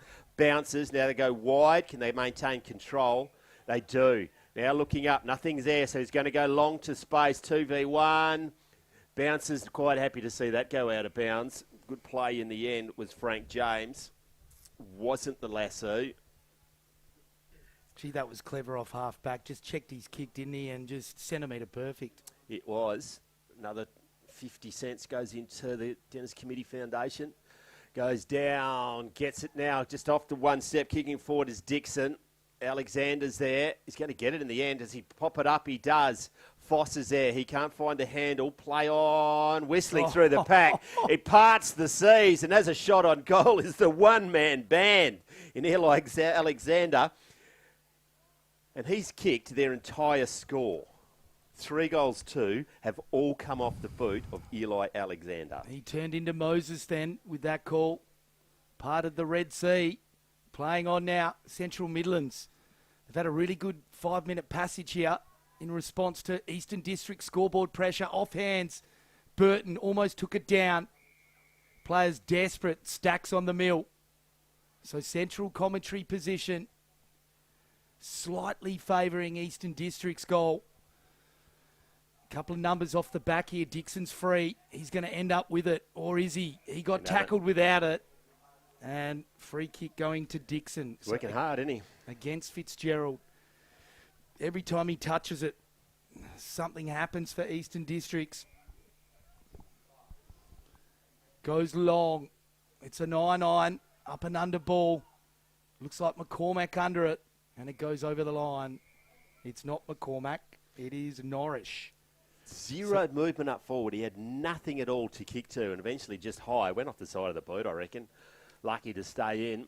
That's when that little kick inboard and then break the lines is good. He was looking, but there was nothing there. Chapman out of the ruck. He smothered the ball as he kicked. He soggers it forward to Foss. Grandad will be here watching it. Alexander, too good. Wowee, held on to it right at the last minute and took the mark as he fell to ground. And he has another chance in front of goal. He's at the top of the square. He's kicked 3 goals, 2. He's been sensational. And the boy from Wave Rock to put him into the lead. Casual as you like, and gets his 4th. We are witnessing some sort of grand final performance here by Alexander. To have 4 in the bank before half time, that's a big day to start. You've obviously got to finish it off. There's still a long way to go, but 6 and you fill the bag up, Macca. To have 4 at half time, you'd be pretty happy. There's still plenty of time left. So 5-2 plays 5-5. Someone else has kicked a goal. I haven't got this right, have I? Who's kicked a goal for who have you got down? Are you concerned, though, that they're not scoring in more avenues other than Alexander? And someone else is going to have to stand up. I think they It might is. It's changed. It's wrong over there. We're Yeah. right. We're right. You're wrong. Someone sacked someone from the Country Footy League. Yeah, very good. Jack Jonathan doesn't get it wrong. He's paid far too much money to it.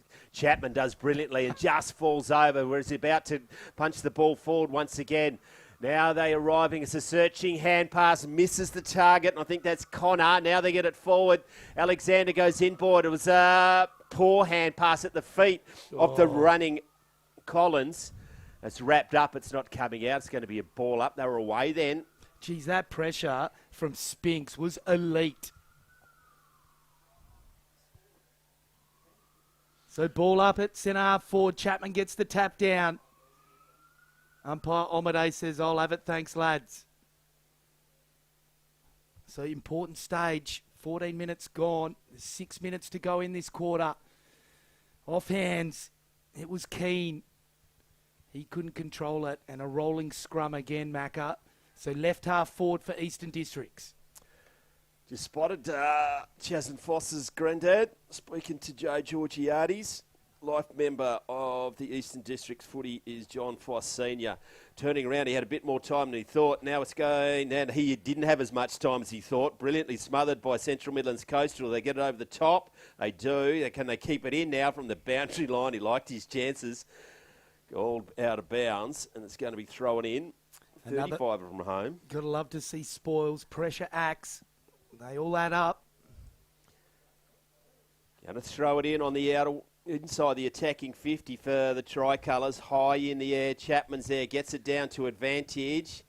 Working in a phone box. Immediately wrapped up by a couple of the Coastals. You can see Dixon here at the painter 50, just directing traffic. He looks pretty dangerous there. They got a loose man outside. They got a couple of loose men outside. I think Chapman had a flying shot, was touched. It's gone out of bounds again. Massive crowd here today, mate. 1, 2, 3, 4 loose Eastern Districts players. They got a man up, don't they, Central Midlands? They're all at the fall of the ball. Desperate to preserve a goal. High in the air once again. It's all yellow. Now they pick it up, falls to ground. Just tap it.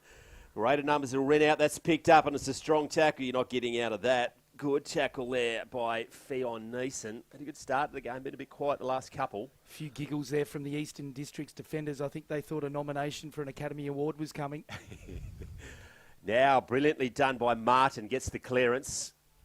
Called to play on. Now the run comes from behind because that's where all the numbers were. They're free. If they bounces up, that Eastern Districts make it. Pushed off the ball. Do they recover better? No, yes they do. Lowering his eyes and punching it forward is Tom James. The left foot kick is going to go wide. Does it find the target? Falls, lands on his face. Hand passes it up by Spinks. It's a high tackle. Back to Spinks. It was there, but it was very minor. Bit lucky. Spinks has it. Front of the interchange bench going. Where's Alexander? That's brave. That's classy. Brandon Cowie. Cowie. Defensive brilliance. Ian McNeil's favourite marks. He's up and about in the box at the moment. They're going along the boundary line here. Right half back. Looks like David Campese. Ducks around. Then kicks long. Big fly by Baldwin. Off hands. Ball at ground level. 3-on-2 Central Midlands. But head over the footy was Spinks. No. It's Woosher. The number 24 Collins. He's been a good player, Macca. And we're on centre wing. Outer side of the ground, right in front of the scoreboard. Off hands.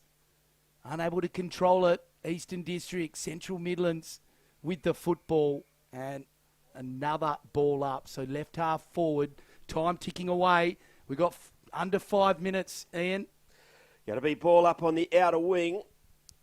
James Kennedy just comes running in. Nearly got that last contest. Just failing to break it through the pack. He was legged. He's going to come back to Coastal. I'm going to go with 12. Gilby on the outer wing. And this spread here, like they don't have a lot, do they? Eastern District's really locking down. Goes long down the outer wing underneath the big, magnificent scoreboard. High in the air. That's a great grab. Goes inboard now and actually doesn't. Puts the skates on. Catches an Uber and goes inside 50, running back with the flight of the ball. He needed to mark it because now the ball spills free. It's in the hands of Jamie Paul. What's he do? Goes back to a teammate, stops, props, lowers his eyes. Oh, not paid. Brilliant attempt. Worrell was lurking. Now he's there again. Shovelled out by Eastern Districts are there with numbers. He met solidly. Can they get it out? They do. Still in dispute. Falling over the top is Central Coastal. Now they get it, try to get it again. Bounces off the face of the Eastern Districts player. The tricolours are desperate not to concede a goal. They've got a 2-point lead. A minute and a half left. That was hilarious. Griffiths then, he had his legs and feet around him as well. Playing Twister by himself. Once again, wrapped up. The number 20, Jamie Paul, burst down on the wing and then it's another classy, smother. wasn't it? He's been good, hasn't he? Very good. They don't hand out JJ Lussick medals for nothing. Only the good ones win those ones. Fairest and best. Yeah, of course. In the association. JJ Lussick, a legend of country football, was running the show when I started so many years ago. Now does brilliantly to Coastal to get to the hot spot, high in the air, but reading it better. They paid it? He's paid it. He's paid it. I thought the Eastern Districts player had a fair bit of that. Number 15. Look at the Fitzgerald. 15. Josh Harris. This will make it interesting to take the league right on the siren. Sucking in the big ones. He's got the gold boots. It's a sign. You can't miss when you're wearing gold boots. 15 metres out directly in front. The ball's on its way. And indeed, goes straight through. Coach Killer right on the siren. Josh Harris gets his first on the Nutrien Ag Solutions scoreboard. It's game on. 6 straight to Central Midlands Coastal. They lead by 4 points. They're 5 goals to 32. You're on Filming Footy.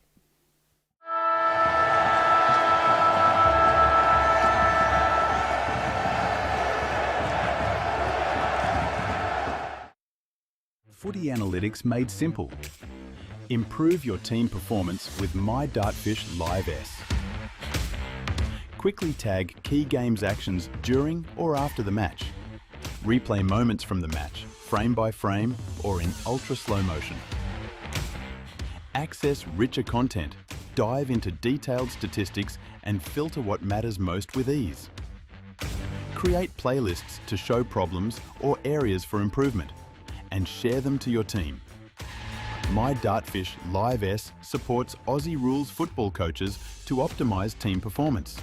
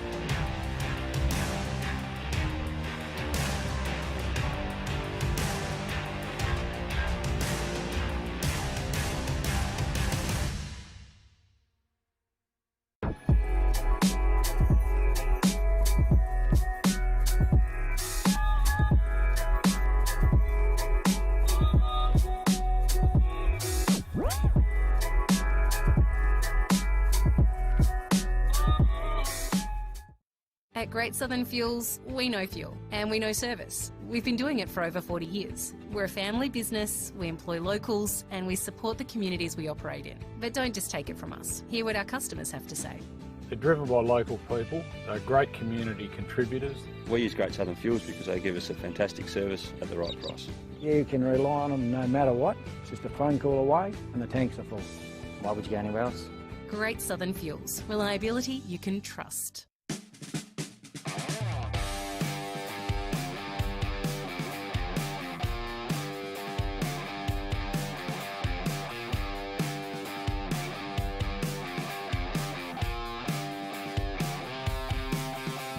To me, country footy is all about sort of our volunteers and the people that make up what footy clubs are about. My wife will tell you it's you live and breathe it, if you know what I mean. Great for the community, great for the town. It's all about community, mateship, everyone just having a crack. It's good. Working hard and then, hopefully getting a win along the way. I think without footy, a lot of towns would be lost. It draws sponsors in for that reason because it is the focal point of a lot of country life.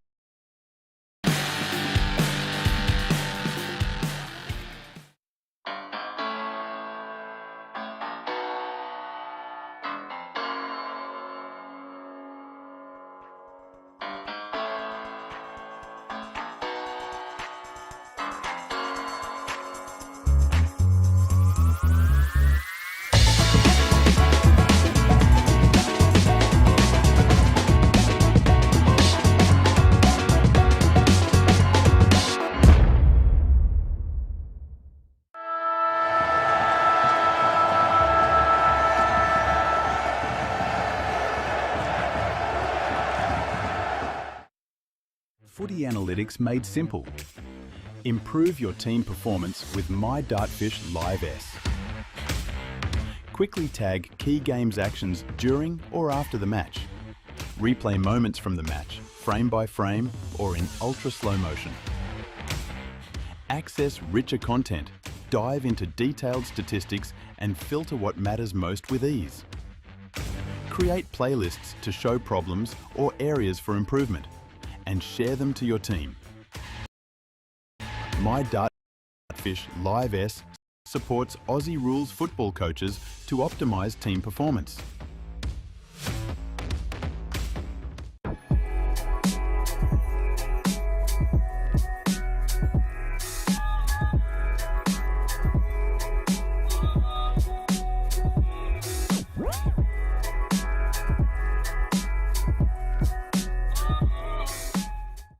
At Great Southern Fuels, we know fuel and we know service. We've been doing it for over 40 years. We're a family business, we employ locals and we support the communities we operate in. But don't just take it from us. Hear what our customers have to say. They're driven by local people, they're great community contributors. We use Great Southern Fuels because they give us a fantastic service at the right price. You can rely on them no matter what. It's just a phone call away and the tanks are full. Why would you go anywhere else? Great Southern Fuels. Reliability you can trust.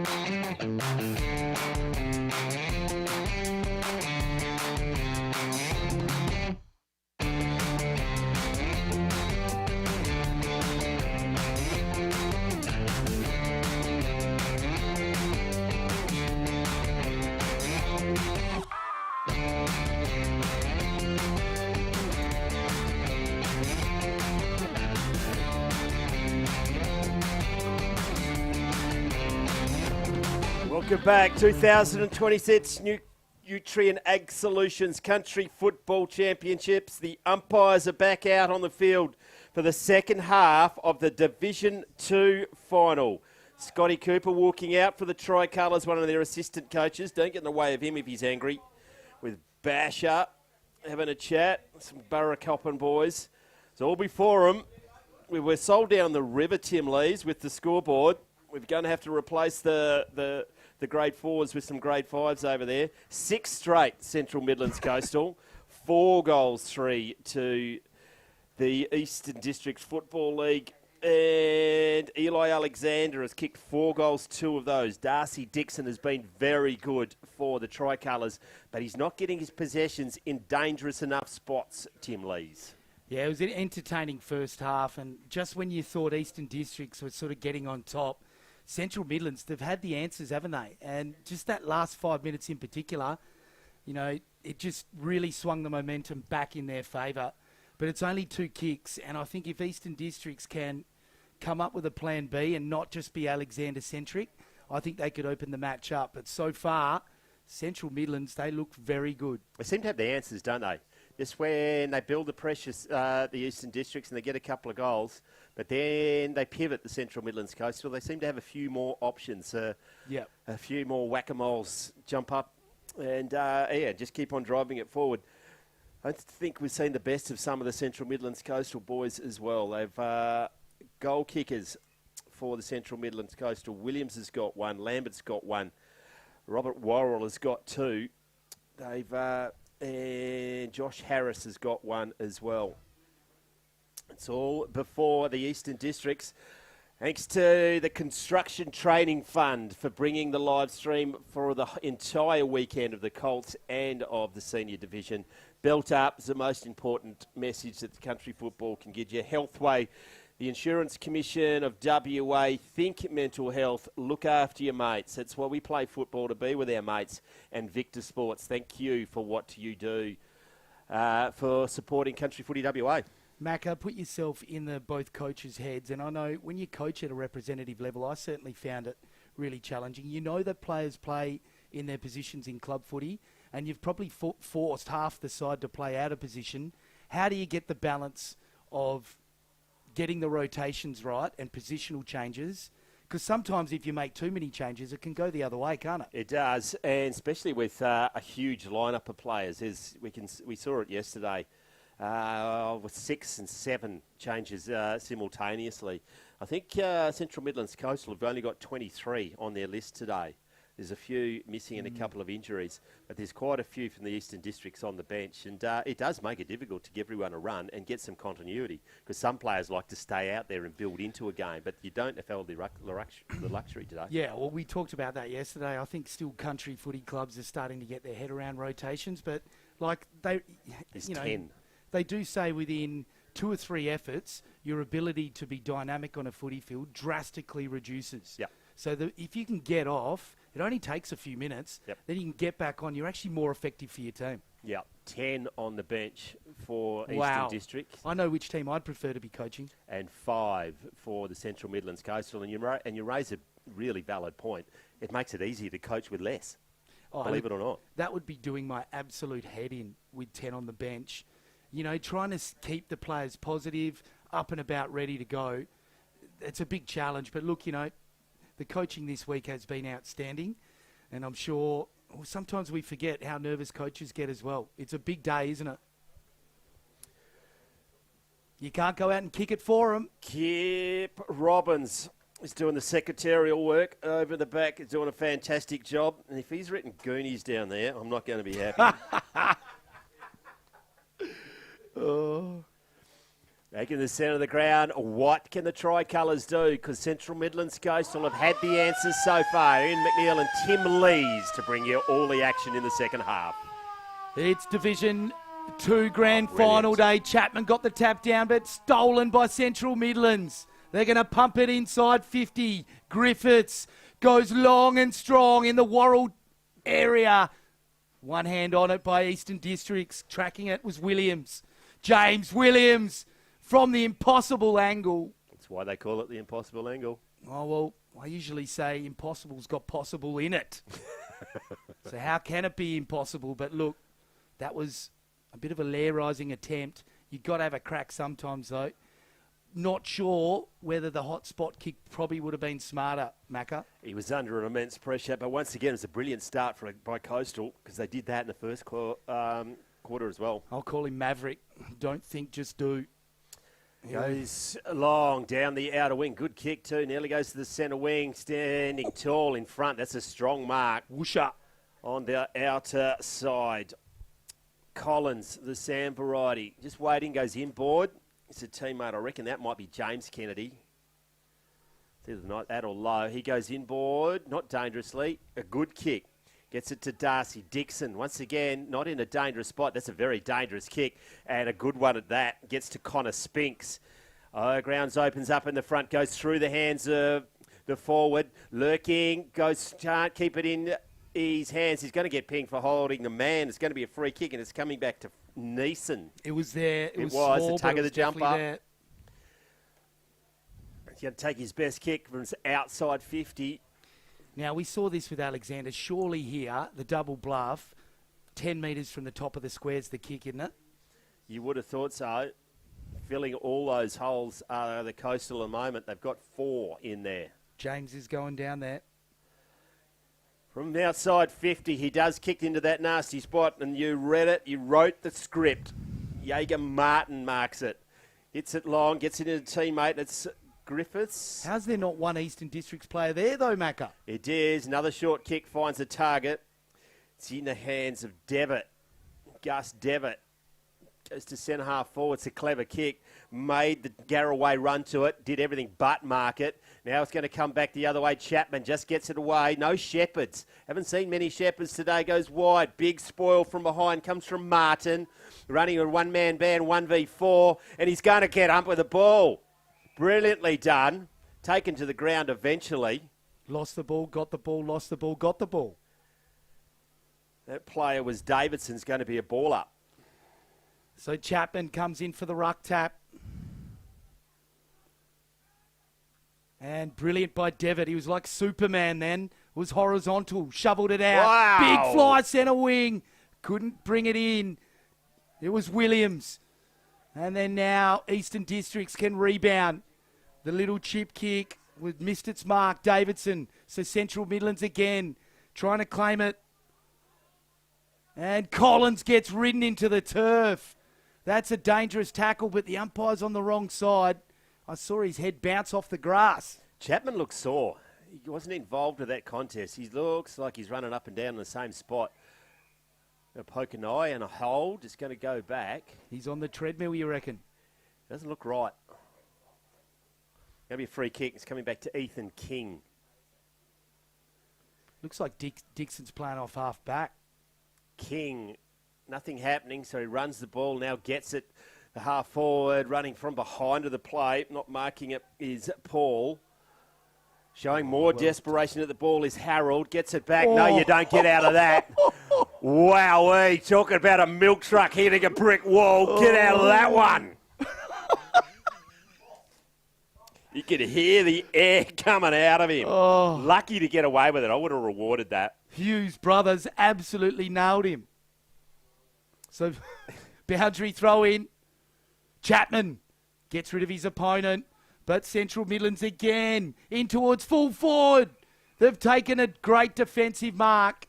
And that looks like Connor. Alvaro, I reckon, number 5. Great mark by Alvaro. The Spaniard. And the kick chopped off. Well read. Paul's got it. Geez, I've liked his game. Kicks to Worrell. Got a good piece of it. That's a mark. Wow. The ball's got to stop, and I reckon it did, Macca. That's a mark every day of the week and Good Friday. Might have been a chop of the arms because I wouldn't have paid the mark. He might have just chopped his arms. He certainly was in his hands. He's kicked 2. Definitely a defender's comment. It was. So Robbie Worrell. Every ball that I punched at, he is Worrell. He comes in for a breakfast snack and just pops it over the goal umpire's head. He's kicked 2. 3, has he? He's starting to get into the game, and they get the first goal of the premiership quarter, Macca. And they still haven't missed.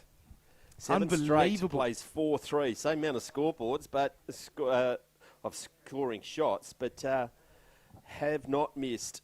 Thanks to the Construction Trading Fund for bringing the live stream throughout our entire weekend. Belt Up, Healthway, Insurance Commissioner WA, and Think Mental Health. Thanks to John O'Neill and the team at Great Southern Fuels for what you do for country footy and filming football. We'll get to that because the game of footy's broken out in the middle. Once again, they get the clearance. This has been a good purple patch by Harris. Gets it forward. They're in numbers. It's punch. Worrell's lurking. Picking it up. Eastern Dixon get it wide is Omaday. It was an errant kick. Did brilliantly. Did the Dixon. But they're still going to get it forward. And it's another mark inside 50. They're up on a Bowder coast. And they're going to have another shot from 45. Wants to play on. He know he can't kick it, but he has a shot off one step. Leaves it shallow. Got the big tent down below us. We've been alluding to it and making jokes, but congratulations to Country Footy WA and the Hospital Research Foundation Group. Free PSA test for, obviously, all the dudes here today. But wander down there and just do yourself a favour, do your body a favour. That's 50. Just didn't stand. So it's going to be a much-needed boost forward to Eastern Districts. Goes forward of centre now. It's on the bike, long kick inside 50. Got to stand. That was brave. I would have paid that. Now that comes out to Alexander. No, he's had his pocket picked. Now grabbing it immediately set upon is Mitchell Keane. Like that, Mark, Tim? I reckon I would have paid that. Yeah, I think he's got enough of it. It's always easier from up here, though, isn't it? Always has been. Burton gets it down, but no advantage. And then running on it, there's a hold. He's going to come back to Chaz and Foss. Played well in the final down at Carnival. Great kick. Really good lead, too. Just great awareness then. He sort of sensed the situation, Norwich? didn't he, Foss? Number 18 it is, yep, Norwich. And just checked his kick. He was about to unleash with a long bomb, but just saw that his teammate was off the chain and just lowered his eyes brilliantly then. Need this, says Captain Obvious. 40 metres out, he'll kick it from directly in front. The Tricolours need to stem the bleeding. Kicks on its way, it's going right, I think. It is. One behind only. Needed that. Going to get kicked down, straight down the middle. Short kick, finds Martin. Still deep in his defence. Now goes, chips it in the direction. It's no advantage. Everyone claimed he didn't mark it. Quite happy to claim it was Davidson. Tricolours have it back. High ball to centre half forward. Uncontested in the end. Was that our last goal kicker or is that Alexander? Alexander. Well, he might as well get it because he's the only one who can kick goals out there. He's got Velcro hands. Did not dislodge from his paws at all, did it? And this is for number 5, isn't it? It is indeed. 4 goals, 2 to Eli Alexander. Plays for the Halos. Watch for the one-gun salute quickly if he's kicked it straight here back up. We won't talk this one up. Just do yourself a favour, mate. Being a lone hand up forward. Drops the ball. He made the goal umpire work it. He did it again, Tim Lees.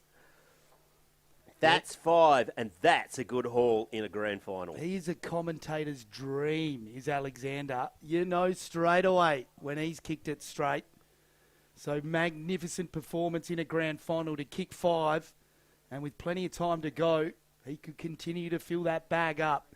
Interesting, though, that they don't seem to have changed up the way their forward line's moving. It's just incredible that they're getting most of their score from one player. Yep. So 9 scoring shots to 8. So they've had 1 extra scoring shot. They're still 2 kicks behind. So 9 points the difference. And Burton's on the ground, the Corrigan boy. Ball at ground level. He lays a pretty good tackle, but Central Midlands get the clearance. Oh, It was footy. Paul. Good footy. Grabbed the footy, Eastern Districts, and he's besieged with a couple of yellow jumpers. So good work by Baldwin. Here we go again. Front right tap was pretty good by Griffiths. And they get the clearance to centre half forward. Got the one hand in. Did well. On hands and knees, Eastern Districts. Picked it up. Got tackled straight away was Nolan. Here's Collins. Been close to their best, I reckon. Socket off the ground by Griffiths. Into the pocket. Worrell's there. Goes over the line. Just need to be a little bit harder at the ball, Coastal, aren't they? They're just rocketing. They're really ferocious in those contested ball situations. I just keep looking down at that bench with 10 on it and just think to myself, is that costing them a bit, just having to rotate so much, Macca? It certainly would be taking a lot of attention away for the coaches. Down by Burton, unfortunately, in the direction of Worrell, who now picks it up. That's ball. Good tackle. He nearly got out of it, but just held on. I reckon that might be Superman. Collins, Sam Collins. How classic was it where he tried to put the ball out of bounds? Tried to do a Benji Marshall and just get it over the try line. Big pack forms. Better hands. They get it inboard. Can they get it again? Doesn't quite get the target. Oh, putting it into four-wheel drive and just being his way clear. Kicks it and just gets dumped as he does. Go out. It does. Darcy Dixon doesn't go out. Jeez, I thought that was out. Gumsted back to Harold. He goes to the hot spot, leaping high in the air. Worrell whispering death around the corner. He misses his foot. Play on. Now they get it clear. It's a foot race. It's going to be won by the big man in Gilby. He's there. Gets it now. Looking inboard. Just a chip kick over in his head. Didn't go far enough. Clean bowls Griffiths. Now falling over the Eastern Districts player. You need to get it out. You've tucked it in. Umpire says go for it, boys. It's a grand final. I don't want to be involved. He has to eventually. He's going to ball it up right in the point of the square. I'm not a big fan of Dixon going to half back. I reckon it's Robin Peter to pay Paul. You need him around that half forward line. McCormack's come back on. He's got to get his hands on it too. So ball up again. They just got to get dirty, don't they? Down and dirty. So it's a big 8 minutes or so to go. 7 in fact. Can Eastern Districts get the next and get within a kick? It's such a big goal, the next one. Chapman free. Chapman's got the free kick on right half back. They're kicking to the Fremantle end. And the stab pass was almost taken by Jackman. Off hands. Central Midlands can steady. Gilby went one way, then the other. Then the kick into the corridor. It's dangerous. Collins again. Gets a hand in. Districts, can they pick it up? Wilcox over the footy. Here comes the cavalry. For Central Midlands. Collins picks it up. What a tackle. But he gets dumped. So a ball up just forward of the centre circle for Districts. Macca. Right, when to go out again. Behind versus Chapman. Chapman may have got it down, no advantage, but he does get it on his boot forward, running back with a flight of the ball. A clean bowls everyone. Lands in the hands of Alexander. He can't kick that one. Good hand pass, but he missed the target. Now it's going to be turnover back in the centre of the ground. The numbers with Coastal. They mark. Fitzgerald gets on his bike. Now pushed as he kicked. It's going to be downfield. No, good decision. Going to be a free kick for a hold. Yeah, the hand pass was just a little bit too hot. They were out. They wasn't had it? 2 on the inside. Yeah. Now drifting down into the forward line. Poor marking. But also as well, the player, he spent it before he got it. And John Douglas going absolute bananas in the background. Those Robbins boys do not need any encouragement to our right. The walls are quite thin. I hope it's coming through on our mics. Going to have a shot on goal. Still know who it is. It's Harold. He's kicked one in the first. He's missed that one. One goal, one for the former Essendon player. It's going to be kicked in by Tommy Baldwin. All right, Tommy Baldwin. He's got it. He's been pretty solid for Eastern Districts. And James Kennedy's come on the ground, the veteran. Long kick. Dixon's in the van. Jackman came through. but 3 Central Midlands stayed down. No one told them. Gilby to full forward. Good defensive mark taken by Baldwin. In the right place at the right time. no. But then the disposal's poor. Turnover. Martin's got it. So Jager from directly in front can drive a big dagger into the district's heart. There's still plenty of time left in this contest. It's a 10 dangerous points. spot to kick the ball, isn't it? The difference. And back in my day, your boundary line was your best friend. Did Not all the sure hard if- work, put himself in a dangerous spot, took a good mark, tried to switch it straight in the middle of the ground. Can he kick the goal, Jager Martin, from 49.5 metres? He's missed to the right-hand side, Macca. He has. He liked it. You could see the lean come in, and as that happened, it was going to miss.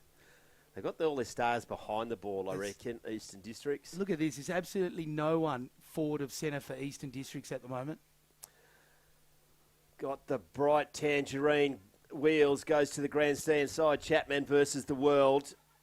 Goes standing up here in the tackle was Garraway. He's met and goes out of bounds right in front of the coastal bench. I reckon Collins has had about 30 seconds on the bench. He hasn't even sat down and he's coming back on again. I'm not sure if that's resting him.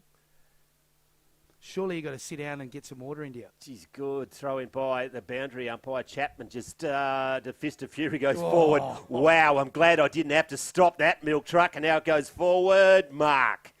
Need to get it on a little bit quicker, boys. And they do now through Connor. Who's inboard and finds McCormack. The superstar from the Saviour. Goes forward. Sliding mark.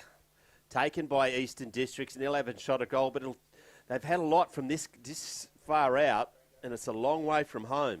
Jackman at the moment, he's a man possessed. The captain, if you're going to be captain, this is your time to shine. This needs to be a captain's goal. He's bringing the boys to the yard with that milk truck.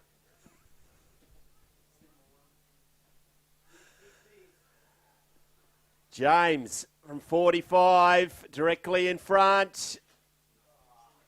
One behind only. Oh, they need some scoreboard pressure. You could tell he missed then with the groans from the camera crews. 7-3 plays 5-5. Getting it forward effectively. Goes over Paul's head. Now it's turned over, goes inboard. Bouncing ball. Misses it on the third attempt. That's Ledger. Met solidly by a host of the coastal players circling. Strong tackle. It's going to be a ball up on the outer wing. All high in the air. Got down by Chapman. Still haven't seen a decent shepherd today. Goes forward and finds a target. I think it might be Connor. It is. Going to burns the man who's running past, so he's going to go inboard. Well, we got Vinnie McCormack around centre. Keane drops what he should have taken. He's got Nolan. Now they've cocked this up. They're going to turn it over. Picking it up is Lambert. Run comes from behind, and that's Garraway. What can he do? He can drop it. Spiel around his left, goes inboard to Paul. 45 metres out around the corner. Just read that beautifully. The Central Midlands coastal player. Paul is just rising to the occasion. He's had some important touches. Macca, that is a perfect example of why you never take your eyes off the footy as a defender. The Eastern Districts player just was nowhere, wasn't he? He's looking for touch, and the player just was reading the ball. If you're wondering why we're not calling who it is, that's because I don't know, but he's just kicked a goal. Number 2.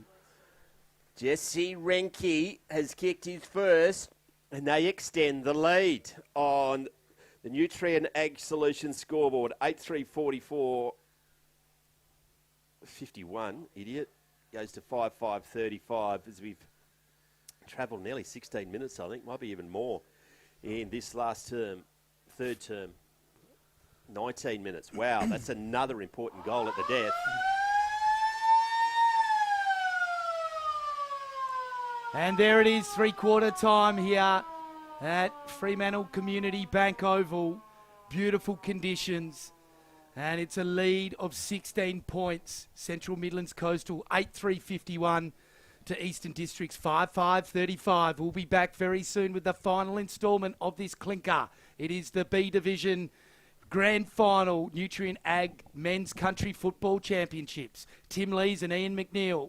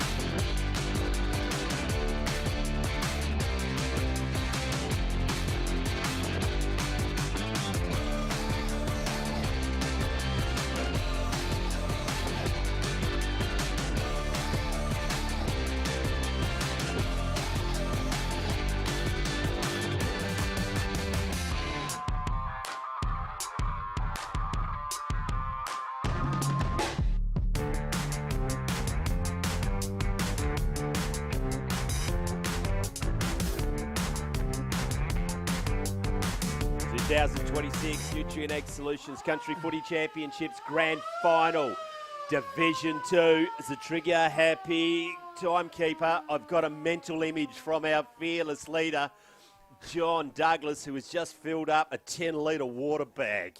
It was banana splits all round, wasn't it? It was. A super slushy. 7-Eleven, eat your heart out. Yeah. Okay, get your prostate checked because John assures us his is doing fine. 8-3-51 plays 5-5-35. 2 goals, 3 to Central Midlands Coastal and 1 goal, 3 to EDFL, just to stretch their lead. The score represents the game, doesn't it? Says Captain Obvious, but they have just been better when it counted. Well, I mean, it's been so close, but you're right. I mean, 11 scoring shots to 10. They've just been more clinical, haven't they, Central Midlands, when they go forward. And, you know, to kick 7 straight in a grand final, you know, something's got to be working well in your forward line. Obviously, the big move last quarter of Dixon going a half back, he got a bit of the footy, but I just felt like it detracted away from their half forward line. Tommy Baldwin deep in defence as well. Yeah. These frontline players back at Clubland, we spoke about it earlier. This is different down here. People do play out of their positions, but it's a grand final. Someone has to rise to the occasion and do something special. And I thought you hit the nail on the head earlier with the lack of physical shepherding. I think that's haven't seen many today, that is the best way to get your team up and about in a grand final. Yeah. Be selfless. And when everyone starts to be selfless, all of a sudden, together, everyone achieves more. And I just think, you know, Eastern Districts, maybe lay a bit of body on, protect their teammates. It's got to get into Dixon's hand around half forward, and then he can feed it up forward towards Alexander and the big fella down there as well in James. He's got some height on him. But I think that's the recipe for success. And McCormack, I'd put him down there next to Alexander, deep in that full forward line. He is a natural goal sneak. So I think there's probably a couple of moves. We'll see how we go. But I don't like Burton and Chapman rotating off the bench. Burton, he's an absolute beast. Surely he can rest in the forward line as well and just give a little bit of a tap out for Alexander and take the key back. They need another avenue because it's his Alexander. I'm just looking at Zach Kaboula's down there. He had a great grand final last year. Once again, he's one of those sneaky power forwards. So if they can get the ball, they just seem to be breaking down at high half forward. That's where that transition go inside. And that's where Dixon does his best work. So Umpire Omade to get us underway in the Premiership quarter. Got down, perhaps, whistling through the pack was the Eastern District. They couldn't come out with it. Now hovering over it. Now they're going to get the free kick, which was reasonably soft. Dixon started at centre forward. He's about to get it. Exactly what we needed. Now comes to Darcy Dixon, goes back to half-forward flank man in front, so they had to spoil was Foss. Now shrugging the tackle brilliantly is Kai Jasper. Inboard once again, finds a target. They've got a man running out wide. They're going to burn him and it Spinks. They'll be looking for Alexander. He lowers the kick. It's a great kick. It goes through his fingers. That's what we're talking about, an easy goal. And guess who's kicked it? Dixon kicks the goal all right. Mr. Darcy has produced a beauty. They're the best ones to get, aren't they? Over the back, running into an open goal. Cam Robbins would have pumped that one home. Jack Norris did well. He intercepted, or didn't, picked it up and hand passed it. Do you reckon they've been mic'd up and they listened to you? 100%. Look, I think the Eastern District's coach has read it really well. I don't think he would have been completely happy with that swap in the last quarter. You've got to try things, though, don't you? Absolutely, you do. And they will. They're not going to die wondering. Massive support for the tricolours down here. But you see him there at centre forward. He's dangerous. So here we go again. Jumping over the top was Hine. Will they win the clearance, though? Harris, geez, he's been good. He's in the conversation for our best player. Sam Collins, number 24 too, Superman.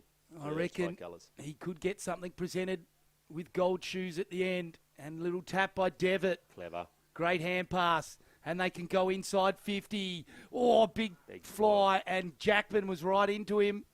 Couldn't bring it down was Williams. And Stacks on the mill. Looks like the big fella down there. Last up is Cook. Captain. So, here we go. Oh, it's thrown on the boot by Nolan. Clearing ball. Big fly by Norrish. Here's Dixon. Hand passes off. Foss. Chaz and Foss. Hits up the full forward. Baldwin. That's another one who was playing in the back line. Deep defence, kicking it in at full back in that third term. The guns are gone forward. They've thrown a few magnets around, and that's what you got to do when you're behind in a grand final, and you just need that little bit extra. But I need sunglasses when I look at his boots. Look at those neon orange things. Any dangerous some black boots out there? Actually, there's plenty of them. Comes in. He's going to have to kick from 45 metres. Baldwin to breathe life into the contest. Yeah, got the gun barrel straight. Boy, they needed that. And game on, Ian McNeil. It is consecutive goals, which is always dangerous. Central Midlands Coastal must stop them getting a third. Just to this bit of a roll that they're on. They've thrown the magnets around, as you said, and they've put their guns forward. Good work in the centre of the ground being done by Sam Collins, number 24. Hasn't done much wrong today. And just getting it forward, just getting a bit more movement around in the half forward and forward 50. All of a sudden they've got a plan B. It's not just Alexander-centric. But importantly, even that last goal that Dixon waltzed in, it was Alexander that presented. So, geez, he's been a good target. And Dixon beat two to get the ball on the outside with Foss kicking it forward. So back in the centre of the ground, up against, got down by Chapman. Now kicks it wide. Marked it, played on. Once again goes to Dixon. Does he punch it over a top? Goes over the head of Foss. Now what can they do? Standing up brilliantly, just tapping it out. Does it come wide? Now they're going to kick it inboard to a dangerous spot, but cleverly cut off by Garraway. He goes to the outer wing, trying to get him out of the contest. The tricolours looked like a throw, but play on. Must have been a closed fist.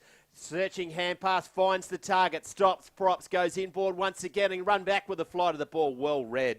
I reckon that might be Harold.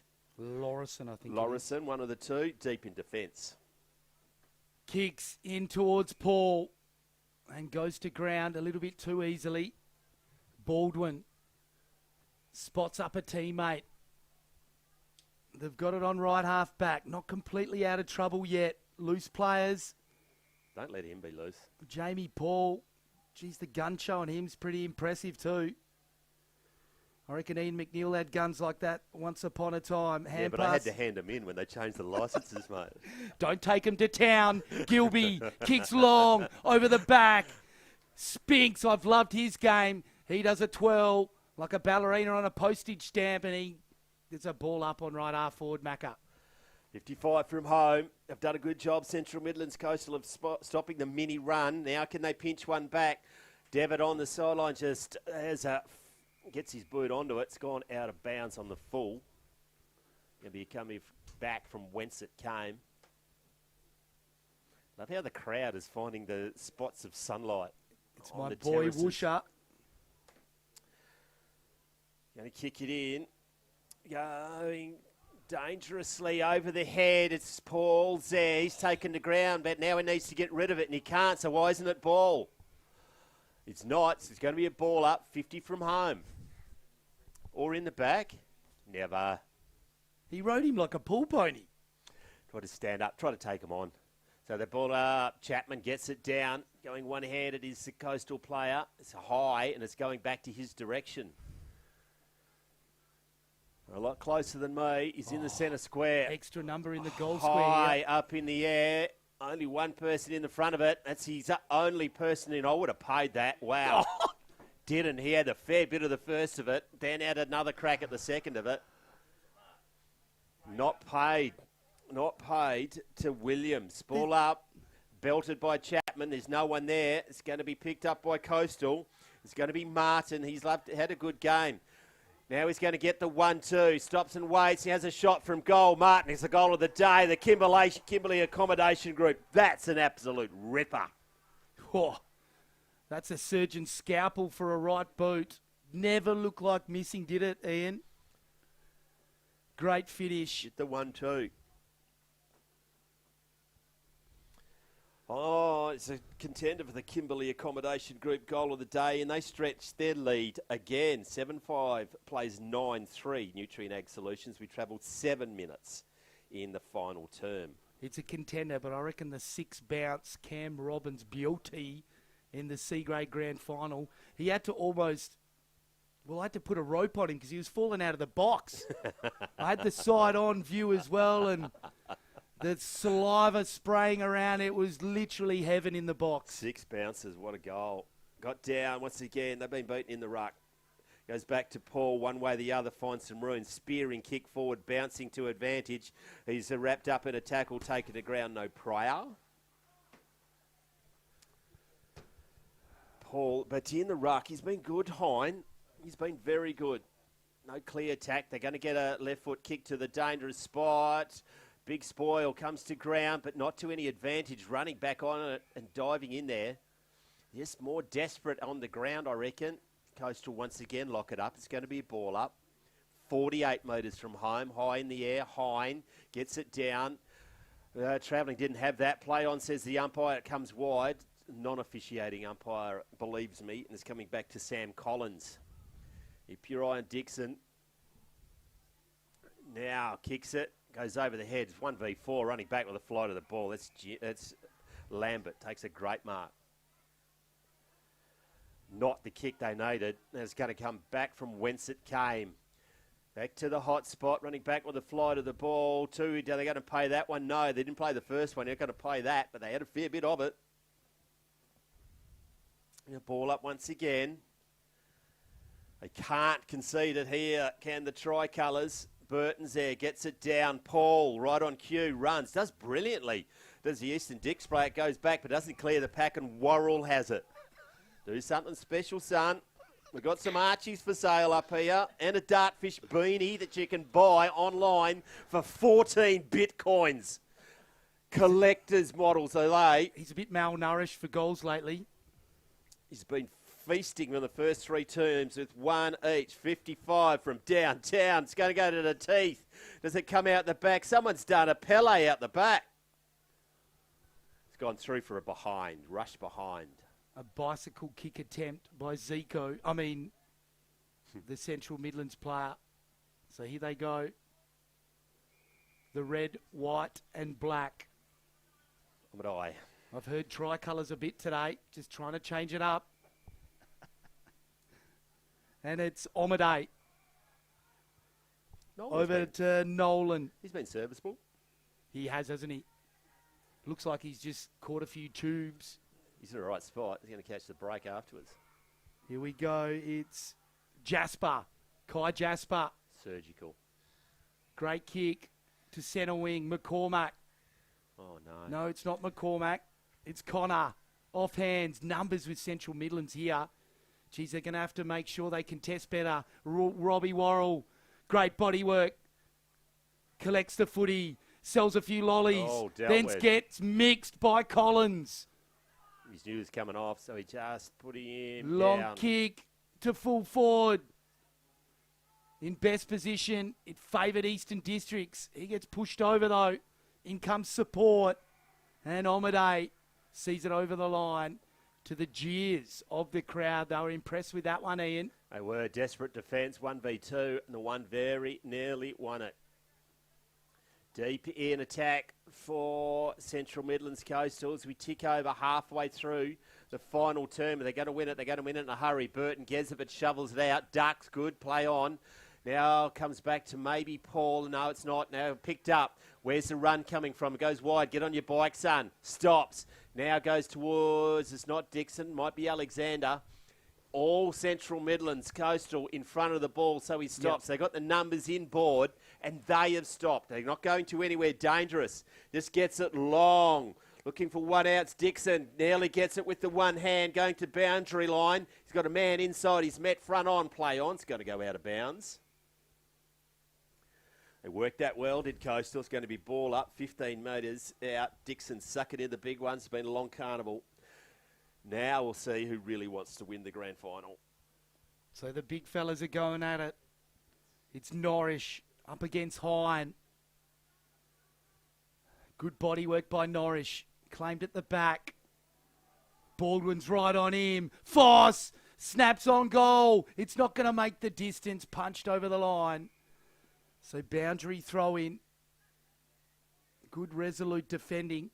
He's had his hands full today.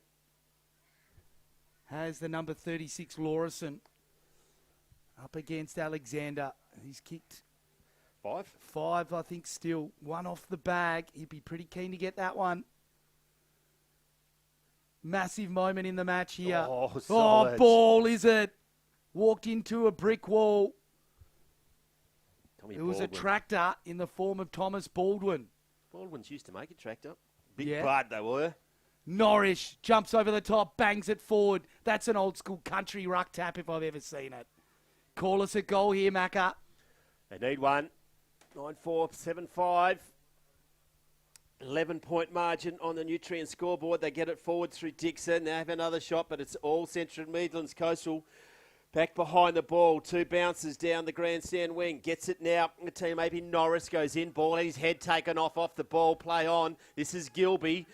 Dad has a bounce and runs it across the oval. Is cutting back to him now. Has another bounce. Looking up forward. It's a good kick out in front of a teammate. Bounces up to him. No, he does let it bounce. Shouldn't have done that. Going inboard. Now they've turned it over. Foss is there, nearly fell over, regained his feet. Play on, son, and he does. Chapman by himself in the middle of South Fremantle Oval. No one from behind. He's got someone running in front of him. Pops it up. A market. Keane has it. Mustard. This could be the ball game, this 4A forward. Left foot kick forward. It's all Central Midlands Coastal. They did not think their way through that. Marked, now they hold it up. That's a coach killer, isn't it? Harold is there, running back with the flight of the ball. Tailor-made for a AFGRI mark of the day. That's king of the pack at lunchtime at school. Isn't it just? I reckon he's got a corky in the middle of his spine as well. Yeah. That Eastern Districts player. But on the mark was Dixon putting pressure on. Long kick along the line. Jackman. Hughes been on fire. Chapman kicks it in and finds Connor. Wolverine. The Wolverine. Can he kick it a bit better this time? Oh, that is clever. Just at the last minute. Did you get a piece of that, Macca? Just on the outside of the right boot. Yeah, it was the right idea. Just didn't come off in front of Norris. Just bounced in front of him. Been the story of the day so far, and just not quite. Going to be thrown in right in front of the Stephen Michael Foundation building, former headquarters of the Dockers.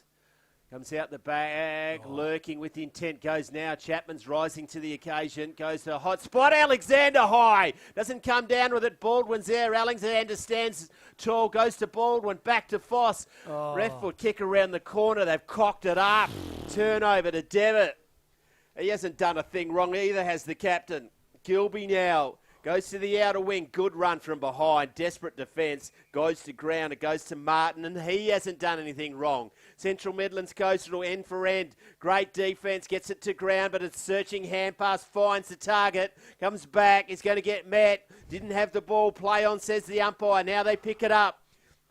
Hand pass when he should have kicked it. They pick it up. Good tackle. Not getting out of that. Two of them come. They take him to ground. End to end by the Central Midlands Coastal to get it out of danger, Tim Lees. He was a bit lucky then, was Alvaro. He went to ground when he needed to keep his feet. But they forced the ball up. Chapman, geez, he's been good in this last 10 minutes. I said he was dead on his feet just before half time. He's really risen to the occasion. Talking to Burton before, he was singing his praises as a ruck, so because he's quite young, Burton. So I think Chapman, his wing's pretty comfortable. He's had Burton under it all week. And the tap down in front, Griffiths. Players dive on top of it again. There's time is running out. They better get a wriggle on. There's 3.5 minutes and they've got to kick 2. Central Midlands can put the game to bed. Oh, no. It bounces, It's bounces, it hits the post. Free kick, though, before that, Macca. Got a chance. It's going to be free. They need to not stuff around it. Go long to Callaghan. He goes short instead. It's your choice, mate. You'll find the winner down there. Goes wide, high in the air. There with numbers at the contest once again. A Coastal. Puts it to the hot spot. Comes off hands. Worrell does brilliant around the corner. Bounces it through for the sealer. 4 goals in a grand final and you kick the sealer may be enough to get you a pair of Archies. He might even swap the Archies for a pair of second-hand shoes when he sees a homeless man wearing the worst pair of shoes you've seen in your life. That's the ball game on the Nutrien Ag Solutions scoreboard. 10-4-68, play 7-5. 47. They've been valiant, but just the Central Midlands Coastal kicked a cracking goal to put the game out of their reach. Still 2.5 minutes. They need to get consecutive goals and get some luck on their side to the tricolours. Chapman in the ruck, gets it down. They're going to get the clearance from Collins, who was good. He's been good all day. Dixon's there. Puts the team on his back. He shovels it forward. Play on. Ferocious tackling by Central Midlands Coastal. Umpire Umbodai says, give it to me. They won't stuff around. Matchups all round. There's no spare players. Getting it down in front, but not to a clear advantage. Got to stand up. Met front on. Paul gave it away. It was there from here. It's a free kick. And it's coming back to McCormack. McCormack just spears it forwards. Good kick. Don't stuff around, mate. Get it on the boot. Quick as you can. He likes his chances. 1.5 to go, Macca. Tommy Baldwin. Get it through. Get it back in the centre. Baldwin from 45. Cam Robbins joined us to the finish of this game. It's a great kick. It's not going to be a goal. Just close but no cigar, Macca, haven't they? Yeah, they have. They should try to come back, but Central Midlands Coastal just they're set steady up under pressure and they're set up behind the play. Set up behind the play has been the difference in this quarter. Consecutive goals to start this last term really gave us some impetus, but they've just done better. Similar game yesterday. In the last game, Mac, we called the game at Gilfrey's Oval, and similar type of result as well between these two. 10-4-64 plus 7-6-48 inside the last minute. Who would we give the Archies to, mate? There was been a host of very good players. Oh, a little fella kicked, Four Worrell. goals. Yeah, 4 goals. 4 goals in the grand final. That's pretty effort. And also with Johnny Douglas's love child, so you've got to give it to him. we're contractually obliged. Central Midlands Coast will go down for the Division 2. That will be a feather in their cap because they go and play with the big boys next year. And Macca, the guy's got a British spring to set. Dale Simmons. Yeah. There it is. Central Midlands Coastal, they are victorious. 10-4-64 to 7-6-48. In the end, Macca, Justify, they won the game of footy, led from the start all the way there to the finish, and they're probably the superior team throughout the carnival. Yeah, they have been. They go into A section, which was a hell of an effort. They were in C section a few years ago, I reckon. Didn't bring a side a number of years ago. Couldn't convince all the leagues. Yeah, and it's a ground up effort to bring a premiership side down here. If they don't just happen overnight, they really got to make these things happen. One place would be going off in the Savannah would be the Lobster Shack, I reckon. Yeah, the Savannah, the Lobster Shack. I was there on Wednesday. Were you? Do yourself a favour. Have some chowder. We've got Tim Lees with Archies. Geez, we need to put some sunburn cream on to get from my eyes with those pair of wheels on Tim Lees. He's loving that. Here live down on Boundary Side with Robert Worrell, our best player. Robert, 4 sausage rolls in a grand final. How good? Yeah, it feels good, eh? Hopefully we can get it done in our actual season, but we'll see what happens. Now, these boots are hanging on by a piece of tape. How did you manage to keep them together? It was our last game yesterday. I went down to Rebels down Leach Highway, and they couldn't serve me at all, so I had to rush back, and then I just taped them up, eh? Now, it was a great performance. Eastern Districts, they've been valiant all week, and, geez, they put up a big fight. Yeah, it was a big fight, actually. I thought they were going to run over us at some stages, but we fought through it and then got the win. Talk about the group itself this week. You've obviously got a pretty good feeling. I was seeing you during the week yesterday as well. How's it been? Yeah, it's been great. The boys, they played really well. A good team this year, and hopefully we get it done next year as well. Former Perth Demon, now been selected in the state country setup. You excited about that? Yes, very excited. Couldn't do it in the waffles, so hopefully I can get it done here. Geez, mate, you're incredible to call. I called you in the waffle, called you today. Yeah. Get excited every time you touch it. Straight down that lens, mate. Give us a shout out to any of your loved ones. Shout out to Mum, Dad, all brothers and sisters out there. Love yous all. And all my family love yous too. Outstanding. Congratulations. There's our winner, Robert Worrell. Welcome back, Tim Hollywood Lees, bringing you all the action down there. He's got a special strut about him. Got the Robbins brothers joining us in the commentary box as we pad it out until the presentations. Another close grand final, 10-4-64 to 7-6-48. Goal kickers for the team that came second. Eli Alexander, 5 goals in a grand final is a pretty good effort. Really good. If unlucky not to get the Archies too, Macca. He was. Darcy Dixon kicked one in the last, and Tommy Baldwin as well. Good moves by Coach Greg Vaughan to get the Stars forward, and they had a good start that last quarter, didn't they? Yeah, one thing Johnny does, the cameraman does a good job behind the camera, but he said maybe Eastern Districts had thrown Josh Chapman up forward. Yeah. A bigger target to kick to that might have been the difference, but unfortunately you couldn't rob Peter to pay Paul. Yep. He's doing such a dominant effort in the ruck work, so to take him out of the ruck, put him up forward, they still need to get their hands first on the contest. But I think, maybe Chapman there might have been the difference, but overall standard of footy, once again, was absolutely sensational. One through the middle, I reckon. In the end, the midfield, the ball getters for Central Midlands Coastal were just too good. Yeah, they like that all throughout the carnival, and just the ability to run and break the lines, Macca, between the two sides, I think. And I'll jump out and leave this. I'll get the other commentator to come back on and call the game. No, Tim says, no, you sit down here, Tim. You jump back on. Give the summary of the game with Mecca. The amount of deep breaths that Tim Lees was coming after he went up the stairs after the first effort, he's probably frothing after doing it twice in the same day. I did make sure I could see where the defib is. And he tucked in just to make sure they hadn't changed their mind down in the prostate exam tent to have another crack at it. Look, they I've still been told insisted no that he more. wanted to take some blood. 6 visits is too much, apparently.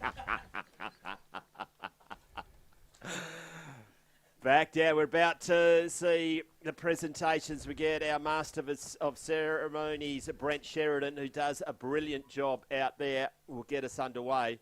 Now, Macca, do you reckon they're going to pick the same best player? Are they going to make us look good? I reckon Gus Devitt will get it, or maybe Jamie Paul. There you go. Devitt. I definitely agree with Paul. Geez, Devitt's little Superman hand pass was pretty handy, wasn't it? It was indeed. I reckon it'll be a midfielder, but we'll see. You blokes picked it right in the first one, the Robbins boys. Well, thanks for the call, Ian, because I really enjoyed it with you again, and I'm just going to get these Robbins boys to take over. I'm heading down boundary side for the big one. I look forward to your commitment as we about to get underway with Brent Sheridan to present the medals to the fairest and best player, and over to Brent Sheridan. Welcome to the 2026 Nutrien Ag Solutions Division 2 Men's Grand Final presentation ceremony. Firstly, can everyone put their hands together for our 2 grand finalists, Central Midlands, Coastal and Eastern Districts, on a fantastic conclusion to the Division 2 Championships. Over the last 3 days, we have witnessed some outstanding football. I'd like to take the opportunity to acknowledge some of our key partners for helping to make this happen. Firstly, to the Waffle and community clubs that have hosted the championships. We are greatly appreciative for your support. We couldn't run the championships without you allowing us to access your amazing facilities. And to Nutrien Ag Solutions, who are now into their 52nd year of partnership with Country Football WA. They've contributed over 2.9 million during that time to Country Football WA, and that goes above and beyond at a local level. We thank you to Andrew De Peruzal and Joe Georgiades and the whole team at Nutrien Ag for their continued support of Country Football WA. Can you please put your hands together? I'd like to call forward Nutrien Ag Solutions Ty Miller to assist with the presentation ceremony. Thanks, Ty. Over the duration of the country championships, we've seen over 50 games of football played across our Colts and men's divisions, and the umpiring has been amazing. I'd like to call umpire Jack Cruz on behalf of today's Division 2 Grand Final umpires to accept their medallions in recognition of their selection to today's Grand Final.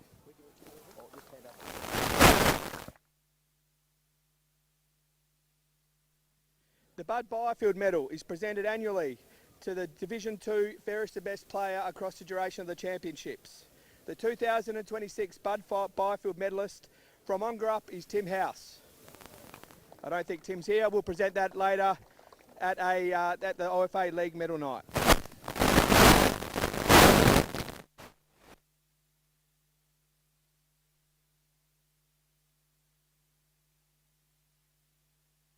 Men's Division 2, Division 1 and Division 3 championships.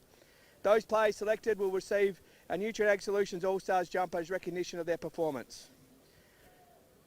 From the non-competing teams in Division 2, we have Tim House from Ongerup and Brett Wilson from Lower Southwest. Can you please put your hands together for those 2 players?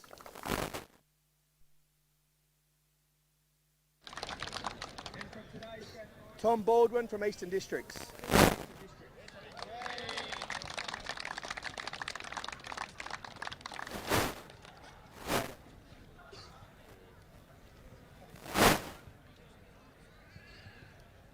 And Eli Alexander from Eastern Districts.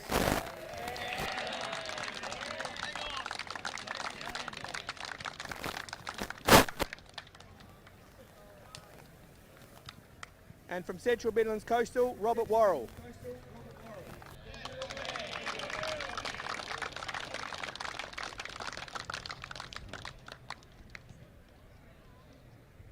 Josh Harris.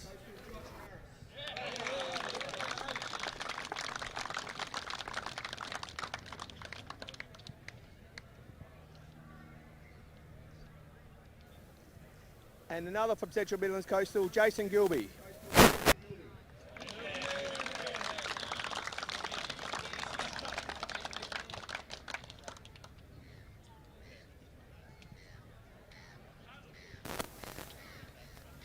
The Nutrien Ag Solutions medal is presented to the best on ground in the Division 2 Men's Grand Final.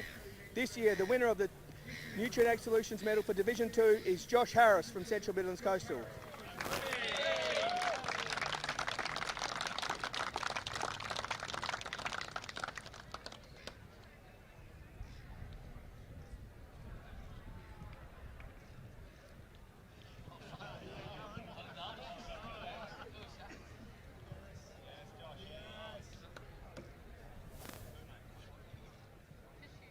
Yeah, congrats boys. Well done, it's a good weekend. No, he's just holding ours. Thank you, Eastern Districts. Thank you, guys, for putting a great fight today, so you should be proud of your weekend. Thanks to the umpires, thanks to everyone who put on the weekend, and yeah, thank you to our comp, really appreciate it. There's fuck all we can do about it, so just leave it. Gosh. I'd now like to call for Greg Vaughan from Eastern Districts to say a few words on behalf of his side. Well, he's a player, he's not a media. Central Midlands Coastal guys, a fantastic team. Speed around the contested situations and out the back was unbelievable. Well drilled. Congratulations, fully deserved it. Have a good night. To our boys, we'll talk about it inside, but to put together a side that 6 weeks ago half the guys didn't know each other is an absolute treat to them. The way they applied themselves is fantastic. So thanks very much to our boys. And to everyone that's come out and watched the games, really appreciate it. It's what Country Footy's all about, and it's what the fellowship of footy is all about. So thanks very much to Country Footy WA, and yeah, everyone have a good night.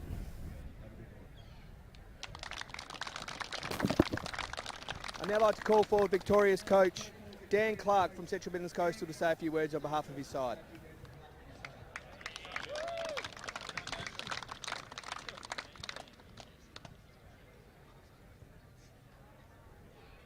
To Eastern Districts, great contest today, boys. You put in a great effort. Even yesterday in the game we played, it was a good contest, and thanks for the 4 quarters of effort today. Great team, and well done, well coached as well. So thanks, appreciate the game. To my boys, took this job on last year, wasn't too sure what to expect, but this group has been a great bunch of guys. This, from Thursday night when we had dinner together and the training session, just to all week, just seemed to gel really, really well. It was kind of inevitable in my head that we would go pretty far in it, even though we had a few people write us off at the very start. I just think we had a bit of mongrel in us to get this far, and I sort of believed in that happening all the way.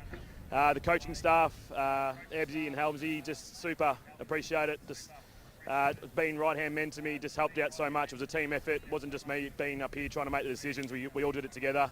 All the support staff, Karen, she did a great job with the boys, happy with the strapping and the rub-downs. Just everybody, the team managers, Dale and Raylene, just appreciate everybody's efforts this weekend, and super proud that we'll be able to bring this home to the league and yeah, get it on the wall somewhere. So thanks, appreciate it.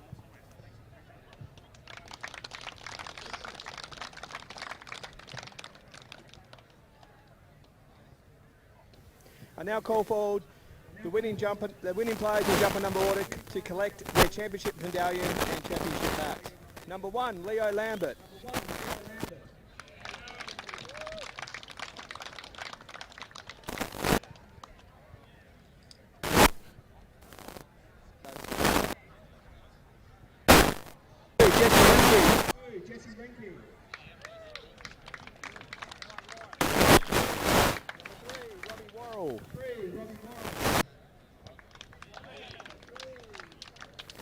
Sorry, that was number 4. Number 3, Ethan King.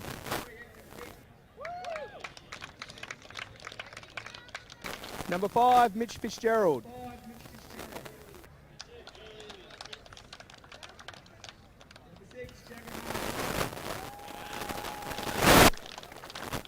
Number 10, Brandon Cowie. Number 12, Jason Gilby.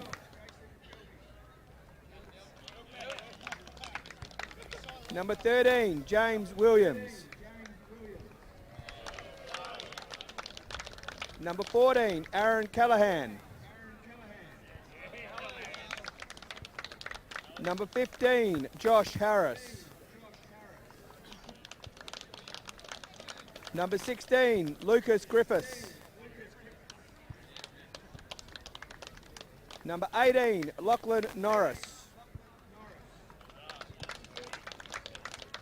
Number 19, Mitchell Price. Number 20, Jamie Paul. Number 21, Stephen Adkin. Number 22, Blair Smith. Number 23, Cave Smith.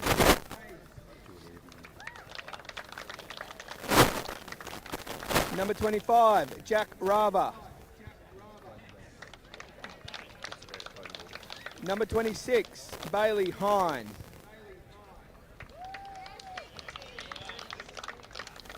Number 30, Josh Palatay.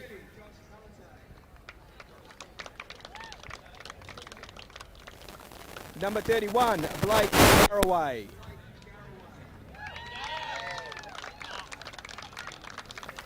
Number 35, James Harold. Number 36, Angus Lawrenson. And the captain, number 7, Gus Devitt.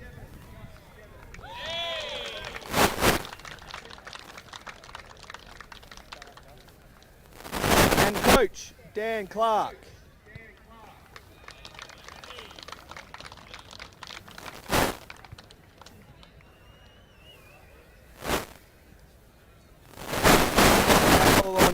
Ty Miller on behalf of Nutrien Ag Solutions to present the captain and coach the victorious Division 2 Shield.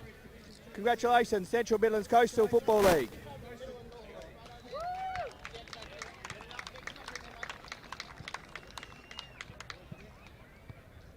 Up you come, boys.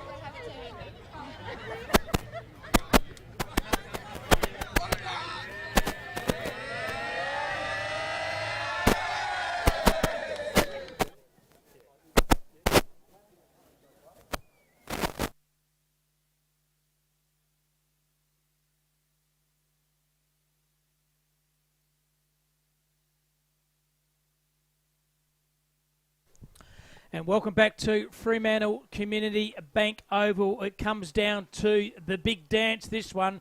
The Big Dogs, Division 1 Southwest versus the Peel Cavaliers. Cam Robbins joining the commentary throughout the afternoon. Jason Kip Robbins. Kip, the game by the big giants here, these two.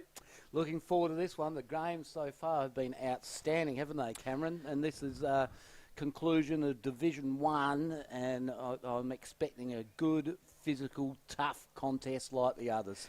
Absolutely, this should be a ripping game with this one. A lot of key players for the Peel Football Club. One of those is number 7, Michael Randall, plays senior footy at East Perth and Perth. Keep an eye on him, number 7, a very good player. Tyrone Thorne, number 1, little live wire, plays half forward, half back, and runs through the midfield. Dylan Winton as well, number 24, a very good player, and Andrew Walsh, number 28.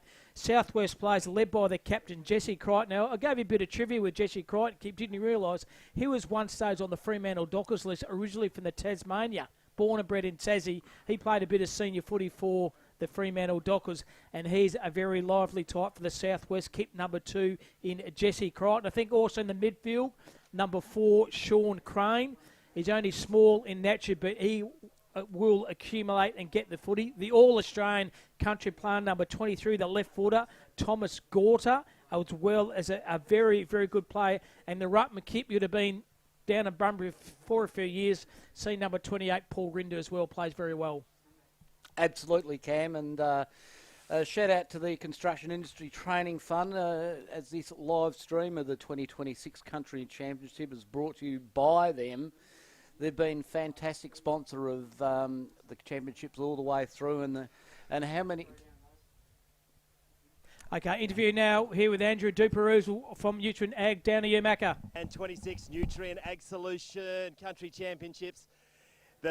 The pinnacle, it's coming to an end, but we've got the Division 1 and the heavy hitters of Nutrien Ag Solutions. Andrew Duperuz, welcome, and thank you for the support of Nutrien Ag Solutions. Thank you, Macca. Good to see you, mate. Yeah, it is a magnificent carnival once again. Obviously, we've left the weather up to Nutrien to sort out, and they've been plenty of rain beforehand. There's some more coming, but 52 years, I reckon, of the carnival, and Nutrien in its various incarnations have been integral with its success. Yeah, 100%. Look, it is our 52nd year of continuous sponsorship, legacy, different brands, but it is I was at a function earlier on and just talking about how this is our single biggest ongoing sponsorship anywhere in the world. So it's great. We're very proud of it, very protective of it, and at the end of the day, our business is all done in rural and regional Western Australia, and that's why we're so proud of what we can contribute here financially. And it's not only that, but the relationships. I mean, your business is all about the relationship with your clients out there,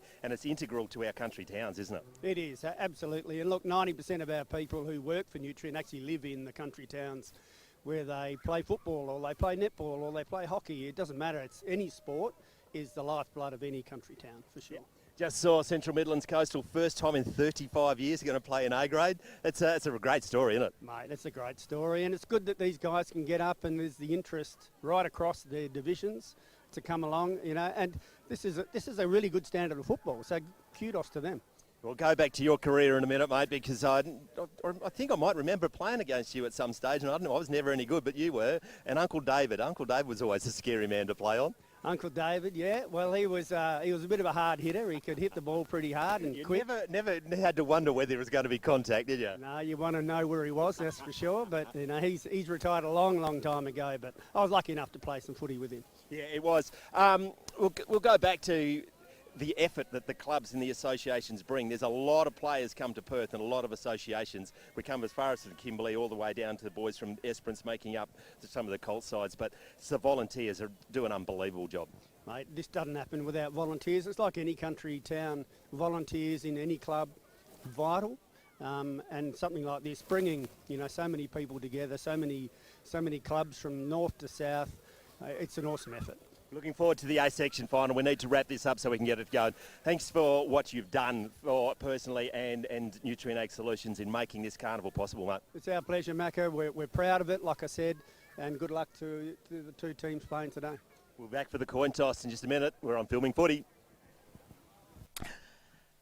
And welcome back here. Just going through the best players that Kip I mentioned for the Southwest. Sean Crane, Thomas Gorter, Ty Anderson, also a midfielder. And Kip, you just saw the size of Jack Fletcher, number 24. He's a man mount. And you see when they do the warm-ups, Kip, whether or not a side is switched on. Southwest look pretty switched on. He is a big unit, the size of Killer Carl Cox, Cam. I don't know if anyone can remember Killer Carl Cox from World Championship Wrestling back in the day, because it's all changed to WWE. But he is a man mountain. And a big shout out to you, Kip. Got a bit of inherent or a little bit of a buy in here for number 17 from the Southwest in Cade Woolrot. Yes, Woolrot, Cam, yeah, a name synonymous in the Southwest and Bunbury area. He was apprentice for us when I was with Electec at Ultimate Apartments in Scarborough. And let's hope his footy's a little bit better than he was in an apprentice, eh? No, only joking. He fantastic apprentice, fantastic kid. That's early. Wait till that siren to go.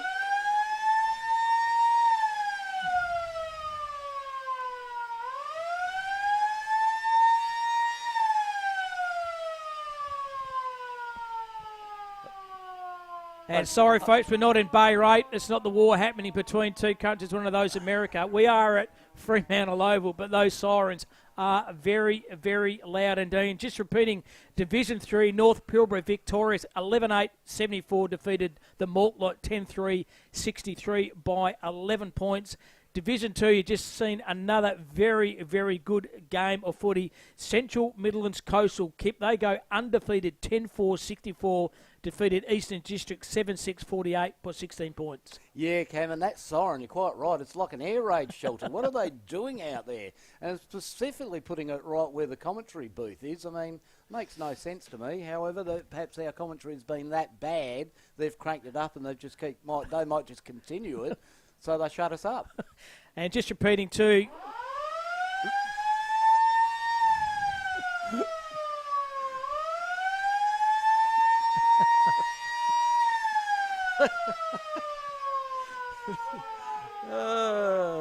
and Ong Song, the timekeeper, said, "You commentary blokes are absolutely hopeless." I want to keep blowing the siren, but once again, a big shout out to Brett Headley and his crew from Country Footy WA, organising 39 matches, 6 venues, 600 plus players, 60 umpires, and 4 days of absolute great competition.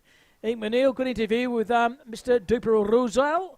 Solutions Men's Championships Division 1 Grand Final. Country Football WA would like to acknowledge the traditional custodians of the land on which we gather today, the Whadjuk Noongar people. We pay our deep respects to elders past, present and emerging. This year marks the 60th year of the championships and the 52nd year of Nutrien Ag Solutions partnership with Country Football WA. We thank them greatly for their ongoing support to country football at every level. I'll now ask everyone to please be upstanding if you're able and joining the 2 teams and our umpires for the national anthem.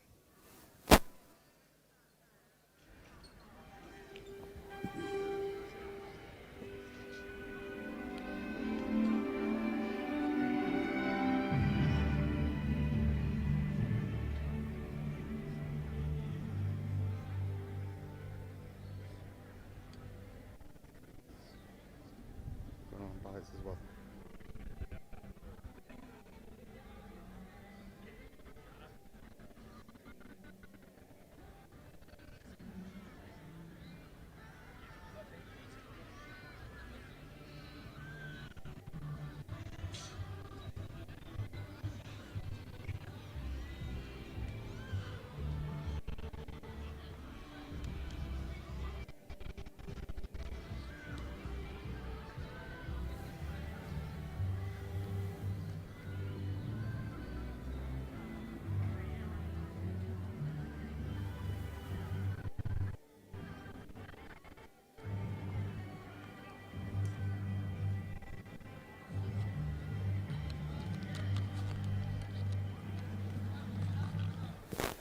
Thank you, everyone. Can now have the 2 captains please come forward to join Andrew Duper-Ruzel from Nutrien Ag Solutions for the coin toss.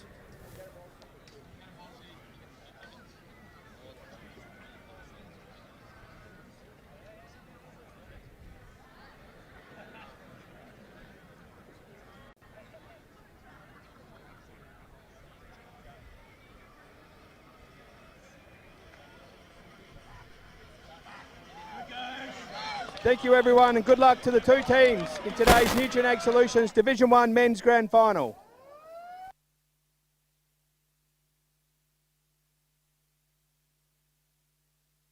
We are, folks, we are in Fremantle Oval. We are not in Bay Rate. There's not a war going on between Tehran and America. Is it safe for me to get out from underneath the desk? I tell you what, that siren is very, very loud. But we're here, Macca, the big dance, Southwest versus Peel. Can Southwest go back to back?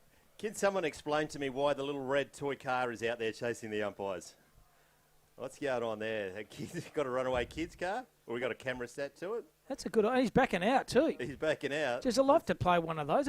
That'd suit my dog Feral, I reckon. They're going around in your lounge room. 2026 Nutrien Ag Solutions A-grade grand final. You blokes have been here since dawn preparing this. You've called the earlier couple of games. It's been a cracking day of footy, boys. Cracking weather to go with it as well, and certainly the games we've had so far have certainly not diminished our want and enthusiasm for the Division 1 game. And these are games too, lads. Southwest played for 1-4. Peel played for lost 1. That was the Southwest by 11 points, 7-3-45 to 5-4-34. Macca, so not much in that game. It is. They're the 2 dominant sides. They're the 2 dominant premier associations in country footy, and they're perennial favourites. They're going for another 3-peat, the Southwest, I believe. Wow. And the Peel will be smarting because I don't think they made it last year. Yeah, look, good to see too. They're going all right. Jack Fletcher doing the ruck work versus Ty Kemp. Jack Fletcher, he is a one-man mountain. He's huge. Peel kicking to the left of the commentary dial. We got a tip, boys? I'm going to go for Peel, the Cavaliers. Southwest for mine. Well, I'm contractually obliged to go for Peel. I'm not going to tell you why until right at the end of the broadcast because you will not let up when I tell you what's going on. Okay. I look forward to the unveiling of that, Macca. My grandson's here today as well, down on our right. Shout out to young Theo, about to get under the way. Ball's in the air, got down by the beanstalk from Peel, got forward. Top of the arms play on, says the umpire. No, just believe me when I say it's going to be a free kick at centre half back to Peel. So it's Kerr. He goes left with a kick. He finds Thorne. Half-back flank. Good play, this young lad. Gun. Chip down the line by the Cavaliers. They bring the ball in the corridor. Use it well. He found Jennings. Jennings also left you. Good break on the far side of the ground. Brody Wem. Bounce absolutely shocking. Hellwood didn't have it. Surely umpire said, yes, you did. Handball's okay. He found Clark. Beautiful pick up below the knee. Clark got the 1-2 back. Goes on the left foot. Lucks of fortune. Falls in the hand of Ryan Burnell. He goes lateral with a kick. They're doing this at ease are the Cavaliers. He found Randall. Journeyman is Randall. Low chiseling kick. He found Jai Clark, former player from Perth. Jai Clark into a bit of space. I should have hit the target, but didn't. Numbers here. How's it going to go? Still in the pocket here by the Cavaliers. They draw one back. Now a little check side banana around the corner. Baby. Oh, my God. That's a goal to the Cavaliers. Unbelievable turnaround. I'll tell you it is. 23, 22, 29. Michael Stevens. What an absolute ripper. That's a contender for the Kimberley Accommodation Group Goal of the Year. Wowee. Macca, straight away, they switched play, the Cavaliers, and brought into the contest, and Checkside Banana, unbelievable. You remember a couple of years ago, State 18s, a Clark kicked the winning goal after the siren. Was that Jai? Might have been too, Macca. Barry and Steph's boy from Kalingari. I reckon Julamar. If he is, Barry will be down. The man bun, Michael Stevens. He's looking the goods. He's been kicking lots of sausage rolls this week. We're in the big 29. It's the voice of God from down on the boundary line. Tim Lees. They get another clearance, bouncing ball. They're hard at it at the moment. The Peel, the Cavs. Look, he doesn't have as much time, but he's good enough to get it forward. Bouncing ball. Hill's there. Can he get it? Nearly ripped out of his hands. Play on. Desperate defence. Ran into trouble. Tucks it in. High. It'll go back to South West. They need just to steady it. Hand pass. That player was Tucker. Now they're going to go wide. Where's that interference coming from? It looks like I'm going to get electrocuted. Can they keep it in on the outer wing? No. Bouncing ball. Gets out of trouble brilliantly to the South West going forward. Good kick. Finds the target. The run comes from behind brilliantly. Now just a short kick forward. Great play by South West. This is Shepherd off the ball. It's going to come back. All the way back. It certainly does. And Jai Clark, old man's Russell Clark, former CEO for Peel Thunder in Perth. Jordan's brother. Yep, that's not right. Not the chef, Russell Clark. Not the chef. No, not Russell Clark. So the Cavaliers have it. They go lateral with a kick. And they find McPhail, the captain. He lowers his eyes. Good kick. And as a play we mentioned, Jai Clark already accumulated a ton of the footy. Once again, he goes switch around with a kick. He finds Rowan Kerr. Kerr has it. He finds Thorne on that far side of that wing. Has a footy. Goes down the line. Good kick. And lace out. Finds Andrew Walsh. Walsh has a footy as well. The Cavaliers tucked in the back pocket. Brings the ball into the corridor. And finds Ty Kemp. Kemp laterally with a kick. Good one's effective. He finds Troy Lee. They're using the ball well at the Cavaliers. They find Hayes Griffiths. Griffiths found Clark. Clark down the line here. And found a good kick and a good mark. He found Ganjagimi. Ganjagimi down the line here. Southwest have the numbers under the line there. Kick around the corner. It's tussed off the boot. Ball scrimming around there. Still in play. Running off the feet. Kick around the corner. That was by Randall. It was no good. Tussed by the opposition, Ruckman and Fletcher. And a boundary line throw in. Take Earl- over while Jack is pedalling furiously. I think I'm going to get electrocuted. It's going to be a ball in on the Nutrien scoreboard. It's one straight. Southwest yet to score. High in the air. Hills there. Got over the top by Fletcher. Now it's in dispute. It's running it across the face of goal. They've turned it over. Can he get it on the boat? Turn out of trouble. Goes from the boundary. What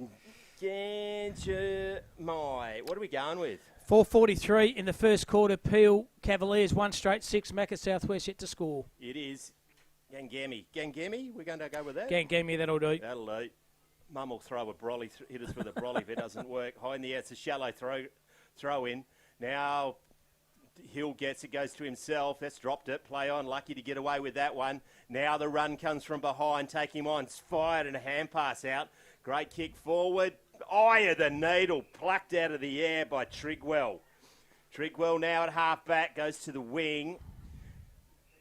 Marked by Parsons, the nose. Mr. Miyake got the headband on, Magga. Mr. Miyake, wax on, wax off. Don't do that if you don't want to get teased on filming footy. Goes inboard, finds Meadmore. Comes back from whence it came to the nose. Parsons. To say it's static up forward is an understatement. Call him to play on. I've had enough of waiting. He does. Kicks it into the man of the mark. Not his best effort. Goes inboard and falls over to add insult to injury. They've got a man inside and he's still there. Now it doesn't. They burn him. You can't do that too often. 3 versus 1. Poor. Yeah, should have used the Peel player. There's Zach McWell. All boys, Pat Malone. So Southwest are out on the fat side of the ground. Fall into the hands of Gorter. Takes a bounce. Can take another. Use that trusting left foot. Lower eyes. Beautiful penetrating kick. Lands in the chest there is Zachy Trigwell. Back to Gorter. Gorter down the left half forward. Good transition to play. And Crichton marks the footy about 40 metres out. That was very, very good work by the captain in Tommy Gorter. Geez, boys, the game's been played between the arcs. There's only been 6 forward 50 entries for both teams. 4 to Peel and 2 to the Southwest. Good work, Kip. Here's Liam Crichton. Take a good kick from here. Has a bruise over the left shoulder. Liam Crichton got a bit of artwork on those arms too. Macca the right and the left arm. Crichton. They had a colouring in competition last night. And he came out trumps. Out of pads on the full and bringing it back with a bit of interest there for Peel is Dylan Winton. Good kick. Finds his target. Still deep in defence. He's looking central. Switch is now on. It's going to come. Land in the hands of Kerr. And straight down to Timmy Lees on the boundary line. Tim, over to you, Tim. Yeah, just interesting down here, Southwest, when they're calling for the ball, they're not calling players' names. I reckon the synergy with Peel is superior at the moment. Goes inboard. Peel now get it inside of 50 again. One out. Just needs to hold the player. Goes over the back. They're going for a push. Needs to hand pass it. Tries to go for the World Cup, both of them. Good work by Jesse Crichton. Gone through for one behind. Yeah, Jesse Crichton, the co-captain, just dived on the pill. So Gorder has it, relieving pressure here. He found his teammate. That play there was Tenardi. Chip down the line here. Good hard running by the Southwest. Good marking competition, Simon Moore. So Moore has it. He can go lateral with a kick. He finds Jackson Bell. Bell back to Gorder. He's in a bit of trouble. Had to go back rather than forward. Gorder has the footy. There's a left footer. He's going to go on his left. Finds it to perfection. It's Jess Crichton. He goes straight up the pipe. Crichton found his teammate. That was Sanford. So Bailey Sanford, true centre-half back position for the Southwest. Has a footy. Once again, they go lateral with the Pill. Maybe we've got Gorder's out once again on the fat side. So Tommy Gorder relays the kick and goes down the line here. Went for one hand. Should have gone with 2. On the bottom of the pack, trying to pick the Pill up. There's a big fella there in Fletcher. Fletcher was good over the top. Carter still running. Still in play. No, it wasn't. Boundary line throw in. 8:46 have gone. Pill 1-1-7. Southwest yet to score. Interesting game, Kip. Just as you said, between the in the midfield, isn't it? Absolutely. And Crichton down there for the Southwest. He reminds me a lot of Pud Marshall. Remember Ken Pud Marshall? Number 17 for Subi. I think he also played for the Pies, didn't he? Well, Crichton obviously is a former Docker back in the He days. is. Born and bred in Tassie. Yeah. That's why he's got 2 heads. He must have a beanie on one of them. So good opportunity here for the Southwest here. I think that's David Cowan. Wow, he fancies his chances from downtown. He's got a bit of breeze behind his right shoulder, Macca. Kick into the Fremantle Hospital into the ground. Cowan goes on that arc, outside 50. Geez, good connection on the pill. Great connection on the pill. I think it's through. It is a through. Great goal. David Cowan. Didn't think he had a chance. That's why I'm still the work experience, kid. It was a great goal. There's a replay outside 50. Mac reminds a lot of you day in the country. Just snuck through for a sausage roll. It didn't matter how you get him. Southwest get one. And back down to Timmy Lees. David Cowan, beast mode. He's gone from winning C-section grand finals last year to helping the Southwest. That's a great steadying goal. Certainly was. Great steadying. Told the illustrious tones of the beautiful goal, the beautiful gold shoes is Timmy Lees. He's going to get a warning from the umpires, I think, at quarter time. You know why? Because you won't be able to see the glare from them. Yeah. It's no good. Yeah. Fashion police have already sent out a warrant. He's going to play the advantage. He is a big dude, isn't he? Jack Fletcher, he's massive. He has the ball in the centre of the ground. Does what Ruckman shouldn't do is kick it, but that's a good one. 60 metres forward. Then a number big punch comes off, goes inboard, and the 1-2. Now the run comes from behind. Goes back in the direction of Hill, has to go back with a flight of the ball, but versus the Hound. The big guy, Fletcher, marks it. Come on, Brett, you need to do better. Goes forward. Oh, great mark. Oh, great grab. Liam Crichton, spelt differently. Then Jesse's going to get close to the man on the mark. That's why he goes the hands off to Stevens. Stevens from the pocket. It's a pretty good shot on goal. Goes across the face and one behind only. Just steadied at the Southwest Mecca the last 3 or 4 minutes. They go up the pipe to the Cavaliers. He finds Riley Mitchell. True centre-half back position. The Cavaliers a bit unsure. They go lateral with the kick. Running the far side of the ground is Sharps. Sharps has it. He's got to go back rather than forward. They've got to definitely set plays here to the Cavaliers. Now they go long and direct on the fat side of the ground, trying to find Hage Griffiths. He marks. Maintains his composure, does Griffiths. Now he kicks the ball low. Beautiful kick by Griffiths. Lace out and finds Brodie Wem, former player from the Peel Thunder. Brodie Wem has it for the Cavaliers of the Peel variety. Kicks down the left half forward flank. Good mark over the top. Bit of a massage. Went where no angels fear. That play over there was Jurak Tucker. He found his little teammate, Simon Moore. Moore, was it? Yep. Bounced at the feet of the Southwest player. He's on his defensive 50. He's held without. It's going to get a free kick. Inside his defensive 50. We travelled 12 and a half minutes gone first term. He goes inboard, finds the target, gets it to King. The King, Denham King. From Funbury, goes wide to Crichton of the Jesse variety. He's inboard. They're doing it easily at the moment. Goes back to Sanford. He goes down the wing, marked. Game of inches. Goes down a wing once again. Just over the top. The run was thwarted brilliant by the Cavs, and Hill's in there. Gets a touch. Hands pass it to advantage. They've got the numbers. There's 5 of them. There's 6 of them. Lowers his eyes and kicks it straight to Jesse Crichton, who falls over right when he shouldn't. He can push in the back. Don't be doing that. Comedy of errors there. Comedy company all over the shop there, Magga. All just had to cue the Benny Hill music, Tim. I tell you what, it's heavy underfoot. You must keep your feet. Southwest struggling to cover the Peel forwards currently. Heavy under feet. Thanks there, Timmy. Boundary line throw in here. 10 metres out from the Cavaliers' goal. It's all even, Stevens. 1-1-7. Umpire throws a footy up. Get in the front position. Well done for the opposition ruckman there in Fletcher. He heard the call from Crichton. Crichton's running through Paddock. Went through 1. Went through 2. Lost the pill and was holding the footy. Tackle.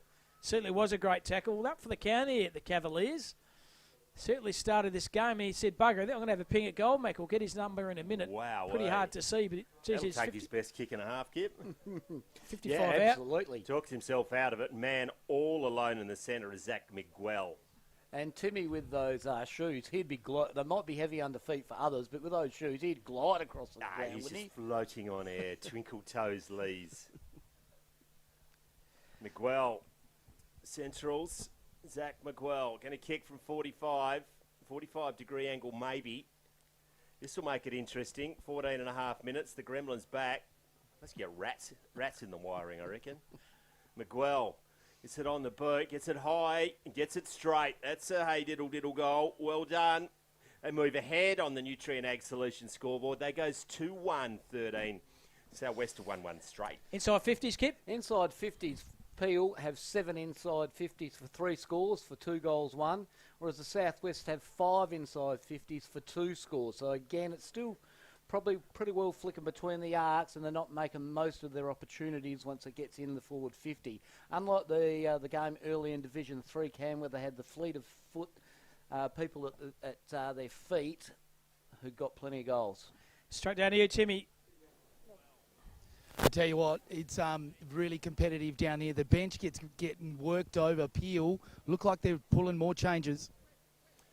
Changes of foot. Comes now to the Cavs, falling over on it to the Southwest, picking it up with numbers. Gone. Play on. Just got his fingertip to it. Standing up in the tackle is a Southwest player. But everyone bounces off him. They get to shovel it out. It's not coming out cleanly. Yeah, it is. I'm just going to put the team. I'm going to do it myself.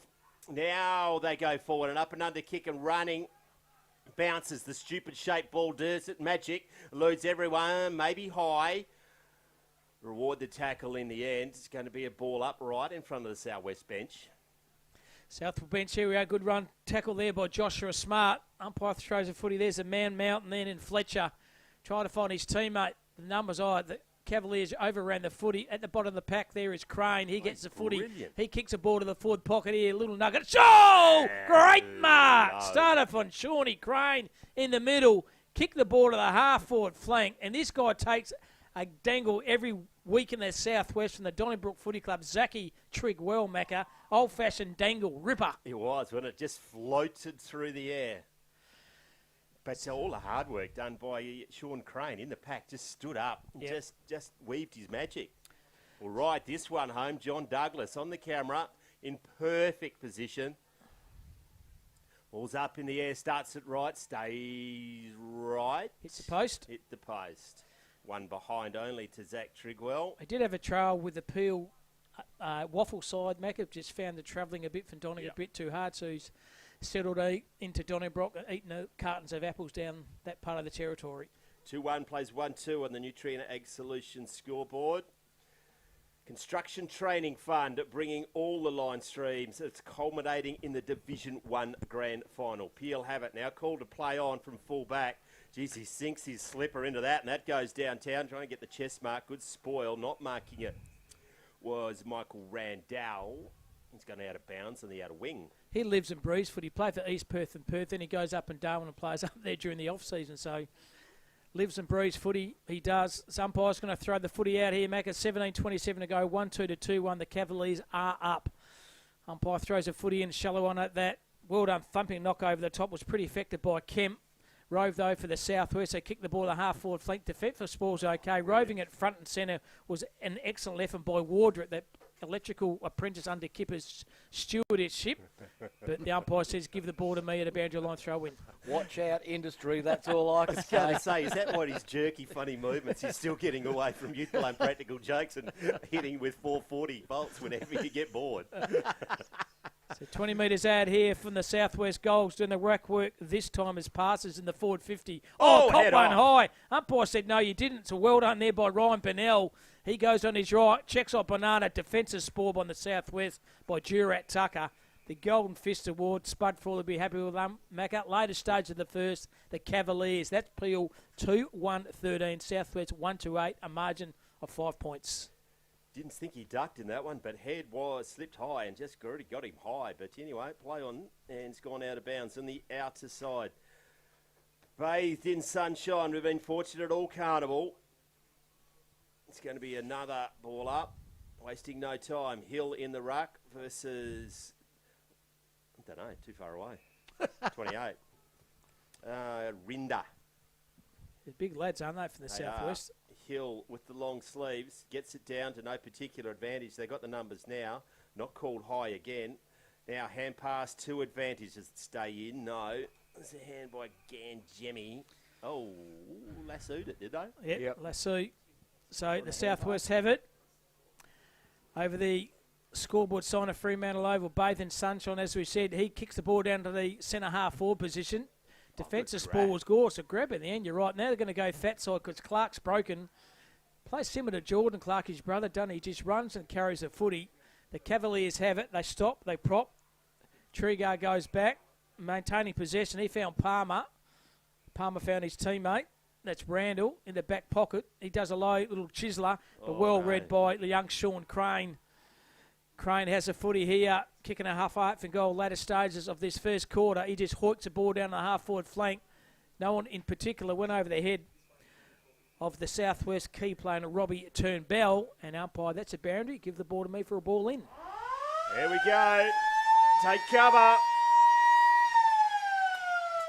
On the Nutrien Ag Solution scoreboard. It's close at Fremantle Oval in the A section grand final. Peel lead 2-1-13. Southwest to 1-2-8. You're on Filming Footy.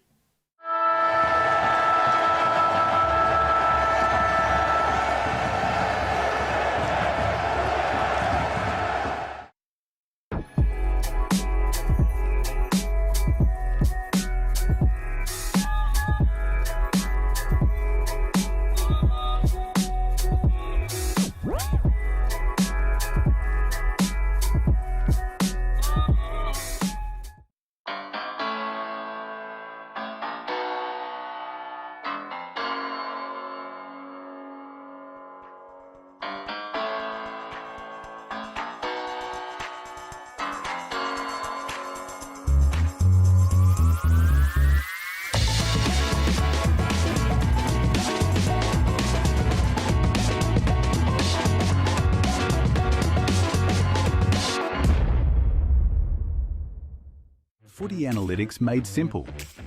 Improve your team performance with My Dartfish Live S. Quickly tag key games actions during or after the match. Replay moments from the match, frame by frame or in ultra slow motion. Access richer content, dive into detailed statistics and filter what matters most with ease.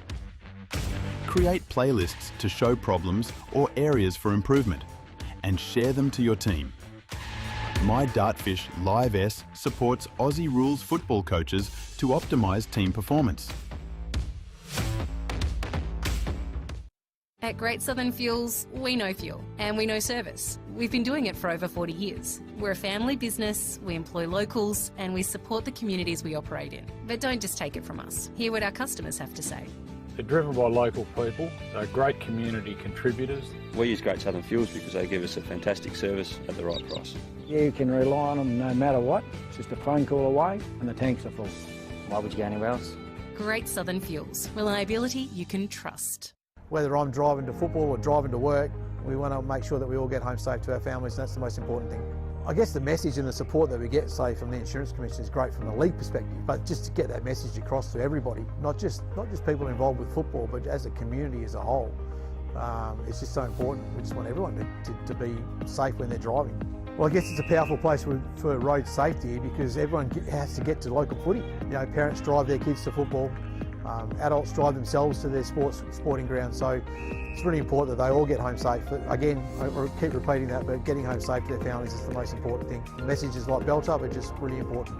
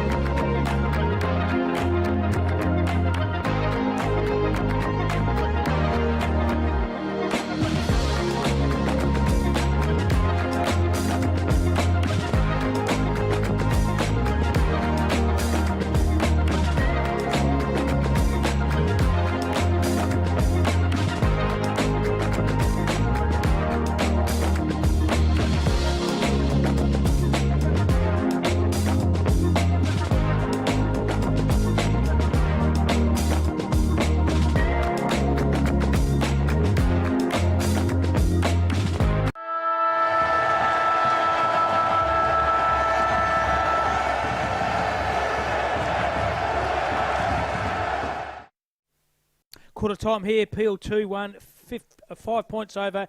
Southwest 1-2. Goal scorers for, first of all, the Cavaliers, Miguel 1, Stevens 1, and for Southwest, Cowan 1. We're going to go straight down to Tim, who's been in the huddle.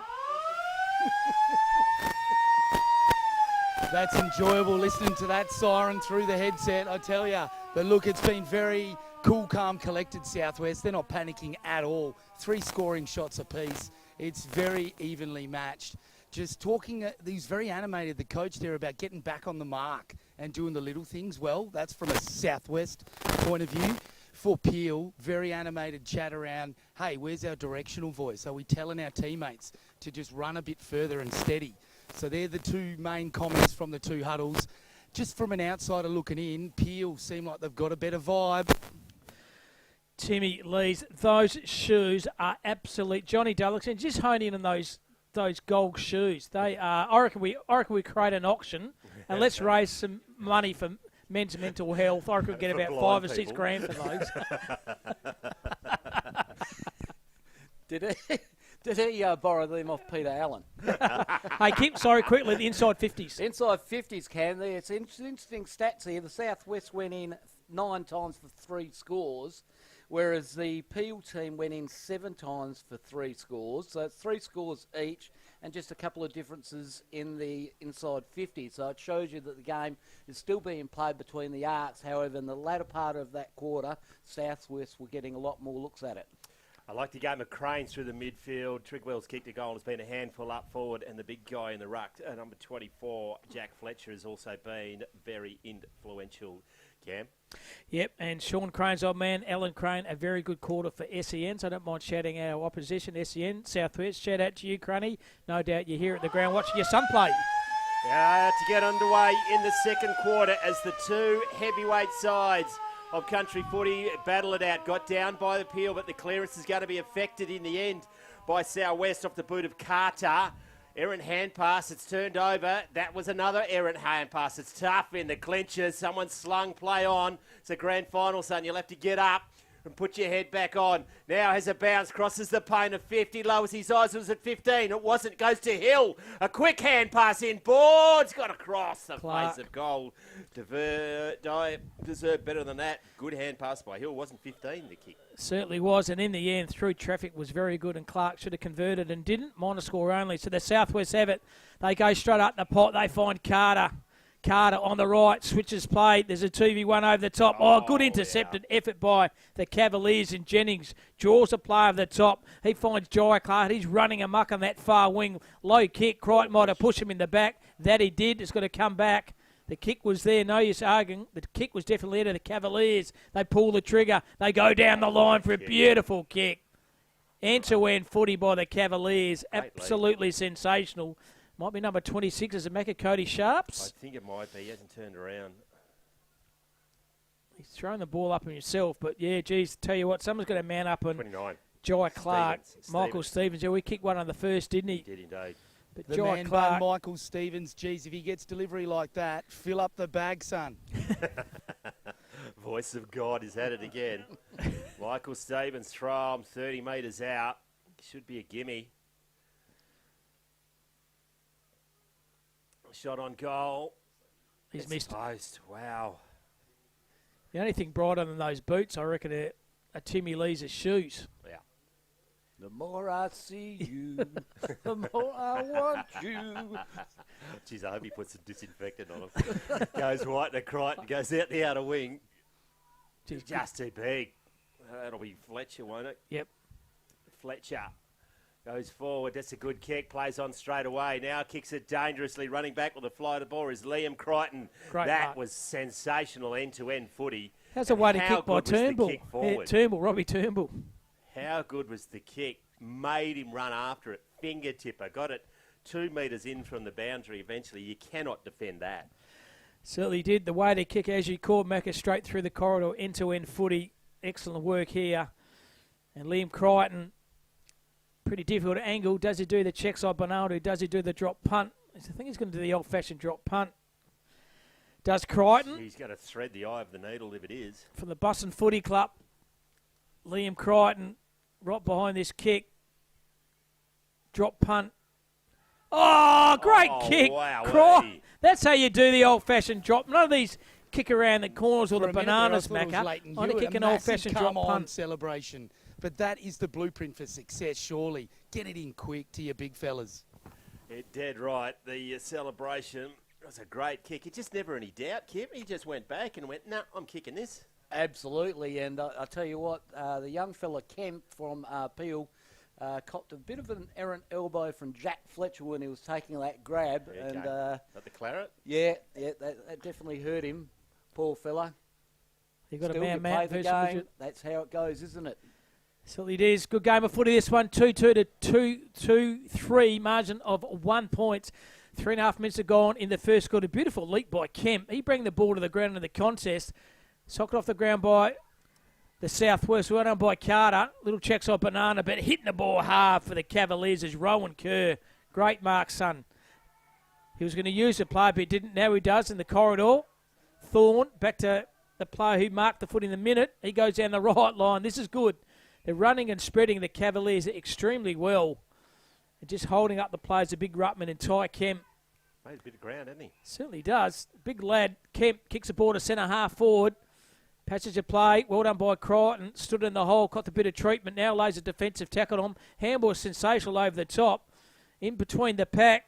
Tyron Thorne. Little checks on Banana. He's gone on his left. He's missed absolutely everything about from the boundary umpire's head. Probably had a bit more time than he thought. That one with a kick. Yes. That kick. They thought their way through that. Then they didn't think the last kick. I reckon he might have kicked the wrong side of the ball. Southwest bring it in. Now they go central, stopping and waiting it and getting his bell. Ding-a-ling-ling. The bells. The bells. Is that you, Quasimodo? Goes to wide. That's another good mark. And a little bit of us as he goes to ground. You're going to go back, go way back. They've got another one with Crichton. Nearly in the grandstand. He marks it now. Where's the run come from? Goes down the wing, and that's very well thought out. That's not going for the ball. That'll be a free kick, surely. Thorne goes inboard, gets it to Palmer. Now just to the one-on-one. That's too strong. Great too good, mark. Stevens. That was clever. He's got a good set of jukes, hasn't he? Yes, indeed. Just plonked himself in front. Just light at the last minute, just moved his player out of the way. He's doing a little basketball magic on the end of the fingers. Showing us a trick, wasn't he? What's that, Harlem Globetrotters? Yeah. Yes, yeah, cool. Just either that, or you've got severe stomach pain, and you need to go down there to the doctor while they're down there checking people's prostate. That'll let some of the gas out. Goes down now to Stevens. 30 metres out directly in front. He's overcompensated Costly misses, to aren't the they? other side. On goal 2 to Stevens. They're not capitalising on their inside 50s appeal. They've had And 4 Tom in this Cruise, quarter the for last 3 samurai, scores. has just dumped that one to the left. But geez, he looks good one-on-one. Does indeed. Comes back now. Gets into the hands of Durack Tucker. He goes down the wing further and gets it to Meadmore. The run comes, but it's burnt. Probably going to kick it to him now. He's going to get called to play on. High up and under to the wing. That's where we like it. Coming from 8 deep. The big spoil. Turnbull play on. Just seeing it out of bounds a bit. Ball up. Certainly is right in front of the umpires' interchange bench. Once again, they've done a fantastic job throughout today and throughout the whole carnival. The umpires, boundaries, field and goal. Sensational job. Umpire throws a footy up here. The big man Fletcher gets front position. Beautiful roving. Tried to find his player Crane. Burton through the packets of Cavaliers. Handball was slick, quick, as effective. He found Palmer. Palmer over the top. He found his teammate behind. That was Rowan Kerr. Rowan Kerr back to Beard. Beard goes into the centre half forward position, but in the hole was the player then Turnbull. His switches play over the top. He found Carter on his Pat Malone on that far wing. Carter have it. Little chiseler down the line. It's effective. Good use of the footy here by the Southwest. They go lateral with a kick. They find Sanford. Sanford got the 1-2. No, he didn't. Now he kicks the ball. Hot spot here to the right half forward flank. Reading it better is the Cavaliers. Great mark. Oh, throw behind play. Death got him. Trig well. Crept up in like a live bear and it says bang. Oh, it's thrown him in the back. Oh. Jeez, I thought it was holding the pill. Smart. Don't buy a lotto ticket, mate. You've used all your luck in just then. and then the footsteps, he didn't hear it, but it's turned the other way. Coming back, having to wait underneath it, probably a chop of the arms or a push, front on contact, all of those. Free kick in the centre of the ground. The run of the Greens going so far. Peels are up by 2 points. It's an end-over tumble punt. It's ugly, and it's going to be ineffective going forward. So was that effort of defence. It was a bit of a one over the shoulder. No one wanted it, Becca. No one wanted it. It's like a hot potato. Tell you what, it was a chip around their seagulls. It'd be all over them. Going to be a ball up inside. Hill versus Fletcher. Got down by Hill. Massive pack of player. Coming out of there. It'll be another ball up. I'll tell you what, boys. The Peel need to capitalise on their inside 50s. They've had 6 inside 50s for 3 scores, as opposed to the Southwest 1 inside 50 for 1 goal. Yeah, well done, Kit, the mathematician. There's Crichton. Had it and lost it. Had to kick out of bounds. That was King from the checks. Oh, and I think he might have goaled this. He certainly has. We'll get the replay in a minute. Kick one from downtown here. Gives the high fives. Runs back to the centre position. What's the replay here, Macca? Over the top. Who is it? Still missed it. Still missed it. But tell you what, goal umpire did not have to move. That's a fantastic goal by the Cavaliers. And it stretches the margin out by a further 6 points. Give the assist to Brett Hill with the hand pass in there. It was really slick hands. But from the considerable momentum shift down here with Southwest, really starting to get a lot of the ball. That is a brilliant against the run goal. What a finish. Who kicked it? Number 4. Number 4. Brody Wem. Yep, from back in the centre of the ground, working seamlessly up in the commentary box as we go get our facts right on filming footy. This, as he's had a great quarter, has Palmer, goes forward once again. Hill's just jogging after it, probably needed to put some bigger ones in there. It's ineffective disposal, surely. Play on, says the umpire. Hand pass and hope by Rinder. Now they're there with numbers, goes down the grandstand wing. Eyes on the ball, called out in the end. Good footy. Trigwell again. Plays on. Big spoil, met solidly front on. It's going to be a free kick. 3 of them came at him and sat him on his ought, but he's going to get a free kick. We kicked one for the other pocket earlier on, so this is going to test his kicking ability. So put it in a book. Liam Crichton. This goes to Kip's efficiency inside 50, doesn't it? Certainly does, mate.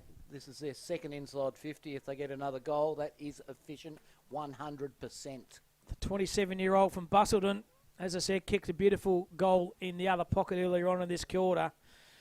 Can he convert again? Right behind this kick, Crichton. Whoa! Absolute shocking off the side of the boot. Still on the hot spot. Oh, beautiful ball straight up in the air. It's Volleyball City. Now he put the soccer on. Well done by the Cavaliers. They're out of danger here. Got tackled, though, through traffic. Well done. That play over there was Kuhano. He goes on his right, kicks it by the left defensive wing. Good mark. Brilliant. Between two might be Randall. Handball to no one in particular. Sorry, it's Wem. He had it and lost it. Wem, good shepherd behind the play. They pull the trigger in the corridor. Had to be centimetre perfect. Well read by Carter. Carter, beautiful low eyes, and he found Trigg well.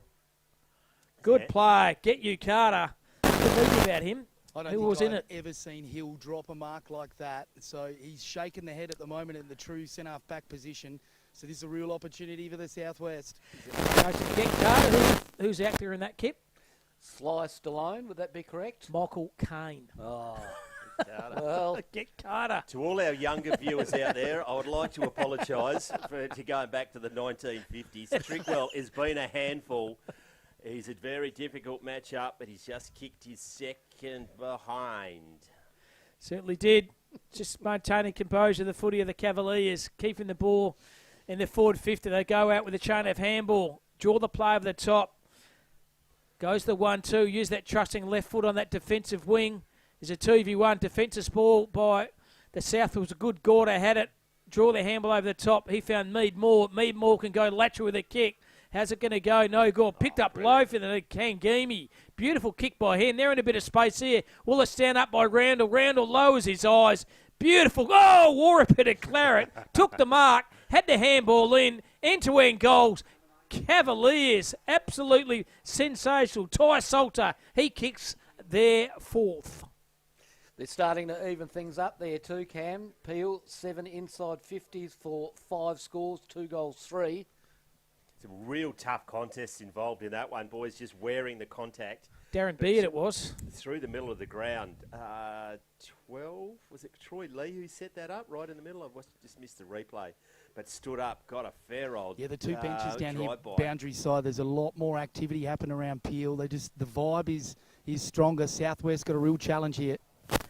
Timmy says the vibe and the Cavaliers is good, and Southwest apparently got the challenge on Macca. It is. I'm going through a three-peat. It's difficult to keep it going for 3 years in a row. That's, of course, you're the Mighty Hawks. It's just exactly. like a walk in the park. Shell and Wardy. Got down, perhaps by Hill on the second attempt. And once again gets it. I reckon that was Gangemi who did the other one. Leaping high. That's a great grab. Gangemi's a guy who's got that midfield pace, number 11 for the Cavaliers. I reckon he set that last goal up. I think you're right. And Salter kicked the last goal, yep. He did indeed. Batman and Robin. Yep. They've been electrifying in the midfield, Kip, haven't they, the Cavaliers? They certainly have. They've been shifting the ball very, very well, and hence why they've had 8 inside 50s this quarter.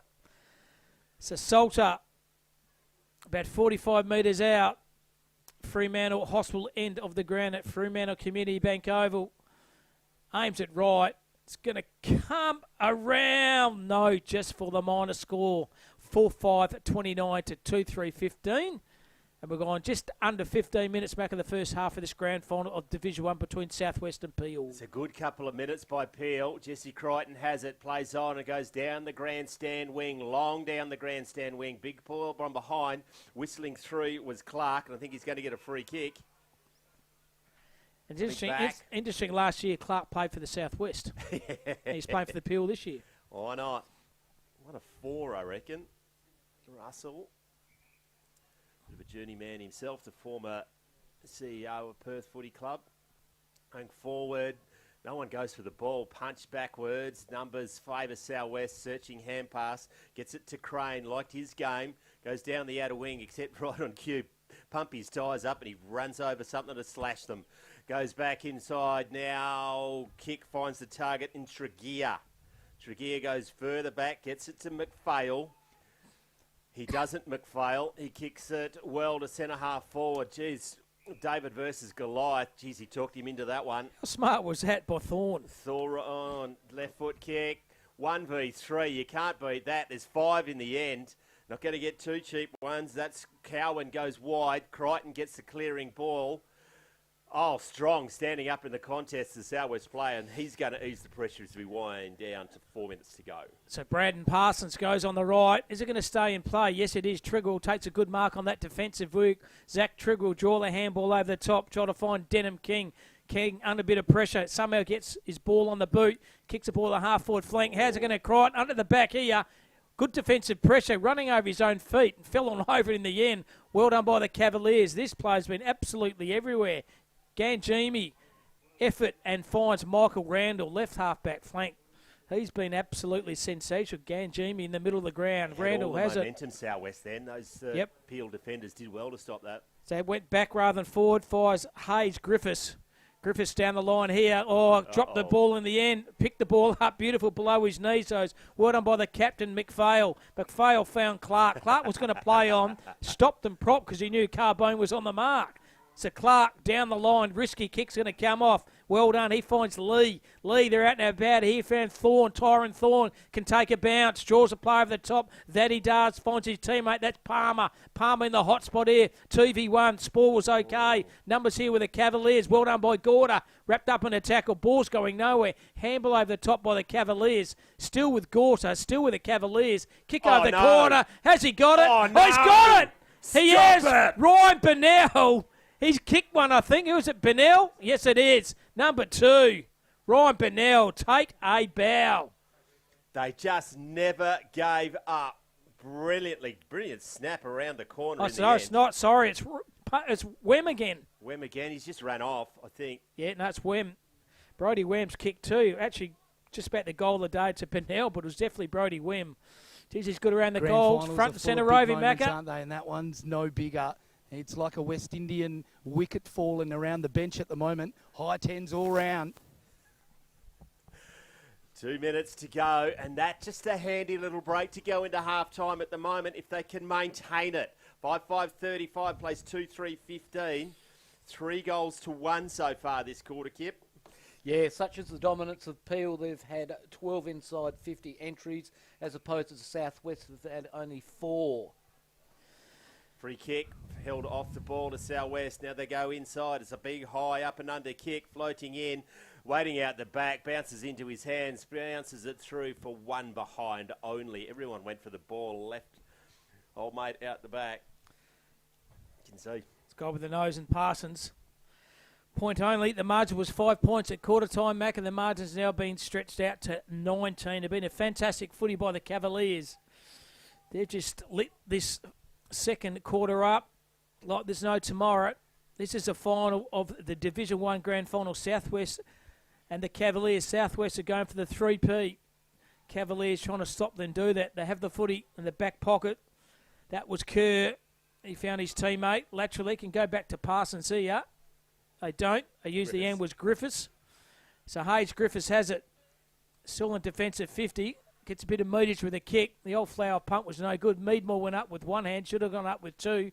Falls in the hand. This play of Troy Lee. Lee found his teammate. They're out and about here again. Well done. Might be a relay free kick. No, it's not. Through in the hands of Clark. Falls in the Southwest player. Down the half-forward flank here. Hitting the ball hard. Oh, well done. Brilliant. Trapped below his knee was Hayes Griffiths. Sells a bit of candy. Does the mongrel punt forward. The only one in there is Thorne. He beat 4 of them. Well done, Thorne. They kick the ball forward to the Cavaliers. 2v1. Oh, a free kick to the Cavaliers. Tyrant Thorne. Take a bounce. He beat 4 of them. Took on the universe. He-Man. He's only 4 foot nothing. Didn't matter. He was clever through traffic. And an opportunity here for the Cavaliers to kick another one. Former Hall's Head Colts Premiership player Hayes Griffiths. He was up at Royals last year in Broome.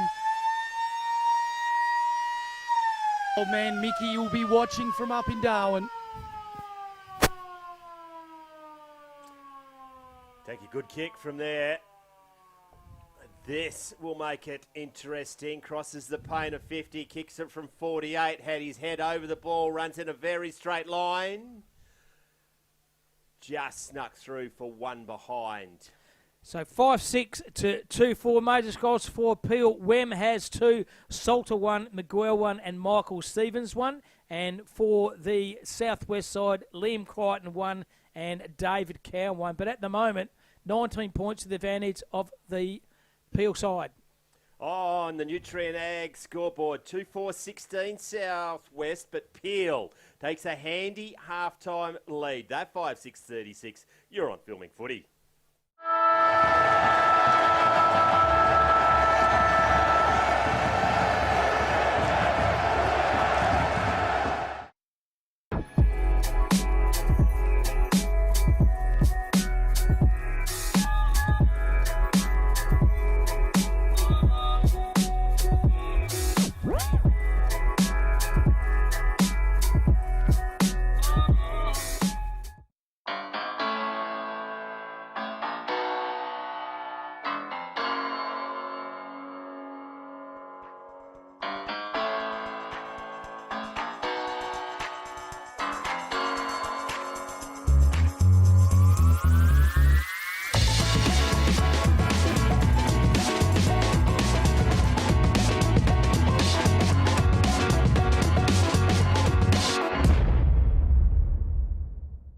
Footy analytics made simple.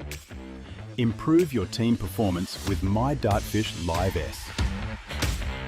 Quickly tag key games actions during or after the match. Replay moments from the match, frame by frame or in ultra slow motion. Access richer content, dive into detailed statistics and filter what matters most with ease. Create playlists to show problems or areas for improvement and share them to your team. Tim Lee's here live, boundary side with Michael Stevens. We've dubbed you the man bun, mate, but you've been up and about in that first half. Here I was thinking you'd kick 3. It's 1 goal 2, but you've been a big target. Yeah, it's been good. We've been pretty good with our forward entries all weekend, but today's probably the best we've had so far. So, what are you seeing out there around stoppages and around the midfield? How do you see the game at the moment? I think once we get the ball in our hands, we're going forward and they won't be able to run with us, so we should be able to take it home. Geez, I tell you what, Steve-O's looking pretty good this season. I hear George Costello and the Stangs getting you really fit. Yeah, Georgie Costello, and shout out Luke Pulse, Coach Pulse, he's a man. Where to from here? How are you going to win this grand final? I think kick straight and we should do it. Thanks very much, mate. Michael Stevens, really appreciative of getting some time from him. We'll throw it back to the boys upstairs.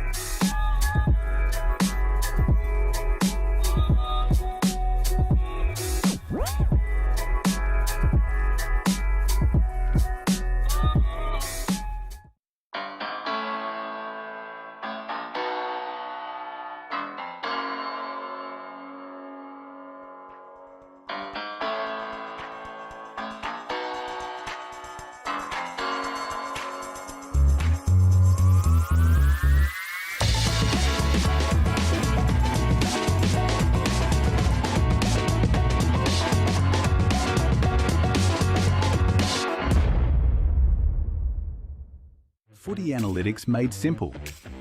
Improve your team performance with My Dartfish Live S. Quickly tag key games actions during or after the match. Replay moments from the match, frame by frame or in ultra slow motion. Access richer content, dive into detailed statistics and filter what matters most with ease. Create playlists to show problems or areas for improvement and share them to your team. My Dartfish Live S supports Aussie rules football coaches to optimise team performance.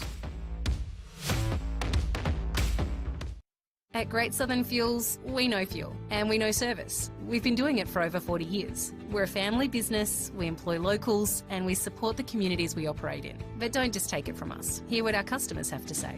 They're driven by local people, they're great community contributors. We use Great Southern Fuels because they give us a fantastic service at the right price. You can rely on them no matter what. It's just a phone call away and the tanks are full. Why would you go anywhere else? Great Southern Fuels. Reliability you can trust. Whether I'm driving to football or driving to work, we want to make sure that we all get home safe to our families, and that's the most important thing.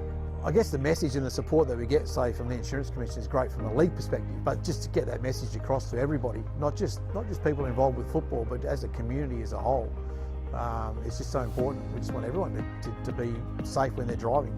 Well, I guess it's a powerful place for road safety because everyone has to get to local footy. You know, parents drive their kids to football, adults drive themselves to their sporting grounds, so it's really important that they all get home safe. But again, I keep repeating that, but getting home safe to their families is the most important thing. Messages like belt up are just really important.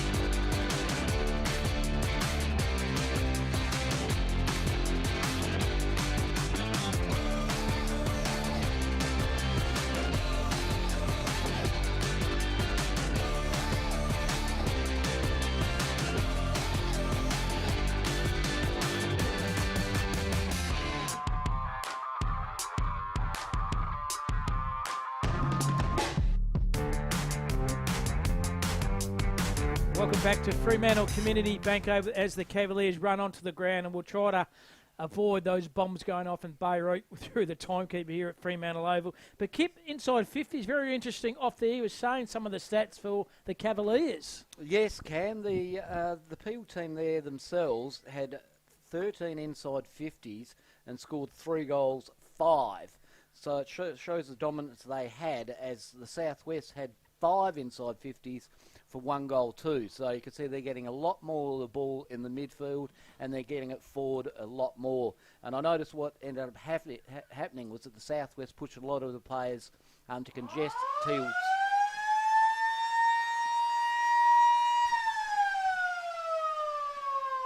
That guy really does love blowing his horn, doesn't he? And so, yes, the Southwest players pushed deep into their back line to help out their teammates to little or no avail, and hence they couldn't get it forward as much and score. And key players for the Cavaliers, Macca. There's this one player, I think your signal started from the midfield, didn't it? He had a big quarter. Look again, Jamie. Sorry if I've murdered your name, and I'm going to continue to pronounce it a different way every time from now on in. Thorne and Bennell have been particularly good, and the effort for one of those goals was unbelievable. Clark has been everywhere, and Palmer and Stevens. We had the interview with him just before half time. He's a fair old target up forward. Certainly is. Also down back too. The captain McFar was pretty solid at centre half back too. But Southwest, they need to get more of the dominance of a guy, big Ruckjoe and Fletcher in Rinder. But I think the undersized Ty Kemp from the Cavaliers has got a fantastic leap. So that's the difference. Like, they might have a bit of height, Rinder and Fletcher, but Ty Kemp has that new rule, that vertical jump. And I think he's going all right for the Cavaliers. Yes, he's probably. Well, he hasn't. If he hasn't won it, he's certainly halved it, which is a fair effort against. He's a big boy, that Jack Fletcher. Have a listen to this. The Cavaliers lads are going out to position on the ground. Southwest still haven't come out. Maybe the showers are cold. I reckon they'll be copping a bake. Yep. And that's not a bake that you want either. It's not an apple turnover or a donut. Or a custard tart. It's going to be a bad bake, I reckon. That's why the coaches held them back to say, come on, you blokes need a lift. Pull your finger out. I would like it if the umpires went, actually, bugger it. I'm going to start the game without you. You know what you do? Do you take a bounce and kick a goal yourself, or you bring your other teammates in it? Well, you'd go by yourself and kick a goal, wouldn't you? You'd bounce it 10 times. I would do. I would face plant my own team if I got a chance to kick a goal. That's exactly what I was thinking. I'd tackle my own teammate, get to spillage.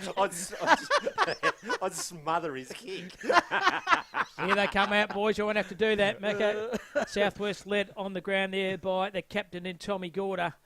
And no doubt words of wisdom have been said in that half-time call here for the Southwest, because the Cavaliers were very good, led by 5 points at quarter time. Now they extend their margin by another 14 points. They're up by 19 points, and they have, at the minute, all the play, haven't they, in the first half, McAdoo? Yeah, Seth White, the umpires are saying, come on, boys, enough's enough, hurry up. Not all about you. This live stream, fellas, for the 2026 Country Championships Division 1 is brought to you proudly by the Construction Industry Training Fund. It's an important, it's a fantastic partnership. We can't do it without support of our sponsors, and they've just come on board. I don't know how many games we've broadcast this carnival. But 39 games overall 4 days. Over 4 or 5 or 6 different locations. Yep. Filming Footy crew has done a sensational job. Led today by Jack Jonathan, who's just pedalling furiously to our left. He's got a bit chipper about him. He's got a bit of a swagger now. I know about the producer. The producer takes control. So keeping us under control is a full-time gig, and I tell you, he's done it with spades. It's good, and they've had to put the John Douglas in a separate room because he shouldn't be associating with other humans. Ian McNeil, Kip Robinson, and Cam Robbins to get you underway. Cam, take Umpire throws it up. Well done. Found by Fletcher. He tried to find his teammate. That was Tenardi on the fat side wing. He's had a good game. Randall by handball found his teammate. That was Palmer. Jacob Palmer lowers his eyes. Great kick. This guy's been lively. Tyron Thorne kicks a ball. Beautiful to space. And might be a push off the ball here. It's got to go back, would you believe, to the way of the Southwest. It certainly was. Just when they're going forward with the Cavaliers. And throw straight down to Timmy. Yeah, 50 people through the prostate testing today. Magnificent effort, isn't it, Macca? It is. How many times did he go in? 50 times. The PSA The message, PSA test message, we've been pulling the finger of that joke all day, but PSA test, if you're a dude over about the age of 30, really. Blood test is great. And you get the chance, just get it tested. It's just a blood test nowadays, and just keep an eye on it over time. A big shout out too. They've done a fantastic advertised throughout the week to make sure you come down, and they've packed up for the day. But a fantastic job, very, very good effort by Country Footy WA. It is. Hill's there versus the World. The ball comes out the back. Hill just puts the shepherd on. Now once again, does he man out of the way? You're not going to get a cheapie now in the grand final. Running into a tackle, you're going to get ragdolled. Did well in the end not to sling him into the ground because the momentum now were pushed in the head. In the wars is Baden, no, not Parts, it's Michael Stevens. It's going to be a ball up, getting it back towards the boundary line, standing up in the tackle, kicked out. It's dropping the ball. Good call. Yeah, they right in the spot. They played advantage and it's a goal. Stevens, again, was the guy who laid the tackle. The goal eventually goes to Brett Hill. But I tell you what, Stevens, what's the tackle here? Bang, he goes, holding the footy and play onto advantage. Check side. Hill does a check side banana, but Michael Stevens laid about 3 or 4 good tackles in the defensive 50, and that's why the Cavaliers got a goal. Tough as nails, that's for sure. That's their second inside 50 for one Magnificent goal. from Stevens. He So should have they're got the free kick initially, didn't drop his bundle, and laid a couple of bone crunches, which provided that opportunity. It's good to see Timmy down there with not only his gold boots, he's now got a bucket hat on. To complete the ensemble. Got a little bit of homeless chic going on, you reckon? He was getting a burnt Swede. That's why he's whacked the hat on. Don't blame him. He should be in Rockingham dressed like that. Umpire's going to throw the footy up. Bus shelter, I think you'll find. There we go again. Well done by the right. He's got a good leap. Was Hill. Bring the ball to the ground. They rode the footy again off the board. There was Palmer.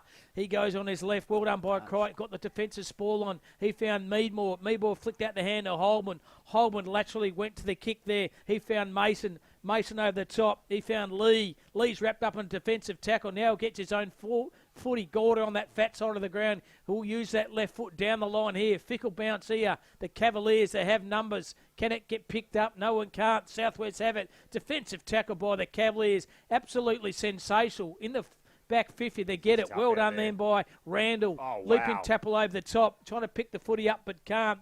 Was Cotillano. He's overran it. Good defensive tackle once again. No easy kick. Carter went in with no blaze or glory. Good name of the song by Bon Jovi, but the umpire says give the ball to me for a ball up. Great call, Cam Robbins. There was players bouncing everywhere. It's hot in the kitchen. It's the premiership quarter. High in the air. Got out of bounds nearly by Fletcher.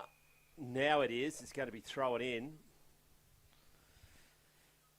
On the outer side, 2-4, plays 6-6.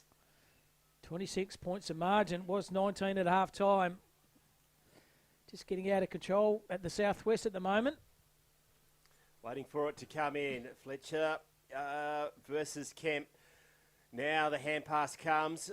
Going to get socket out there with numbers appeal. They got a man inside. Comes to him to Clark. He's going to get himself a pair of arches. He keeps that up. It's a dangerous kick. Great run from behind the ball. And even better, the cavalry arrives. Lowers his eyes. And it's a sensational kick forward to Wem. Wastes no time. Goes inboard once again. Doesn't blaze away. Goes back to, believe it or not, Clark. Now they go wide to Hill. Great kick by Clark. He set that up. Yep. Just thinking as a premiership player for the Tyrone Southwest. Thorne, he needs a appeal. licence for that left leg. What a weapon it is. It is indeed. Brett Hill can get consecutive goals. The first one he might have pulled out of his ort. The second one is all on him. Straight in front. He normally loves the celebration and gives it the double cobra. Danger, danger, danger here for the Southwest. Good show by Dr. Zach Smith. Lost in space. We'll tell you what, they lost in space in the minute. The Southwest, the Cavaliers, early stage of the third, they all over them, Kip. They certainly are. They've had 3 inside 50s already, Cam, for 2 majors, as opposed to the Southwest. They've had 1 inside 50 for no score. They're still going in flat out Southwest, but for whatever reason, Peel are withstanding the pressure and then can get the ball on the outside. Clark then set it up from half back, and he was the bloke who kicked the Brett Hill. And it was a perfect kick out in front, had the big bloke stretching, eventually gets it out. And Fletcher takes it his own ball out of the ruck. Now they're going to get it through Tenardi, going inboard, turning into trouble. It's the story of the tape. 3 Peel players there, and the Cavs wrapped him up. It's going to be another ball up. Umpire throws a footy up. Big fella Fletcher groped his own foot in, hoiked the ball to centre half. Good defensive by Carter. Might have pushed him in the back.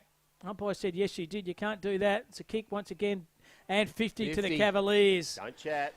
Yeah, it's not going to change umpire's decision. Don't often see that, Macca. When you start arguing with the umpire, you get 50, and fair enough too. So the umpire's given them an inside 50. So straight down to you, Tim. Not sure if the boys heard that ka-chunk, but the wheels have fallen off Southwest. No energy at all down here. Peel with the foot on the throat. Wheels are falling off, foot's on the throat. Riley and Peel, Riley Mitchell can nail another into the coffin of the Southwest. He wants a lick of the ice cream as well, with a bit of flake or a chalk bomb mixed in there as well. Does Riley Mitchell. Inside 50. Good start here by the Cavaliers. Leans back on the kick, the left footer. A mongrel punt off the boot. Doesn't matter. Straight as you like. Another goal here to the Cavaliers. It is raining goals here at Fremantle Oval to the Cavaliers. That's 4 entries for 3 majors in this quarter, Cam, and they are dominating.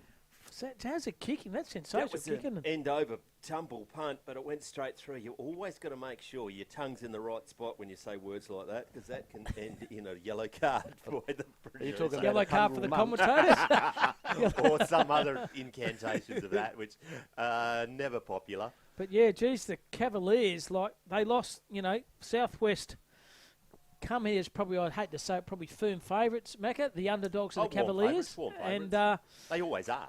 Cavaliers are just, we're not going to lie down here. We're going to smash you in the third quarter. That's exactly what they've done. Back in the centre, Hill's gone into the ruck. Fletcher probably gets it. Standing up in the tackle was Stevens, who's never going to stop trying. Now they go forward off the boot of Anderson.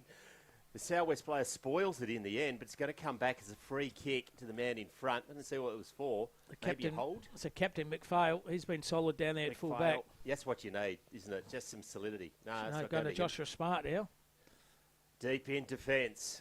Now goes to his captain. Team rules. Makes him work for his money. Probably end up going back to him, I think. There he does.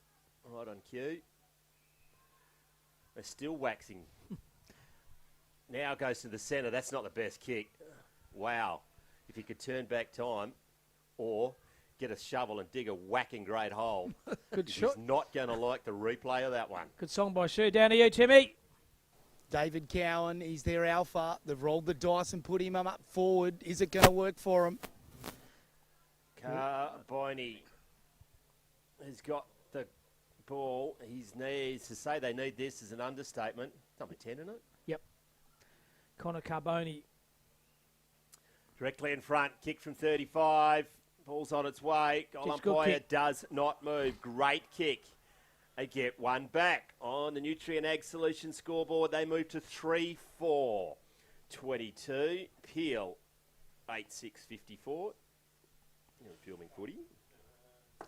But it was 32 points was the biggest lead of the 5:41-minute mark of the third quarter. Inside 50s, Kip, you're all over those stats. I certainly are, Cam. The Southwest 2 inside 50s for 1 goal, which they certainly needed, as opposed to Peel 4 inside 50s this quarter for 3 goals. So they are producing far better results from their inside 50s. Thanks to Nutrien Ad for bringing us the 2026 Country Football Championships with Belt Up, Healthway, the Insurance Commission of WA, Think Mental Health and Victor Sports. Well done by Brett Hill. Got the ruck contest out, but it goes back to Carter for the Southwest. Use that trusting left foot, running hard there is Parsons. Should have used 2 hands, but used 1. There's Clark, brought his own footy. He found Hill. Hill likewise, good mark under a bit of pressure from Gorda. Play over there was Holman over the top. They have the footy here, do the Cavaliers. Defensive wing, they bring the ball to centre half forward. Oh, excellent mark. Read the play better. Was your player Wardrot, the Sparky. Cade Wardrot. Centre half back. No one's running at him. He's a bit undecisive, so he lowers his eyes to the far side of the ground. Running hard under it is Trigwell. Takes a good mark. Long way for goals, but was Trigwell. Lowers his eyes as a good kick. And he picks out the teammate over there in Bailey Sanford. Crane just runs into a brick wall and it's going to get turned over. No, they're good enough to get it back. They hack the ball forward. The umpire's seen something he doesn't like. It's a high contact. It's off the ball. Coming back to the Southwest player. Going to kick it forward is Anderson. He goes wide. They maintain possession. They grab hold of him. It's 50. The stand rule, which I'm still a little bit undecided about. Left foot kick inside forward 50, goes right to the boundary line. Marks at 55 from home. Parsons, the nose. They don't want to take their foot off the accelerator, Peel, as they will let the Southwest straight back in, up before acceptances. That's surely a free kick to them, but it's not. It's marked by Smart. He goes, finds a target, plays on quickly, gets it to Randall. Randall gets it, looking inboard, which is good. He's got a man there now. Goes back. Gets it back to Randall. Now they go across the face of goal, maintaining possession. The run, they've got 3 on the wing. Goes along in the direction of Tyrone Thorne. Going to have to go high. It's a great spoil, great defensive. Can it be an attacking defensive spoil at the same time? Now Thorne goes down the boundary line. Does it stay in? It does not stay in as much as Bennell wants it to. It's going to be a free kick. It's coming back to Stevens. He's probably been their best. Yeah, it's Callum Stevens right in front of the interchange bench here. He goes Latch with a kick. It's effective. Lowered his eyes and picked out his teammate. That was Sanford. Bailey Sanford decides to play on. He also lowers his eyes. Finds Parsons. Mr. Miyake with that headband. Bit of wax on, wax off by the big fella. So Parsons kicks the ball to the right half forward flank. Bit of distance with a kick. Oh, good mark over the top. He's paid it. Might be Carbone, that play you just mentioned, Macca. No, it's not. Number 18 it is. David Cowan. Kick one of the first. Slipped down to the half forward flank. Took a very good contested mark. Be interesting on the replay of this, a player running interference. Yeah, that's right. Blocked out a play. It blocked out. The Peel player was in the position to spoil it. Was probably taken out of the contest. But that is a fantastic kick for a point. Just goes through as a seagull comes through the system. A minor score only. Cam, that's Cowan, and he has an electorate named after him. How good's that? Yeah. How many electorates do you have, Ian? McNeil. Yeah, I don't know a McNeil electorate. I know a Cowan electorate. There you go then. We eventually got there, Kip. Down to Timmy. Timmy.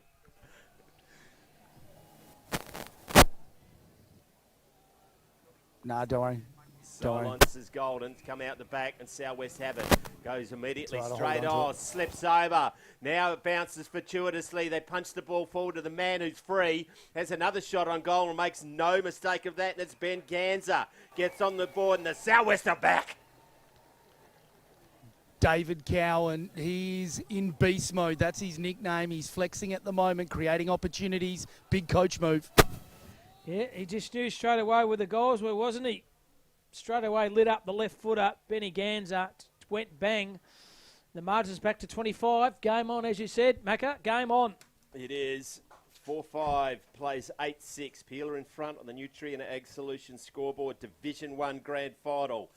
Who gets to take home the shield? Tell you what has been impressive with Tyrone Thorne. He's only small by stature for the Cavaliers, number 1. But, geez, he's lightning quick and no fear too. Back in the centre of the ground. Rucks go at it, got down by the Cavs, immediately met. Oh, running in from is Holman, picks it up, and now they're going to get the clearance. Not an effective kick, went off the side of his boot. Running in a straight line and having a flying shot at goal from downtown. Please go through. I think it has. I think it has. Bennell. Wowee! Ryan Bennell. That is a contender for the Kimberley Accommodation Group Goal of the Year. Here's the replay here. Gathers beautifully, does a check side banana for inside 50. And yes, that is a very, very clever goal. He did well, did Stevens, just to protect the flight of the ball as well. Go on, Tim. I tell you what, there was a bee's appendage in that one. It was so close to the post. What a goal. Certainly was. Ryan Bennell, clever one. They've got so many lively little forwards, the Cavaliers, Thorne, Bennell, Brody, Wem, Satcher, Salter. They all just hover around the forward 50 and they know where the goals are, Magga. Kemp's good in the ruck, but just that spark, you can't coach that kid. You just put it in the four-wheel drive and said, nah, I'll go and do this. Kemp gets it down once again. Looks like, what's he going to do? It'll be a free kick. Okay. Free kick to South West, go forward. Just said, I'm going to take that. Jennings goes wide. Has to wait underneath it. They mark it. It's Cortino. Geez, they're out here. Now gets it to Randall. He's been good this quarter. Lowers his eyes. No, Jesse Crichton left.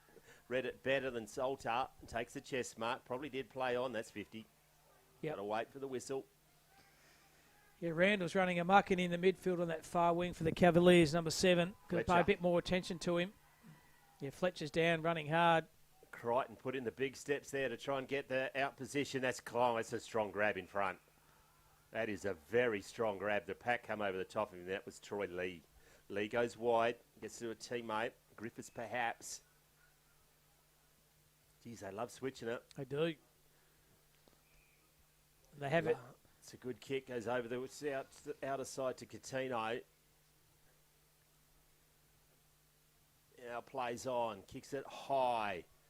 They're outnumbered over there. Kemp just slides in and belts it out of bounds to destroy the ball. Well, that's what they've been doing all day. The 1%ers could have gone for the high mark, but percentage, sprawl over the ground, and they reset, and they're off again. It's a boundary line thrown right in front of the scoreboard. Sees the Cavaliers 9-6-60 to 4-5-29, a margin of 31 points. And we've gone 17 minutes of the third quarter. Well done by the big fella in Fletcher. Tried to rove his own footy, though. Play didn't have it, was the Cavaliers. That one is opposition, Ruttman Kemp. He's been good too, the big fella. Good. Kemp by hands, proud his teammate. Thorne on the right, kicks the ball down the line. Good kick. Over the top, though. Crichton mopping up down back. He gets a bit of direction from Gorder. He goes, go down the line. Good defensive spoil. Might have copped a little one high. There certainly is. That Crane has a footy. Geez, he made some distance to get that contest. He did. Has a footy now. Look at his option.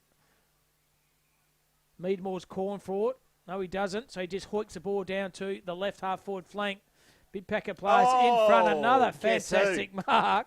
Ty Kemp. Well, his tie went on today. A bit like around the yellow tree had Kemp. Handball over the top, into a bit of pressure here. It stood up in the challenge. They can go back rather than forward. Geez, they do this well, do the Cavaliers. Now they chip straight up the pivot. Turn the footy over. No, they're doing Lux of Fortune. Hands in the hands of Palmer. Palmer, he's going to lateral with a kick. Oh, clever. That's a real late free kick. It might have copped a little bit high. They're doing everything right at the moment. Clark is a recipient of the free kick here for the Cavaliers. He's on the commentary side of the wing. Geez, if they get a late one here, wow, why wouldn't they play it relay ground if it's a push? Strange, very strange. It was obviously after he kicked it, because if he did it beforehand, it wouldn't have gone out there. That's Coutinho on the wing. He's also having a good 5 minutes. No one's better than Kemp, but Coutinho holds it and runs it, does well, gets it nearly to an inside 50. They're all out the back. Now roving it brilliantly. What are they going to do? Have a shot from the boundary line? There's not a lot of margin for error. I was just about to blow my lid. Glad there was only lid you're going to do, Macca. Out the side goes Corder. Tommy Gorder goes straight up the quarter, running hard as Meadmore for the Southwest. Meadmore has a footy, true centre half back position, finds running Gorder. Little chip down the line as Gorder just in the end here, but Gorder's continued to run, takes a bounce, decides to go down to the left half full flank, running a bit of space, finds a player in Moore, has a footy, kick around the corner by Carbone. He found his teammate. That was Trigwell on the left, goes to the hot spot here, trying to find Crichton, but running into the hole is Troy Lee. Takes a fantastic defensive mark for the Cavaliers. It is, inside the last 30 seconds. If he didn't do that, it would have been a shot on goal, and that gives South West some momentum going into the last. Instead, goes down to the outer wing. It's back in dispute. Hand pass, a searching hand pass. Doesn't take possession. Now it's another searching pass. Just wanted to get rid of it. Trying to keep it in. I don't know why, but they do. Goes inboard now. They go back. Centering ball, running back with a fly to the ball, but strong mark by South West. They know there's no more time. Goes for the barrel. Dominating quarter by the Peel Cavaliers on the Nutrien Ag scoreboard. They take a handy lead into the last term. Southwest at 4-5-29, Peel at 9-7-61. You're on Filming Footy.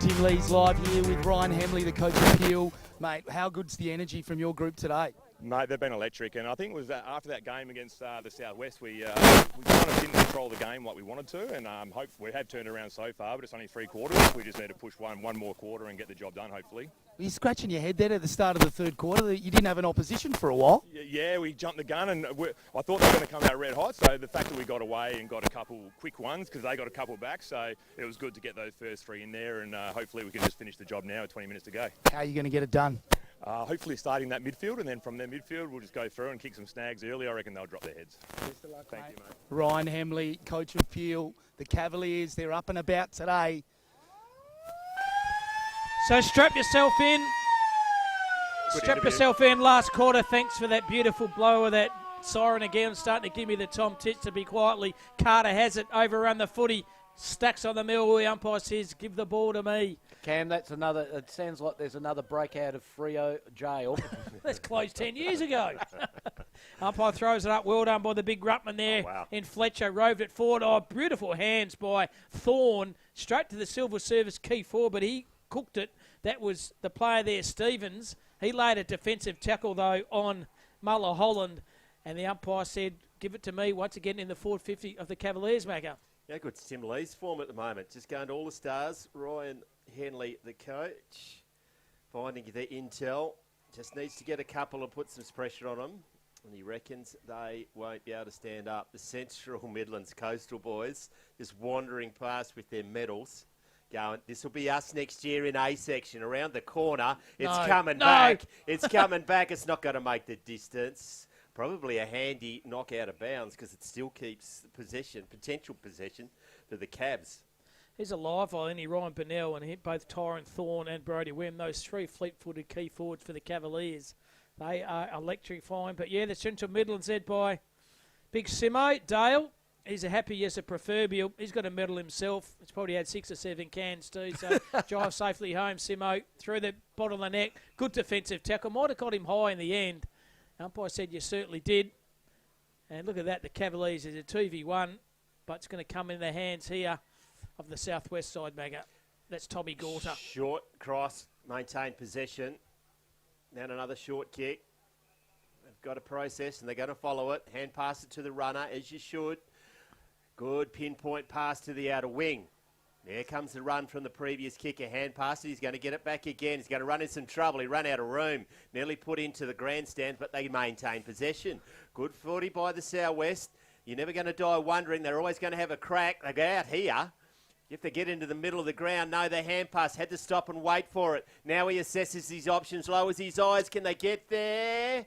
Letting it bounce through. Absolutely. Bale once again does well. We burnt poor dog Sean Crane, leaving himself in the pocket. But good outside line then by Jason Carter, former player for Claremont. Just had a lot of run and ability to carry the footy. But poor old Sean Crane got absolutely burnt in the forward 50. You know, it's a let off. The Cavaliers have it through Randall. Good kick. Chisel had to be good. He found McPhail, but the captain calls for it. You kick it to him. So Brad McPhail has it. He's been solid down the back for the Cavaliers. He goes back to Randall. Bit of wax on, wax off at the moment. Randall on his left, down the line by Kerr. He found his teammate. Cortino, I reckon. Yep, Cortino goes on his right, turn the footy over. The Carter marks in front of his hat.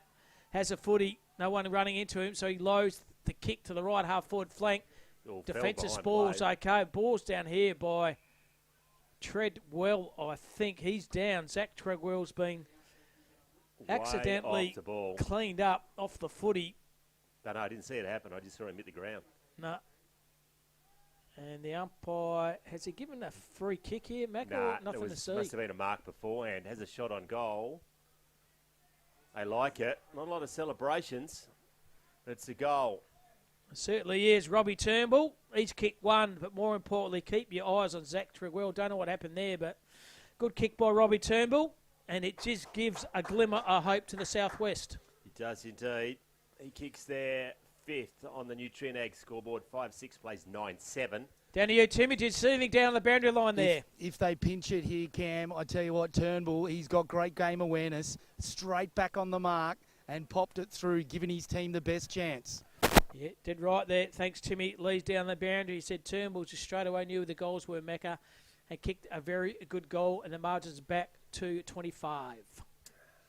It's not going to just happen for Peel. They've got to make it happen. Fletcher gets it and then gets to Robin, gets the left foot kick to centre half forward. Running, attacking it with more vigour as South West at the moment. Now get it through Crane again. Hand passes it inside, out in front. They've got to get to it in a minute.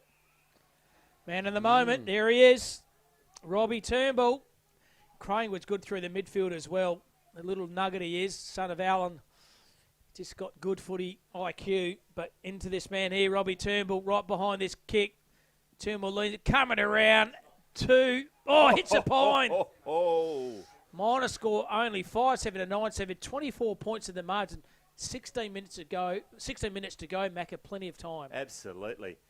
It's a short kick. Did they play 15? Well, it went 15.1 maybe, and it's done it again. You can run if you want. They don't want to be static. Marking out there, I reckon that might be Mason. He was free. Free Mason. Very good. Oh, Bright Pinks, and it's a turnover. Just waiting for the crickets to clear. Now going to run into an open goal. Hand pass, it leaves his teammate, but Roberts going to pick it up again. Tries to do the Pele. What are you thinking, boys? It's football. Geez, good run down tackle. Wasn't, because running into an open goal with Trigwell. Sat on the tackle, big fella there in Hayes Griffiths, and stopped a certain goal. They are under siege, the Cavs. They've stopped running. Kemp gets it, maybe. On the boundary line, a couple of South West spoil each other. It goes out of bounds. It's going to be thrown in. It is that Crane reminds me, Cam used to be good at origami, and he could fold a paper crane within a couple of minutes. Yeah, well done. And also Pete Belt on origami used to tie people up in knots too, Macca. Look good on your CV, boy. You'd be, I don't know what, 4. Goes down to Kemp. They've seen something off the ball, way off the ball. The non-officiating umpire. It's going to Southwest kick, boys. It's Crane. Shawnee Crane. So we talked about him, folded him up. He's going to have a kick for goals. Down to you, Timmy. Look, it looks like two totally different sides. Incredible, a bit of momentum. Peel have just stopped. Crane gets this, boys. Back to 18 points, 3 goals. Shawnee Crane, usually a good, reliable kick for goal. And pulled it left. Commentator's curse. Costly. Wow, again. Costly missed by Crane. These are their chances, boys. They need to be taking them. Certainly do. Inside 50, Skipper, you lot this quarter to Southwest. Yep, forward of Southwest for 1 goal, 3, unfortunately for them. Dangerous kick. Bounces off the chest. Oh, again, Jemmy, but they maintain possession, go wide. Might be Catino out there, or Bennell. Goes back again. Back to Lee. He's been good today. Oh, risky kick. Keep it in. Does to Sharps. They poked themselves into the corner, so now they'll have to go down the line, which they don't do very often. Kemp's there. Oh. That's a great grab. He had a man on in, but once again, they're not taking any risks. He can play this kid, Ty Kemp. He's going to get some Archie soon. Goes forward to Clark. Gets it to a teammate in Kerr. Goes into the centre of the ground. He had less time than he thought. Strapped brilliantly by the Cavs. They go inboard off Mitchell. Great That's kick. a great kick. And shows them the footy. What are you thinking? Bit of theatre. That just makes people angry. Michael Stevens doing the come and have a look at this one, mate. What's a replay here, lads? What's the celebration by Stephen? Look at this. Yeah, nah. Cop that. Stick that up your kyber. You see that? You can't touch it. Down to you, Timmy. Ty Kemp, former Peel Thunder Colt, and now South Mandurah Falcon and State Ruck, the light tower. What a grab. Started with him back there, didn't it? It did indeed. Certainly did. The light tower light. They only call him the light tower from now on, Macca. He's been sensational with the light tower. Ty Kemp. I penciled him in that second quarter. I reckon he was a real difference. He's mobile too. He is. So And play taking for- a couple of big grabs, and that was a cracker. Certainly was. Switch between two. So, well done to the Cavaliers. They get one back. Kemp in the middle again. Beautiful ruck work by him. Try to find his teammate. Didn't have well it. done. That's Michael Randall. He's been close to best on ground as well. Big team effort here by the Cavaliers. Hard to pick the best on ground because they've had so many good players, the Cavaliers. There might be a fight when we choose against the Archies. Yeah, Randall find his teammate. Turn around as Kerr. He goes up the pipe and he finds Clark, who's been dominant as well. He'll go back-to-back premiers, but one will be with the Southwest, one will be with the Cavaliers. So here he is. Clark goes straight down the high diddle, bit of distance with a kick. Big pack of players. Umpire's seen a push off the footy. It's going to go back to the Cavaliers, and it's going to go to the way of Ty Salter. Salter and Pepper. He's kicked one in the second. He might kick another one, and this could be the final nail in the coffin. When they blew the whistle, Stevens is looking a little bit guilty because I saw him. He was about 4 deep. He's trying to make a little bit of room there. He might have a little bit of a push and shove before the ball got there. Quickly down to you, Timmy. Geez, boys, not much in that one. Contact goal defence, I reckon. Contact goal defence. Doesn't matter because Salter's got it. He wants a bit of pepper on that squid to Tile Salter. Inside 50. Right behind this kick. Leans back on it. Gun barrel straight. Salter goes banging all of a sudden. The Cavaliers out by another goal. One of the second one in the fourth to the Peel. And the Cavs, there's been... Oh, something on in the guts there. Will be a free kick out of this one. Former teammates they were, Ty Clark. Look at Clark's going, hang on, mate. What happened there? They don't like each other. And Stevens. It'll be interesting to see what they do here, whether they ball it up. Clark doesn't matter. He goes, at the moment, I'm playing for the opposition for you last year. That's the Cavaliers, and I'm up by 6 goals. It is a free kick too. No, it's not. No, it's not. He blew the whistle, and normally when you blow the whistle, they do it for a reason. Yeah, Caleb Stevens and Clark, not the Yeah, best defence well there done, is. Macca. Well done, Macca. Kick forward now by Randall. Goes to Hill. Strong mark. Good set of jukes. Tell me when we're halfway through. I'll let you in on my secret. Yes. It involves him. Goes to centre half forward. That's a big kick. That's a really big kick. There's a hold. Yeah, it will be. Well, 11 minutes to go on Macca, 73-38. Might be a big blue on later on. The clubs don't like each other. Well done by Tenardi. He decides to play on centre half back. Does a big switcheroo. 2v1 over the top. Left his play. Well done by the Cavaliers playing the captain in McPhail.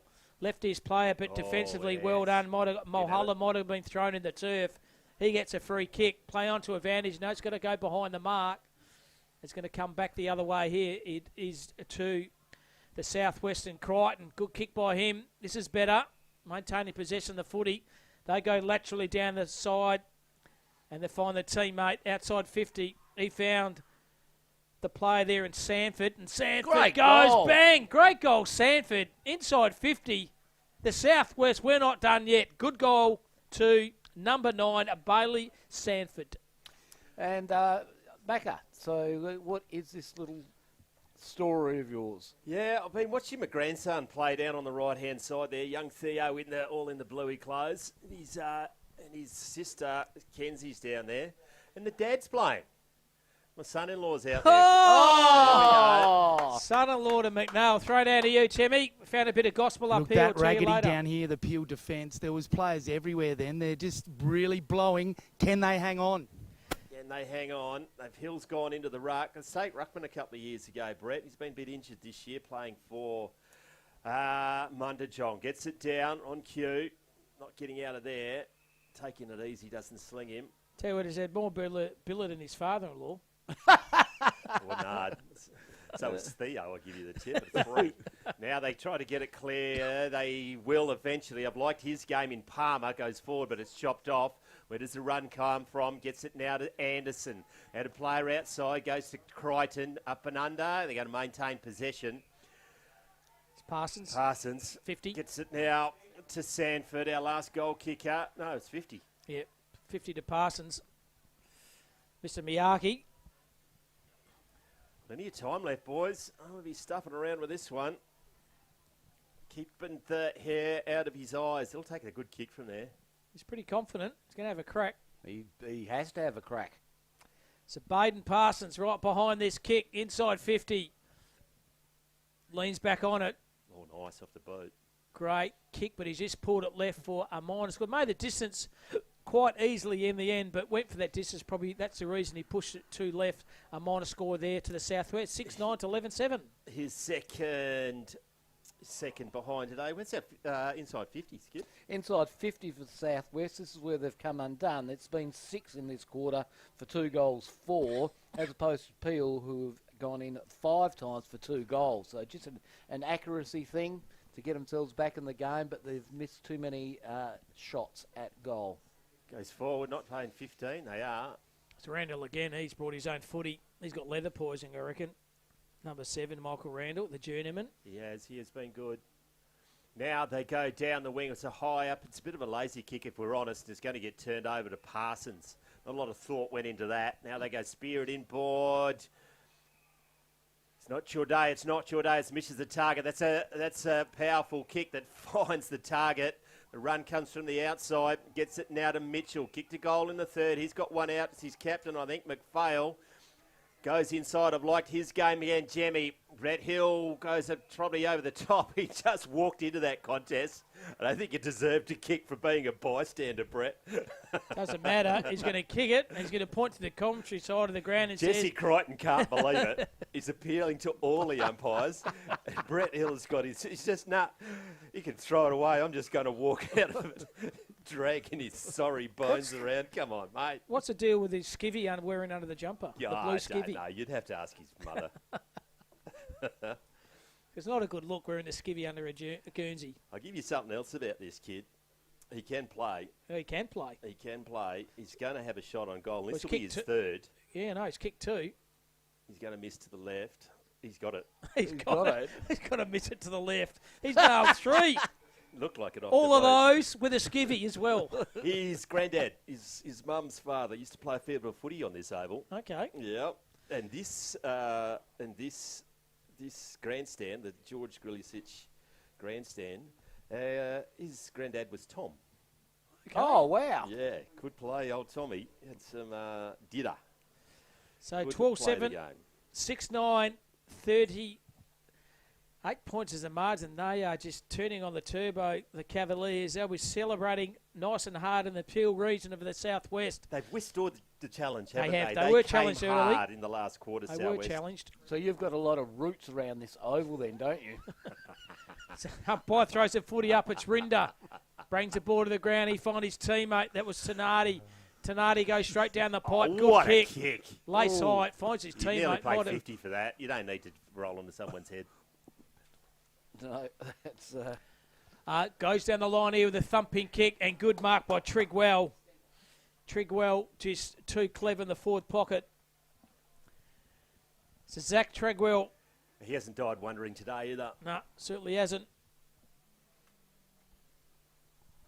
Trigwell, he does a traditional drop punt, I think, from that forward pocket region. Geez, the Peel player whacked that through earlier on the day, didn't he? From that, He certainly very same did. spot?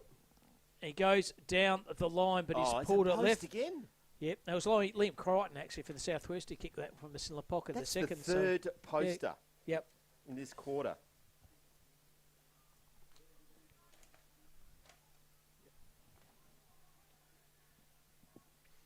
Goes inboard, finds the target, gets it into the hands of Tregear. He goes wide, sits. He's the captain. A fair target, a task. Not quite up to it. We're winding down to the Division 1 Grand Final, and it's all about the Cab. 6:10:46 to 12:7:79 with 2 minutes to go in the Nutrien Ag Solutions Country Championships. So boundary umpire, once again, a big shout out to the umpires. Once again, done a fantastic job today. Boundary field and the goal umpires. Well, there's a kick. Ragdoll off the foot. It was Brett Hill with the skivvy. He gets another kick. So Hill has it. Can you use Clark? No, he doesn't. Yes, he does. So Clark also marks. He's been a solid contributor too.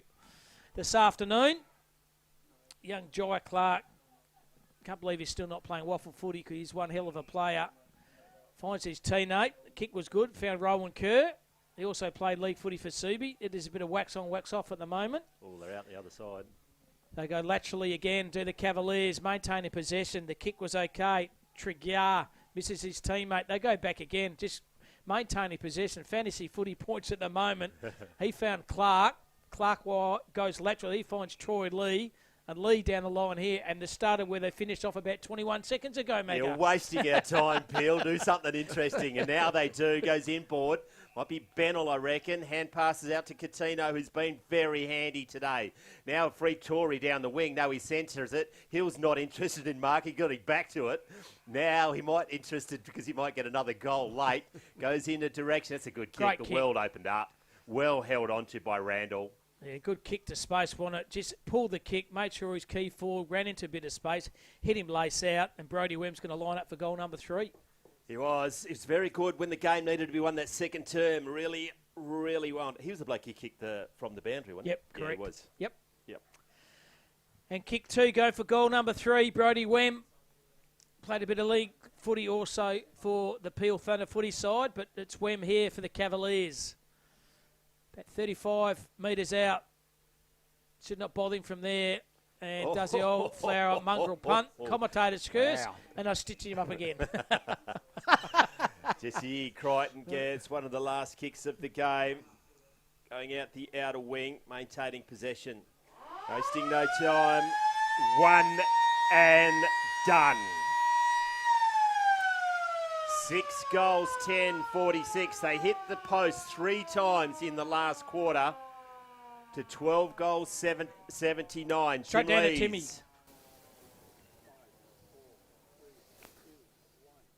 Tim Lee's live on Country Football WA for filming footy, and I've got the Light Tower tie camp here. Nice little pluck back here, mate.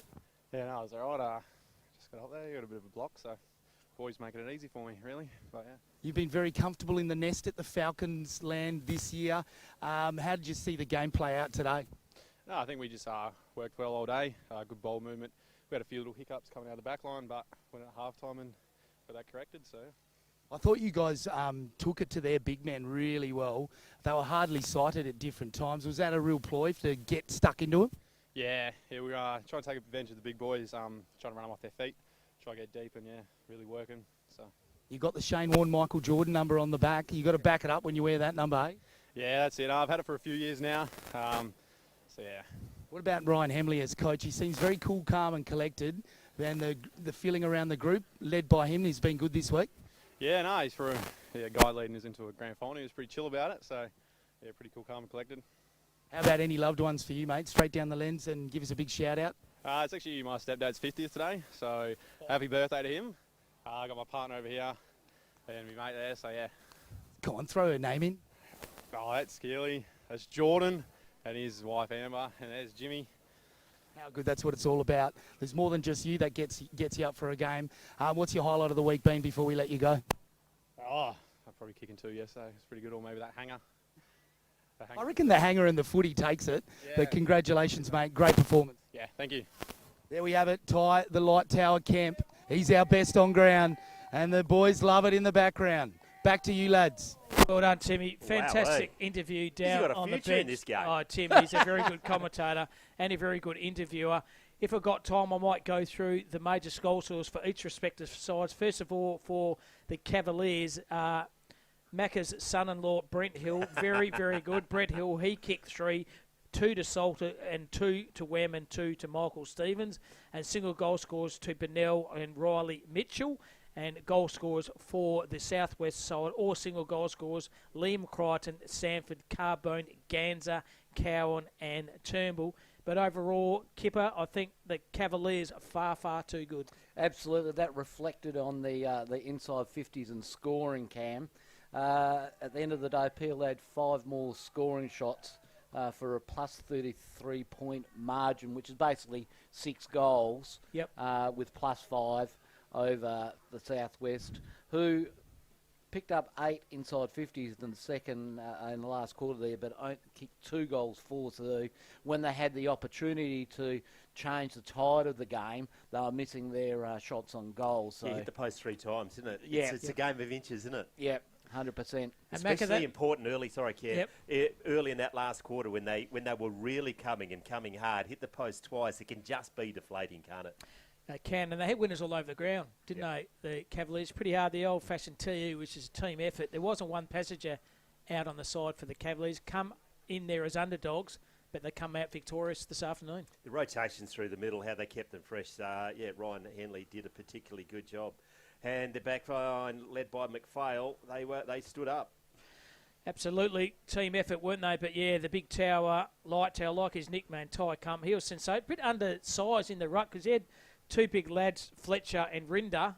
And tell you what, they just had the ability to outrun and out-jump in the ruck. Getting organised down for the presentations. Andrew Duper-Roysel down there. Looking for Brent Sheridan. They'll be out the back making sure they get the spelling right. That's where they are. Fielding footies out there as well. Yeah, I can see Rowett out there. How good is Rowett? Oh, Rowett. He's got a commanding presence, hasn't he? Yes, and he doesn't like it when you don't do what you're told. That's for sure. And little Jack to our left here is very similar. Yeah, and Nats down there has done a fantastic job. But John Douglas to our right, what an effort by him to coordinate all this, him and Rowett. Yeah, I was just going to say, before we go into the formal proceedings, we're pretty easy. The commentators, I must admit, do an easy job. Guys behind the scene, Jack to our left, rolled on the ground, John Douglas, the camera crew.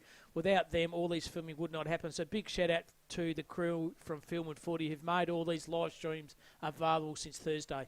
And throw across to the Nutrien Ag Solutions as well, Cam. They, in their 52nd year of sponsoring this great competition over those days, you just can't, anything to do with farming, get them in is what I say. Also, Sportal scoreboards too, Cam. How good are Sportal scoreboards? Bet your scoreboards here. I would like one at home, perhaps if I'm for each can I have, and guess I could have. You want a big scoreboard, mate. Kip and visitors, and have a scoreboard with cans. Home and away. And quickly down here, boys, we're going to cross very shortly to Brent Sheridan, the manager for the Country Footy League.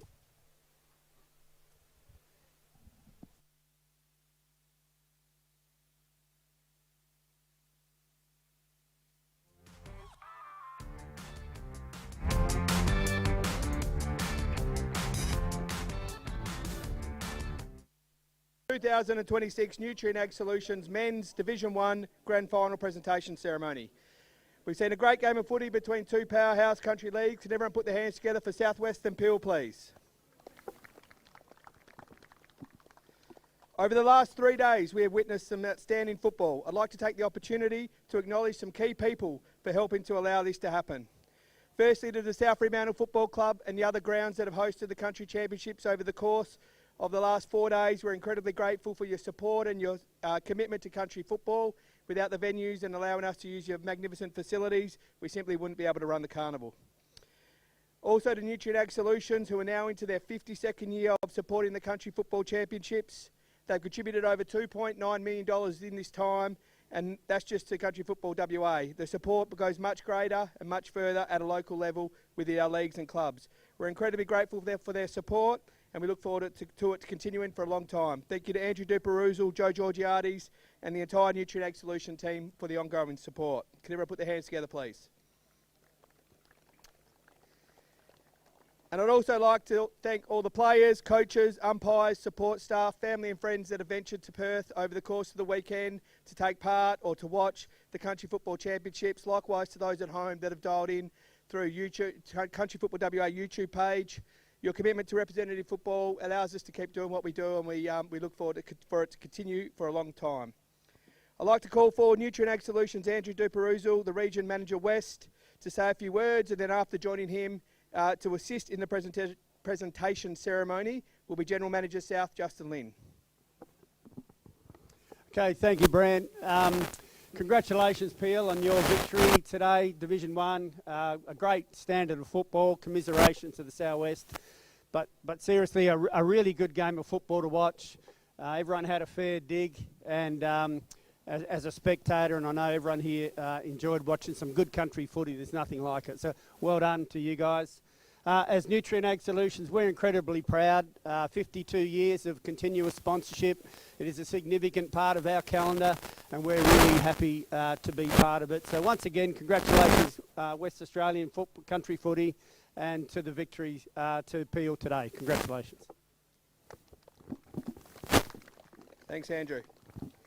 Over the duration of the championships, we've seen close to 50 games of football played across our Colts and men's divisions, which has seen over 50 umpires travel to Perth to take part in the championships. The standard of umpiring has been excellent right across the board, and I'd like I'd like everyone to join me in congratulating the umpires for their performance at the championships. I'd like to call forward field umpire Tim Edmonds on behalf of today's grand final umpires to accept their medallions in recognition of their selection in the Division 1 men's grand final.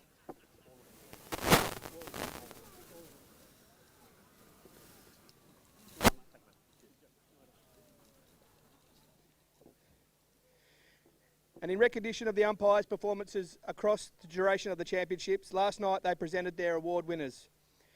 The JJ Lussick Award for the field umpire of the championships went to Talon Guthrie from the Southwest. The goal umpire of the championships went to Jason Morrow from the Southwest. And the boundary umpire of the championships went to Zaid Cooley from Great Northern. Can everyone put their hands together for those umpires?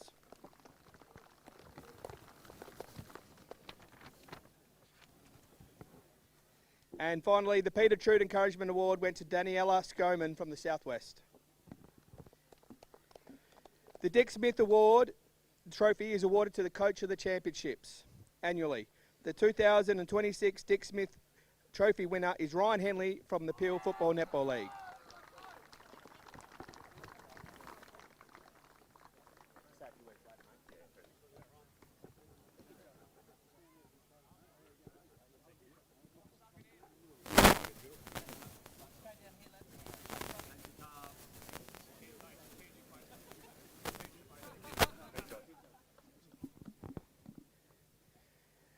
We'll welcome Waffle Combined past players and officials representative Alan Hall to make the presentation to the Rising Star of the Championships, which is awarded to the best player aged under 21 or 21 and under.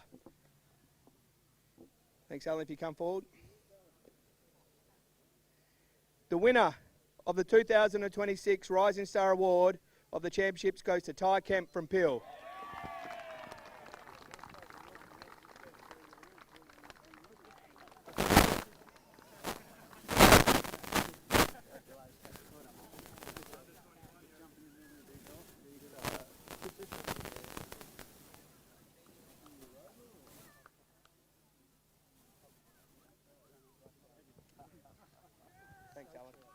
Congratulations, Ty. The Jock Coleman Medal is presented to the Division 1 overall fairest and best player at the championships. This year it was won by Isaac Baum from the Great Southern Football League. Congratulations, Isaac. That'll be presented later at the Great Southern Football League's medal night. Every year the Nutrien Ag Solutions All-Stars side is selected based upon the best performed players across the duration of the championships. The players from non-competing grand final teams in Division 1 that have been awarded an All-Star jumper go to Trey Bennell from Avon, Callum Johnson from Goldfields, Isaac Baum from Great Southern, and Bodie Stubber from Great Southern. Again, those jumpers will be presented at a league medal night later in the year. And on to today's grand final. If you can come up, if your name is called out, that would be appreciated. From the Southwest, Liam Crichton.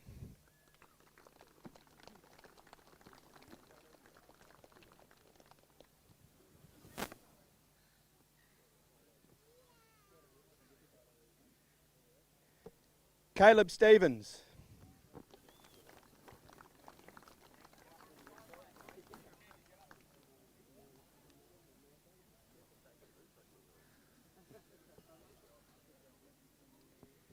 And Jack Fletcher.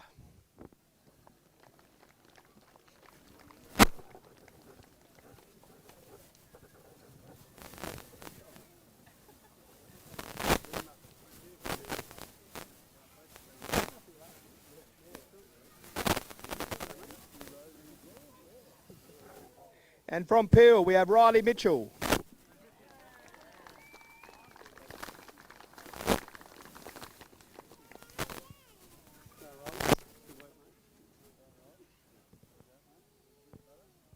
Jai Clark.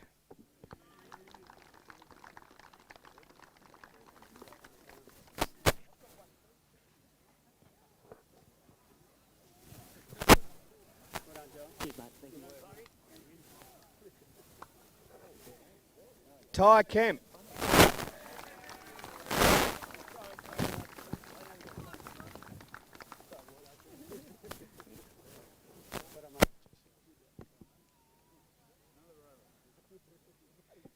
and Ryan Bennell.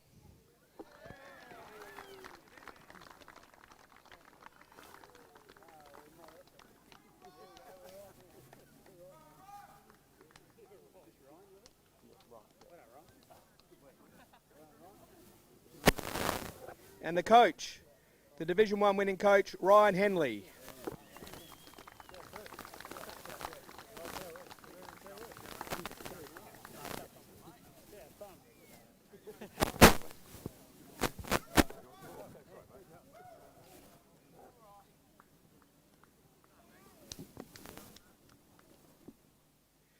And now on to today's Championship Grand Final. The Nutrien Ag Solutions medal is presented to the best on ground in Division 1 Men's Grand Final. The winner goes to Ty Kemp from Peel.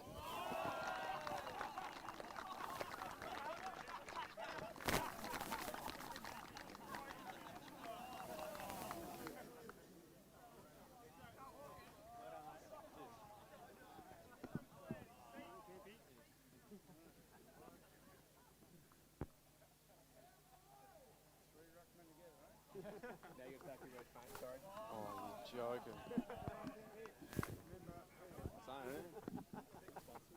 Yeah, first off, I'd like to thank all the sponsors for putting on the carnival. All our boys well played today.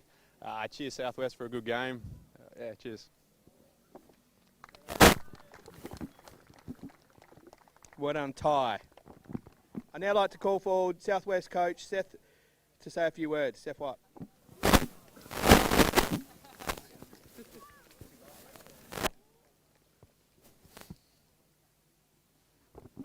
Thank you. Firstly, to Nutrien Ag, everyone appreciates your support for how long you've been doing it and to make all this possible. So thanks very much for what you do. To the Southwest Footy League and to Dale Alcock for what you do for us. To all the fans, all the families that have travelled and that, we really appreciate your support, not just from us, but from all the teams here.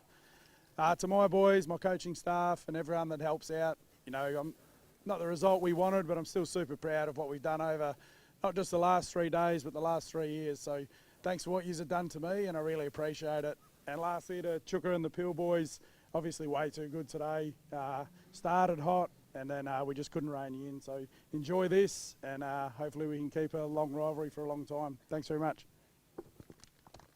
Thanks, Seth. I'd now like to call for Victoria's Peel coach Ryan Henley to say a few words on behalf of the Victoria's Peel side.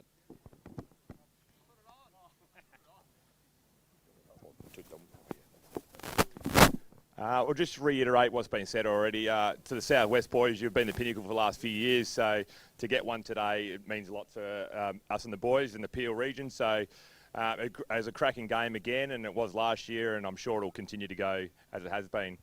To the umpires, they've already left, I think, but to the sponsors, to everyone that's helped set this up, it's a wonderful event every year, and we couldn't do it without the sponsors putting in the money and the time, so thank you very much. To Country Football WA, I guess, thank you very much as well. You set up an unreal event every year, and we all appreciate it, and the boys get to come out here and strut their stuff, so thank you to the Country Football WA. To our boys, it was unreal. Last year was a lot of fun as well, but I'm sure tonight will be a lot funner this year after we got the win, so it was unreal. You all came together, you all played your role today. To Sony, to Frank, to Sheree, to Cal Jews running today, to all the boys and everyone that put in, and all the ladies, and Jack as well for helping out, our sponsors. Thank you very much. I'm sure the boys appreciate it. And I think Juicy said his dad said he'll put 2K on the bar, so thanks to Juicy as well. Thanks, Mark. I'll now call for the players in jumper number order to collect their championship medallion and hat. Number 1, Tyron Thorne.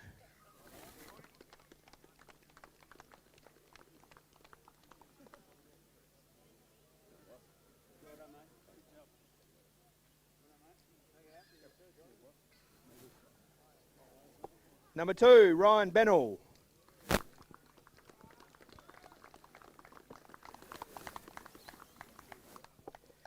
Number 3, Reese Holdman.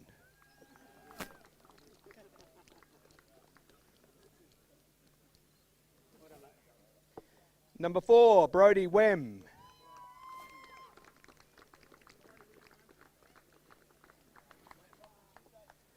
Number 5, Andre Contino.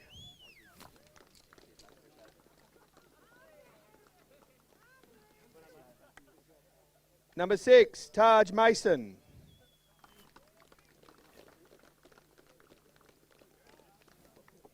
Number 7, Michael Randall.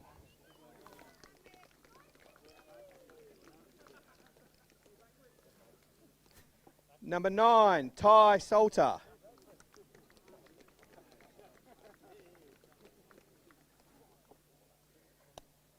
Number 10, Riley Mitchell.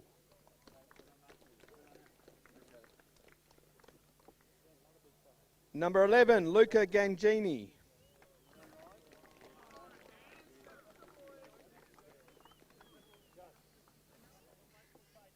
Number 12, Troy Lee.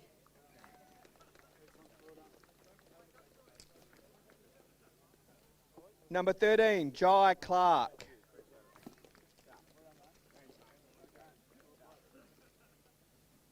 Number 14, Jacob Palmer.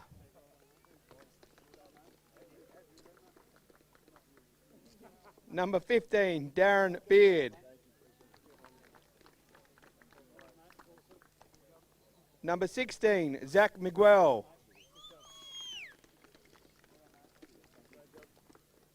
Number 18, Joshua Smart. Number 20, Jordan Jennings.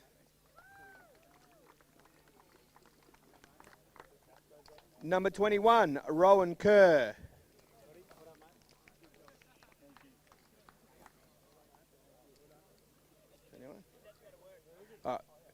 Number 22, Max Traeger.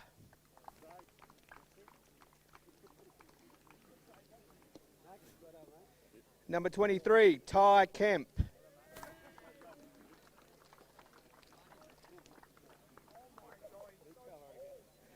Number 25, Brett Hill.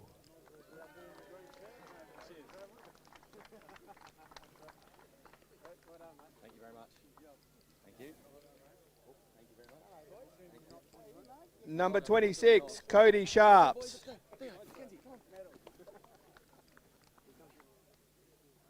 Number 27, Hayes Griffiths.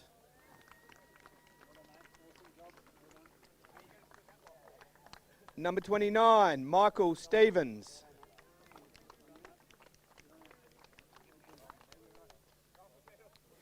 And the captain, number 19, Brad McPhail.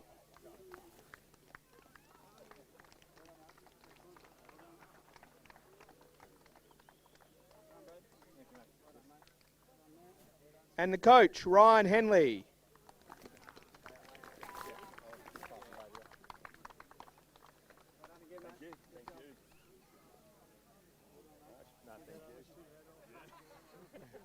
Just stay up. I now get Justin and Andrew to present the Division 1 Championship Shield to the Premiership winning captain, Brad McPhail, and coach, Ryan Henley.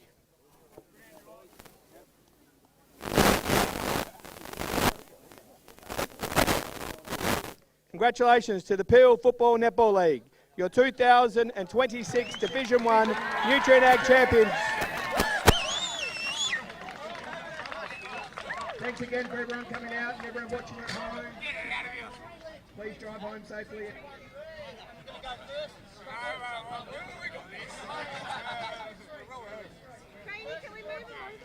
Yeah.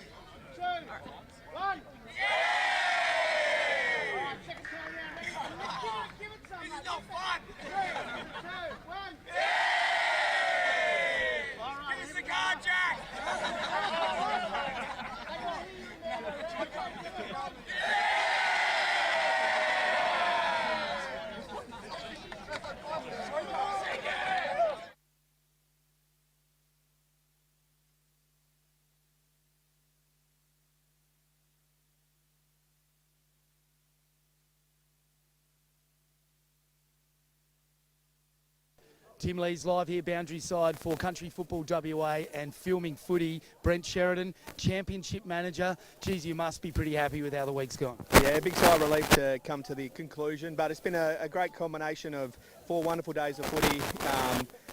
To see 3 teams taste championship success that haven't had it for a while is awesome to see, and the smiles on people's faces across the last few days is all what country footy is all about. So, yeah, it's been a good few days.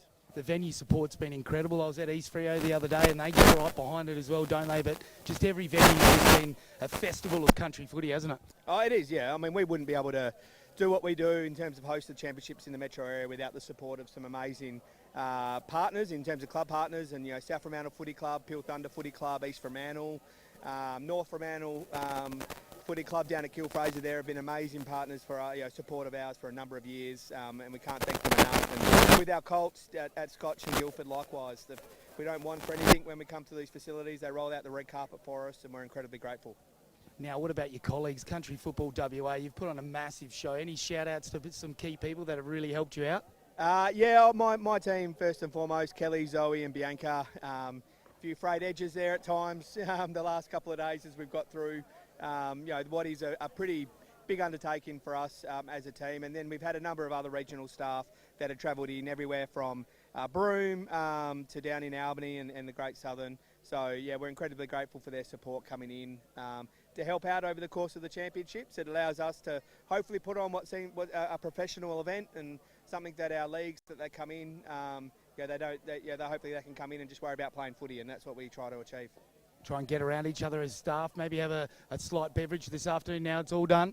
I dare say we will, yeah. We'll do pack up, and there's a bit of that goes into that, and then we'll settle down with a beer like I'm sure most of the other teams will do to reflect on what's been an awesome few days. That's all she wrote. Any last final send-outs down the lens before I go? Just a really big thank you to our sponsors over the course of the duration of the championship, CBH with the Colts, Nutrien Ag with the men's, the partnership with Filming Footy and the whole team in bringing this to life has been awesome. And finally to all of our teams, we wouldn't have anything put on without the players and the coaches and the support staff that are willing to come and represent their communities and their leagues. And we're in a pretty lucky position to be able to do what we do and put it on, and if they keep coming back, we'll keep doing it. So, yeah, we love it. Brent Sheridan, Championship Manager. I'll let you go, mate. Congratulations on a great event. And just hearing the sounds in the background, families laughing. This is what country footy is all about. Tim Lee signing out from Boundary Side. Big shout out to Jack, John, Rowett, Nat, all the crew. Hopefully I haven't forgotten anyone. I think Graham's up there as well. And, of course, the dream team in the Combox. They've provided plenty of laughs. Back to you.